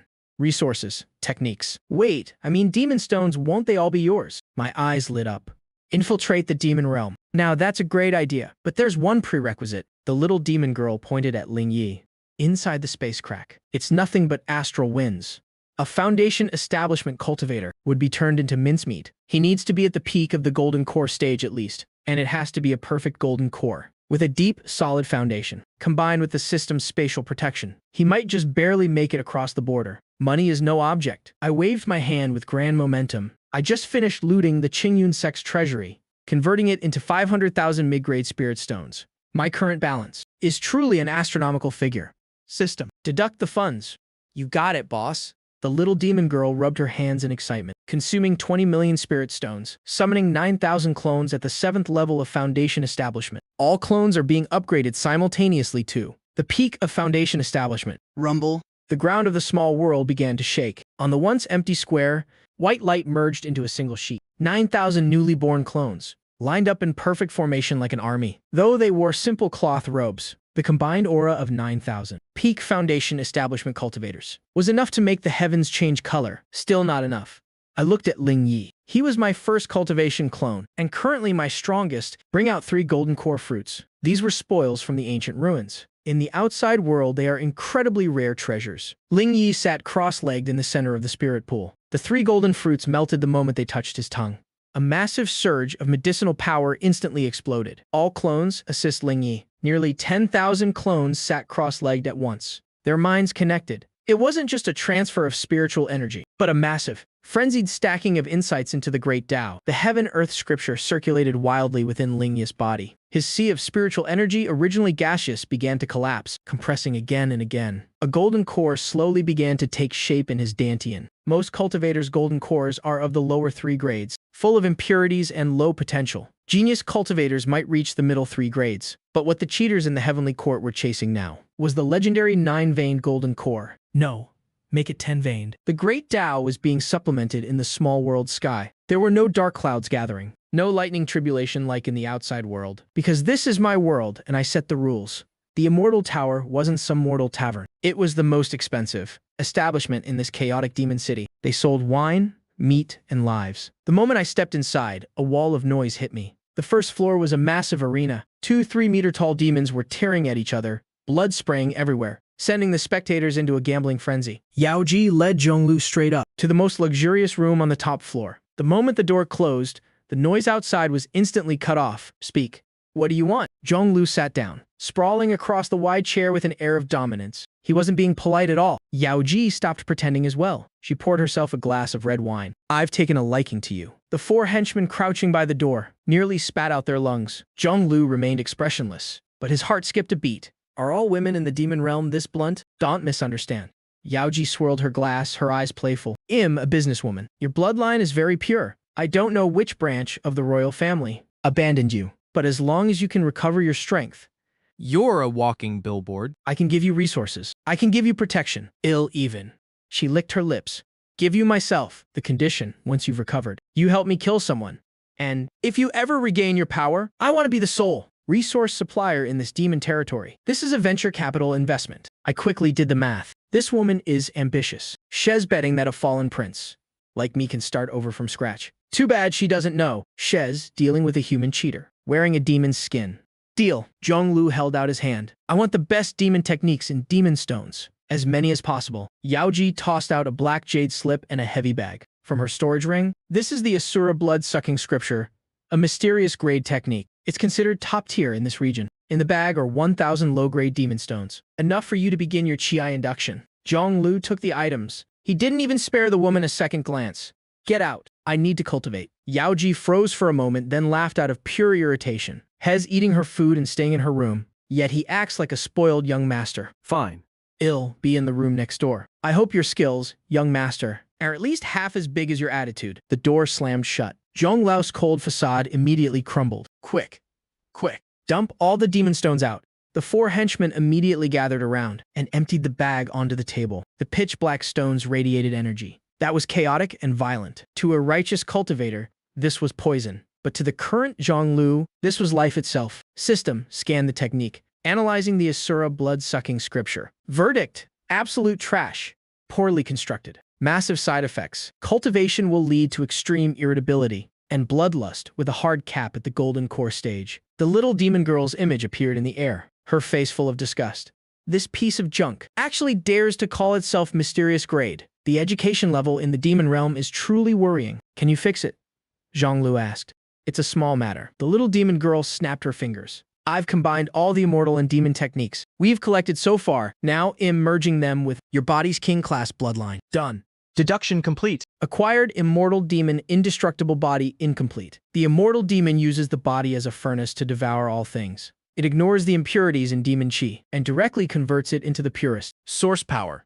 Side effects: Zhonglu didn't even have time to react. The next second, an indescribable hunger erupted from every single cell. It felt like being a starving ghost who hadn't eaten in 3,000 years. Looking at the demon stones on the table, they looked like fresh, braised meat right out of the pot. Cultivate. Zhonglu grabbed 2 demon stones. The technique activated. There was no need for slow chi induction. The stones in his palms instantly shattered, turning into 2 black torrents that surged into his body. His withered meridians were instantly filled. Then came a violent expansion. Early stage demon, mid stage, chi refining. Zhong Lao's body was like a bottomless pit. The 1,000 stones on the table vanished at a rate visible to the naked eye. Not enough. It's not nearly enough. That hunger didn't fade. Instead, having had a taste, it became even more ravenous. Zhong Lao's eyes gradually turned a glowing red. It was a pure craving for energy.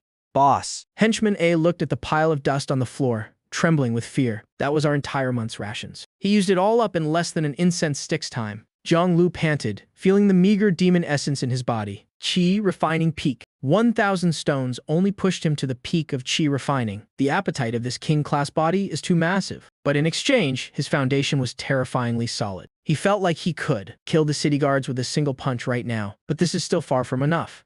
What Yaoji gave me was just an appetizer. Zhonglu stood up. His bones cracked and popped. If I want to eat my fill, I have to rely on myself. Time to move. Didn't I tell you to scout the situation? The henchman hurried forward. I've got it all figured out. There is an arena downstairs. As long as you sign a life and death waiver, you can fight. 1 win gets you 100 demon stones. Consecutive wins double the reward. If you can defeat the arena lord, you get a direct reward of 10,000 mid-grade demon stones. 10,000 mid-grade stones. The red light in Zhong Lao's eyes grew even brighter. That converts to 1 million low-grade stones. Let's go downstairs. I'll show you how to make some money. First floor, the arena. The atmosphere was suffocatingly intense. In the center, a muscular demon wielding 2 massive axes was roaring at the sky. At his feet lay a corpse that had been hacked in 2. Blood stained the entire floor. Who else? The pig-headed demon roared like thunder. I've won 9 in a row today. Is there anyone else who isn't afraid to die? Come and face me. In the stands, the gamblers were shouting and cursing, but no one dared to step up. This pig-headed demon was an early-stage demon general, equivalent to Foundation establishment. He was born with divine strength and a ruthless style. An ordinary cultivator would just be committing suicide in a private room on the 2nd floor. Yaoji leaned lazily against a soft couch, fanning herself with a folding fan. A maid whispered beside her, "Madam, that kid went downstairs." Yaoji frowned. He just got his resources. Why isn't he cultivating? Why go down there? To watch the show? No. He went to the registration desk to sign the waiver. Yaoji's hand froze midair. A flash of surprise crossed her eyes. It hasn't even been half an hour. He hasn't even caught his breath, and he wants to fight in the life and death arena. This isn't some fallen prince. This is a complete idiot who doesn't know how to stay alive. Go watch! If he dies, bring the body back. A king-class bloodline, it's a waste if he dies. But I can still refine him into 2 batches of blood pills. Yaoji's tone was cold and indifferent. Business is business. A useless piece of trash isn't worth her emotional investment. Down in the arena, the referee was about to declare the pig-headed demon the winner when a dark figure lightly landed on the stage. No weapons, no armor. Even his demon chi fluctuations were pitifully weak. He wore a slightly loose black robe, revealing faint demon markings on his chest. His long crimson hair flowed freely. The pig-headed demon looked at the kid in front of him, who didn't even reach his thigh, and let out a contemptuous laugh. Where'd this pretty boy come from? This is a place for killing, not for selling your backside. The crowd erupted in laughter. Get off the stage, kid. Your hair hasn't even finished growing. Whose little pet is this? Someone didn't lock their cage. Zhonglu stood in the middle of the bloody stench. As calm as if he were taking a stroll in a garden. He looked up at the pig-headed monster and asked a serious question. How much are you worth? What? The pig-headed demon blinked, stunned. Never mind. It doesn't matter. Zhonglu shook his head. He held up a single finger.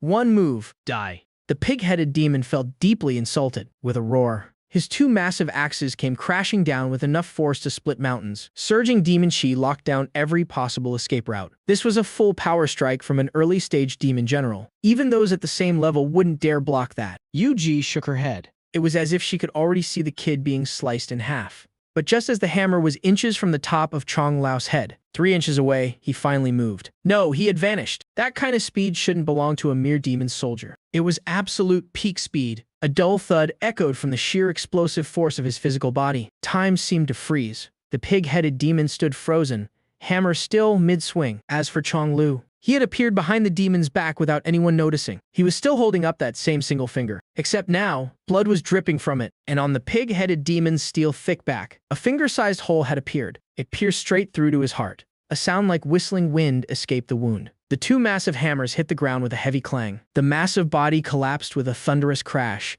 kicking up a cloud of dust. The entire arena fell deathly silent. The gamblers who were just mocking him looked like they were being strangled. Their mouths hung open, but not a single sound came out. An instant kill against a higher rank. Chong Lu flicked the blood off his finger. He turned to the referee, who was standing there like a statue. Next.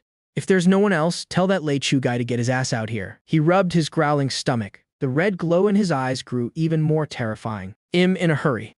Starving.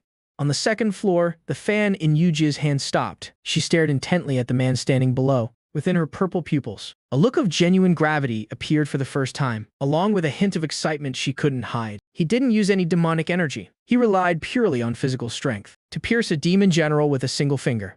It seems. Yuji stuck out her crimson tongue and licked her lips. This investment, the profit margin is going to be terrifyingly high. Inside the arena, it was pin-drop silent. The eyes of every demon present were fixed on the black-robed figure, a mix of awe, greed, and suspicion. A whirlwind of conflicting emotions. Chong Lu felt the thunderous rumbling in his stomach. The hunger from the undying heavenly demon bloodline was kicking in. It felt like maggots gnawing at his bones. Winning on this stage for a few measly magic stones. For my king-grade physical body and bloodline, it's not even enough to get stuck in my teeth. This is too slow. I complained to the system spirit in my mind. Boss! You're just realizing that now. The little witch's figure emerged from the void. She crossed her legs, tossing a magic stone in her hand. I told you already, working off the books has no future. If you want to get rich quick, you've got to rely on top-ups. Just tell me the plan. I'm not in the mood for small talk. It's simple. This demon clone of yours has a great foundation. It's just an empty vessel right now. Your current stash of spirit stones might not be enough to level up all your clones, but it's more than enough to max out this one. The little witch grinned like a fox that just stole a chicken. Use the spirit stones to synchronize directly. Boost his strength to the peak of the golden core stage. But because of the cross-world energy conversion, the cost will be slightly higher than for an immortal path clone. I quickly weighed my options. This pawn, Chong Lu, is crucial for perfecting my future cultivation techniques and for my plans in the demon realm. His strategic importance is massive. Grinding in the arena would take forever, and the risk is way too high. I gritted my teeth. Deduct the funds. Take everything, all the spirit stones in the system's storage space. Top it all up for me. Fine. Boss. The little witch clapped her hands in excitement, initiating cross-realm energy synchronization, consuming 30 million low-grade spirit stones. Almost the instant the command was given, an indescribably majestic surge of energy flooded into Chonglu. It wasn't the messy demonic energy absorbed from the outside. It was the purest source energy, refined and converted by the system. His meridians, dry as cracked earth, met a world-drowning flood. The demon soldier and foundation establishment barriers were like thin paper. They were shattered one after another. From the outside, Chonglu's previously weak aura suddenly exploded with terrifying pressure. Black demonic energy surged into the sky, coalescing into a faint but grand phantom of a demon god. Behind him, Demon General. Early Golden Core, Mid-Golden Core, Late Golden Core, Peak Golden Core. The entire process took only a dozen breaths. That pressure swept across the entire arena. Every demon below the Golden Core stage was forced to their knees. They trembled uncontrollably. Even Yu-Ji, in her private room on the second floor, suddenly stood up. The fan in her hand was crushed by the invisible pressure. Her purple pupils constricted violently. She stared fixedly at the man in the arena. How is this possible? 1 second, he was a piece of trash with nothing but a bloodline. The next, Hez, a top-tier expert at the peak of the Golden Core stage. Was he hiding his strength all along? No, that energy explosion. That was definitely a real breakthrough. Chonglu clenched his fists. He felt the power boiling and roaring within his body. That damn hunger was finally suppressed. He looked up, his blood-colored eyes cold. He scanned the entire arena. Finally, his gaze landed on Yuji on the second floor. Yuji's heart skipped a beat. She read a warning in that look, along with impatience.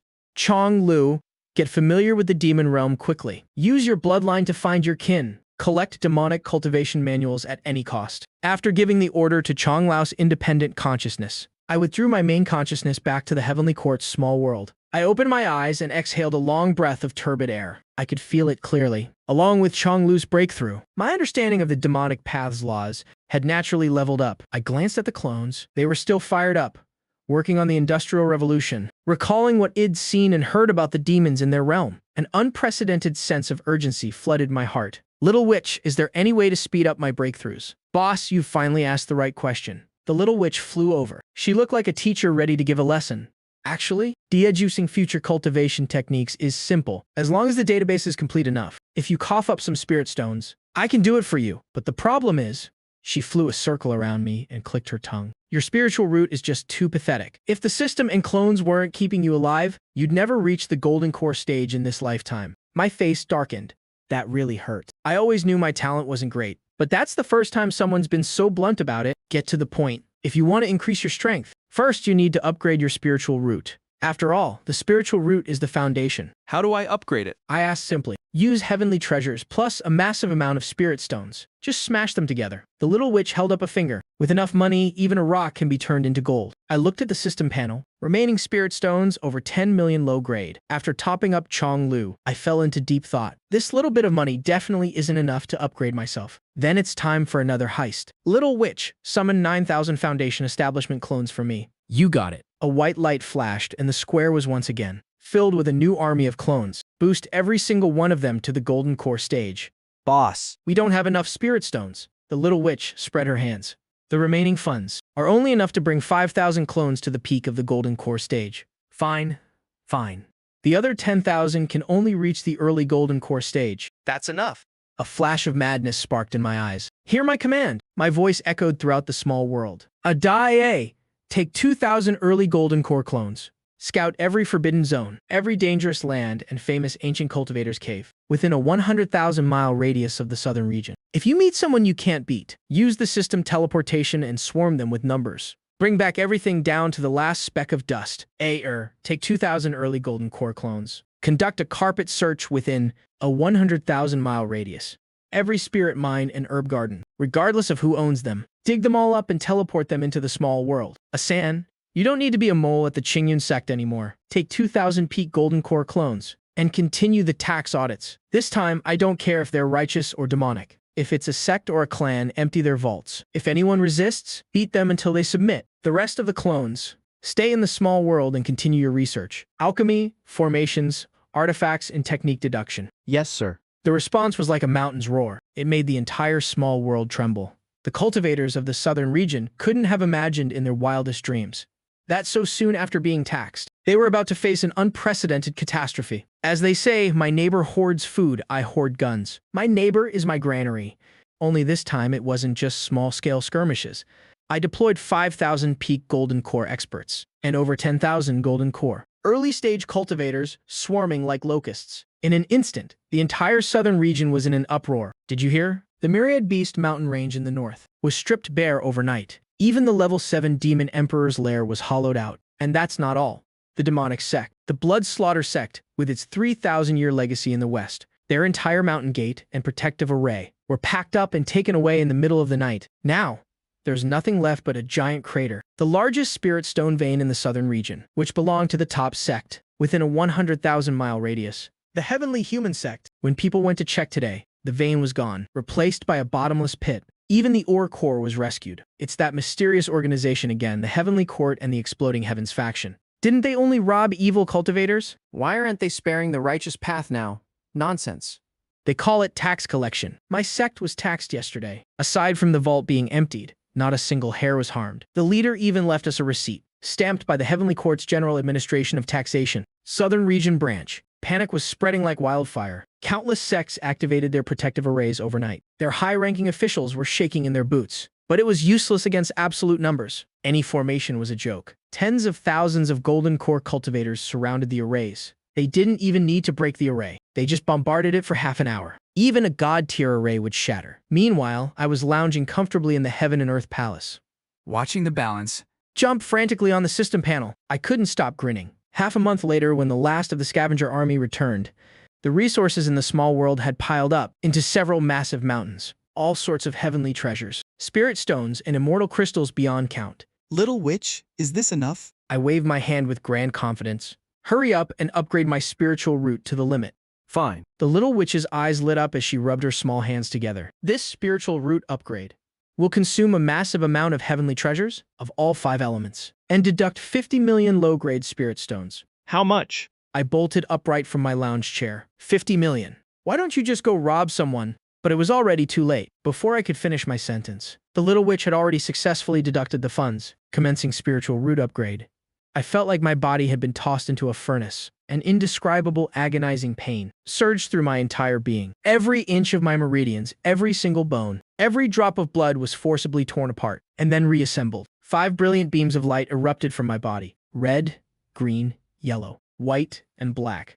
The 5 divine lights intertwined, painting the sky of the small world in a dazzling array of colors. My body slowly dissolved into the light, and then slowly reformed within it. This was a complete metamorphosis. I don't know how much time passed when the agonizing pain slowly turned into an unprecedented sense of refreshment. It spread through my entire body. I looked down at my hands. My skin had become crystal clear, like the finest mutton-fat jade. I could see it clearly. The 5-element spiritual energy of the world was rushing into my body like swallows returning to their nest. It circulated automatically without needing any technique to guide it. The entire world felt different to my senses. Clearer, more intimate. Spiritual root upgrade complete, 5-element. Heaven grade. You swindler. You absolute scammer. I finally snapped out of it. I pointed at the little witch floating in the air. My hands were shaking from the heartbreak.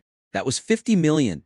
That was the hard-earned money I worked so hard to steal. You get what you pay for. The little witch argued back defiantly. Boss, you need to broaden your horizons.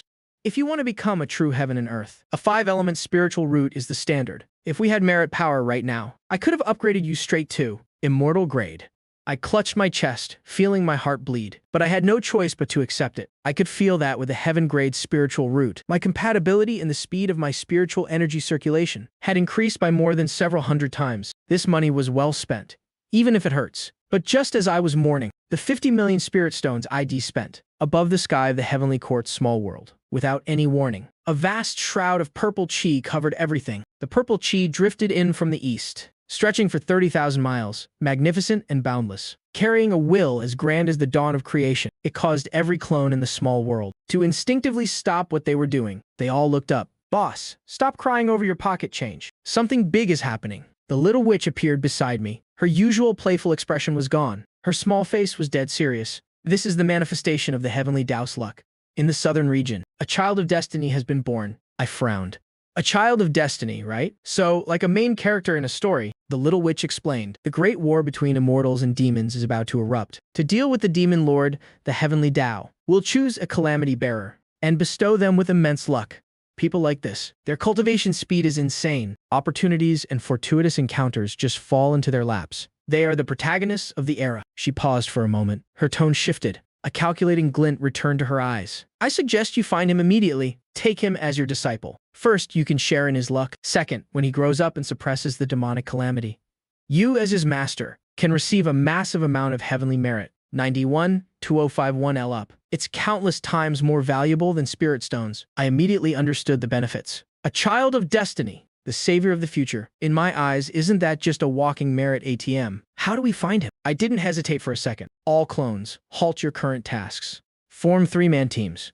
Conduct a full-scale search of the southern region. Target, the child of destiny. Characteristics, born with divine anomalies. In an instant, all the clones left the small world. They turned into streaks of light, radiating out in all directions. This massive movement of cultivators immediately alarmed the entire southern region. They've gone mad. What the hell is the Exploding Heavens faction doing now? It looks like they're searching for something. They're swarming through like locusts, with their overwhelming numbers. After only half a day, news was sent back. In the eastern part of the southern region, in a remote mountain village, called Nuijia Village, when the 3 clones in charge of searching that area arrived, the sky above the village was already a chaotic mess. Dozens of powerful auras were clashing in midair, from golden core to nascent soul. There was even the faint, blurry figure of an old monster. At the soul transformation stage, the center of their struggle was a baby boy just born into a family of ordinary hunters in the village.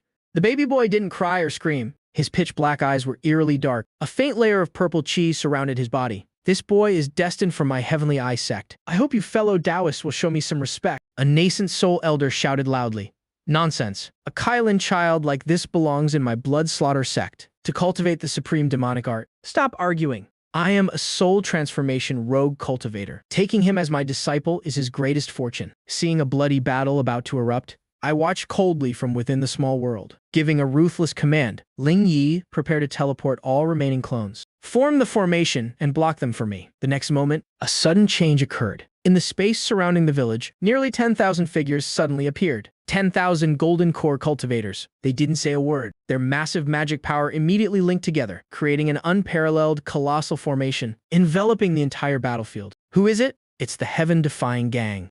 All the powerhouses fighting were stunned. They couldn't understand why these madmen suddenly appeared here, looking like they were ready to drag everyone down with them. Nearly 10,000 golden core cultivators, 5,000 of them at the great circle of golden core, striking as one, even if it was just a simple energy blast. Its power was enough to make even a soul transformation old monster turn pale. The hand of magic power condensed by that soul transformation rogue cultivator was torn to shreds the moment it touched this torrent. Dozens of experts on the scene, including the soul transformation old monster, were all forced back by this force. Their blood and chi roiled. A white light flashed. Ling Yi's figure appeared beside the baby's cradle. Picking up the baby with one hand, he grabbed the couple with the other. The hunter was paralyzed with fear. The person beside him instantly vanished. Oh no, the baby's been snatched. Everyone finally reacted, but it was too late. As for the nearly 10,000 clones, after completing their mission, they couldn't be recalled in time. They were attacked by the nascent soul cultivators and the soul transformation, old monster, who were lashing out in rage.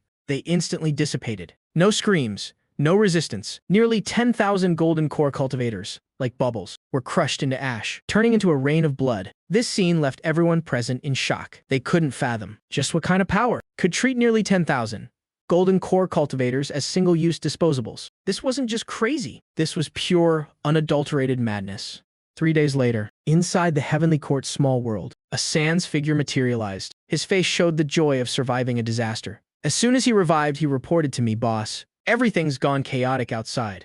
All the sect forces in the southern region, regardless of good or evil, have formed an alliance. The Demon Suppression Alliance swore that even if they have to dig 3 feet deep, they will find our heaven-defying gang." I glanced at the crying child of destiny, wailing beside the bewildered mortal couple. I waved my hand. I know. All clones, stay out of sight for now. Everyone stay inside the small world. Those deducing techniques, keep deducing. Those researching pills, formations, and artifacts, keep researching. Well, develop quietly. After arranging everything, the little demoness flew out again. "Boss, the immortal path's child of destiny has descended. That means the corresponding demon star of the demonic path is about to appear too. One righteous, one evil, they are each other's final tribulation. This is the war between the heavenly Tao of immortals and demons. Boss, you're a person of the heavenly Tao. If you find it before it matures, and bring it back to the southern region to kill it, you'll be rewarded by the heavenly Tao. My heart stirred.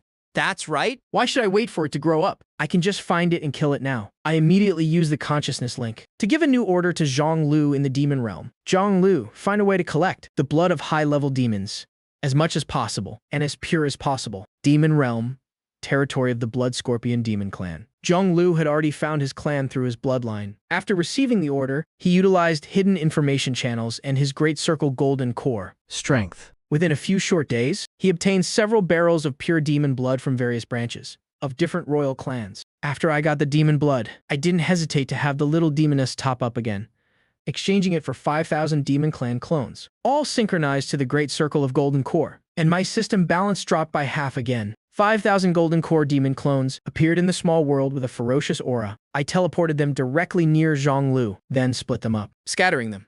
Their mission was twofold. First, collect all resources. And second, find that so-called information. Zhang Lu's return to the clan didn't cause much of a stir. A member of a side branch wandering outside. No matter how pure the bloodline, without strength and a foundation, he wouldn't amount to much. He was happy to live a quiet life, never getting involved in any power struggles.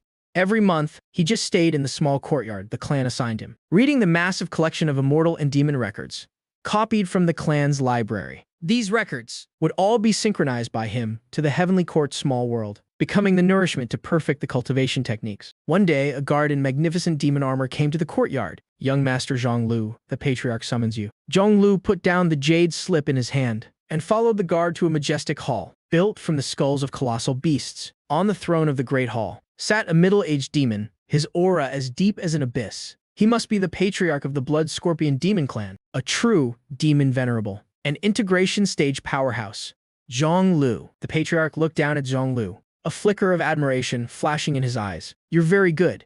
Though you're from a side branch, your bloodline is pure. You were the leader of this generation in our clan. But for the Demon Clan, bloodline alone isn't enough. Strength is what matters. He stood up, a terrifying pressure descending. The demon god has issued a decree. The great war of immortals and demons is about to break out in full force. All demon generals and clan members at the Golden Core stage or above must be ready for battle at all times. You still have time. Hurry and increase your strength. Don't disgrace the bloodline in your veins. Do you understand? Zhang Lu understands. Zhang Lu replied calmly. Good. Now go back and cultivate. Zhang Lu bowed and left, but internally he was grumbling. You think I don't want it? On the main body's side, the technique hasn't been deduced yet. How am I supposed to level up? A few months later, a clone lurking deep in the demon realm sent back news. Boss, I've found the demon star. I heard has been taken as a personal disciple by a demon emperor. Now has always guarded by a soul transformation demon lord and 4 nascent soul demon marshals. I received the news and told the clone to watch carefully. Don't get exposed. Little demoness, how much longer for the technique? Soon. Soon. Just missing a bit more data. The little demoness was a bit frustrated. Feed in more high-level techniques and martial skills. The more, the better. Understood. A ruthless glint flashed in my eyes. I ordered all Golden Core clones in the demon realm. No need to hide anymore. For all the weak cultivator cities in your areas, execute a clean sweep policy. Use the fastest speed possible to collect everything of value. In an instant, the demon realm fell into chaos. Countless demon forces in remote areas were suddenly attacked and destroyed. These mysterious Golden Core demon cultivators were like wolves and tigers. They didn't take territory or resources. They only killed and looted all records, techniques, and demon artifacts, like a whirlwind, coming and going in a flash. Finally, through this bloody accumulation, after half a year, the heaven and earth art, indestructible heavenly demon, was successfully deduced to the late nascent soul stage. Good. Very good. Excellent. I was invigorated. I immediately had the little demoness teleport Ling Yi over all clones in the small world. Suspended all activities to fully support Ling Yi in condensing a perfect nascent soul. With a single command from me in the small world, over 15,000 Golden Core clones sat down cross-legged, sending all their insights and all their spiritual power through an invisible network, all into Ling Yi, who was at the center of the spiritual spring. After I upgraded to a heaven-grade spiritual root, all clones, including Ling Yi, had foundations far surpassing any prodigy in the world. In less than 3 incense sticks of time, the golden core inside Ling Yi shattered. A crystal-clear miniature figure, looking exactly like him, sat cross-legged in his dantian. A nascent soul. It's a success. Wait. The little demoness suddenly screamed. Keep condensing. Your heaven grade 5 elements. Spiritual root can condense a 5 elements. Nascent soul. I was stunned and immediately had Ling Yi follow suit. Massive energy continued to pour in. Very quickly. The second, the third, until 5 nascent souls representing gold, Wood, water, fire, and earth formed around the original nascent soul, merging the 5 different elemental nascent souls. They began to rotate slowly, finally merging into a single chaos-colored nascent soul. The aura of that nascent soul was more than 10 times stronger than before. The moment the nascent soul merged, the entire heavenly court small world shook violently. The concentration of spiritual ki exploded. The range of the small world naturally doubled, and a brand new mid-grade spiritual vein formed deep underground, intermingling with the previous spiritual spring. This is the reward of the immortal path for those who reach the limits of cultivation. And Ling Yi's aura, under the blessing of this reward, skyrocketed madly. Early nascent soul, mid-stage, late stage, finally stabilizing at the late nascent soul stage. I felt the immense power synchronized into my heart. My spirit soared with ambition. Little demoness, aside from the spirit stones, to upgrade a Da, a San, and Zhonglu to late nascent soul. Upgrade all remaining clones to early nascent soul. With my command, the already low spirit stone reserves in the system plummeted. But in exchange, I had 4 late nascent soul generals and a terrifying army of 15,000 early nascent soul clones. Having done all this, I lowered my consciousness deep into the demon realm, into the clones still carefully tracking the demon star. I looked at the youth protected in the center, like stars surrounding the moon in the distance. A cold smile played on my lips. Now it's time to hunt.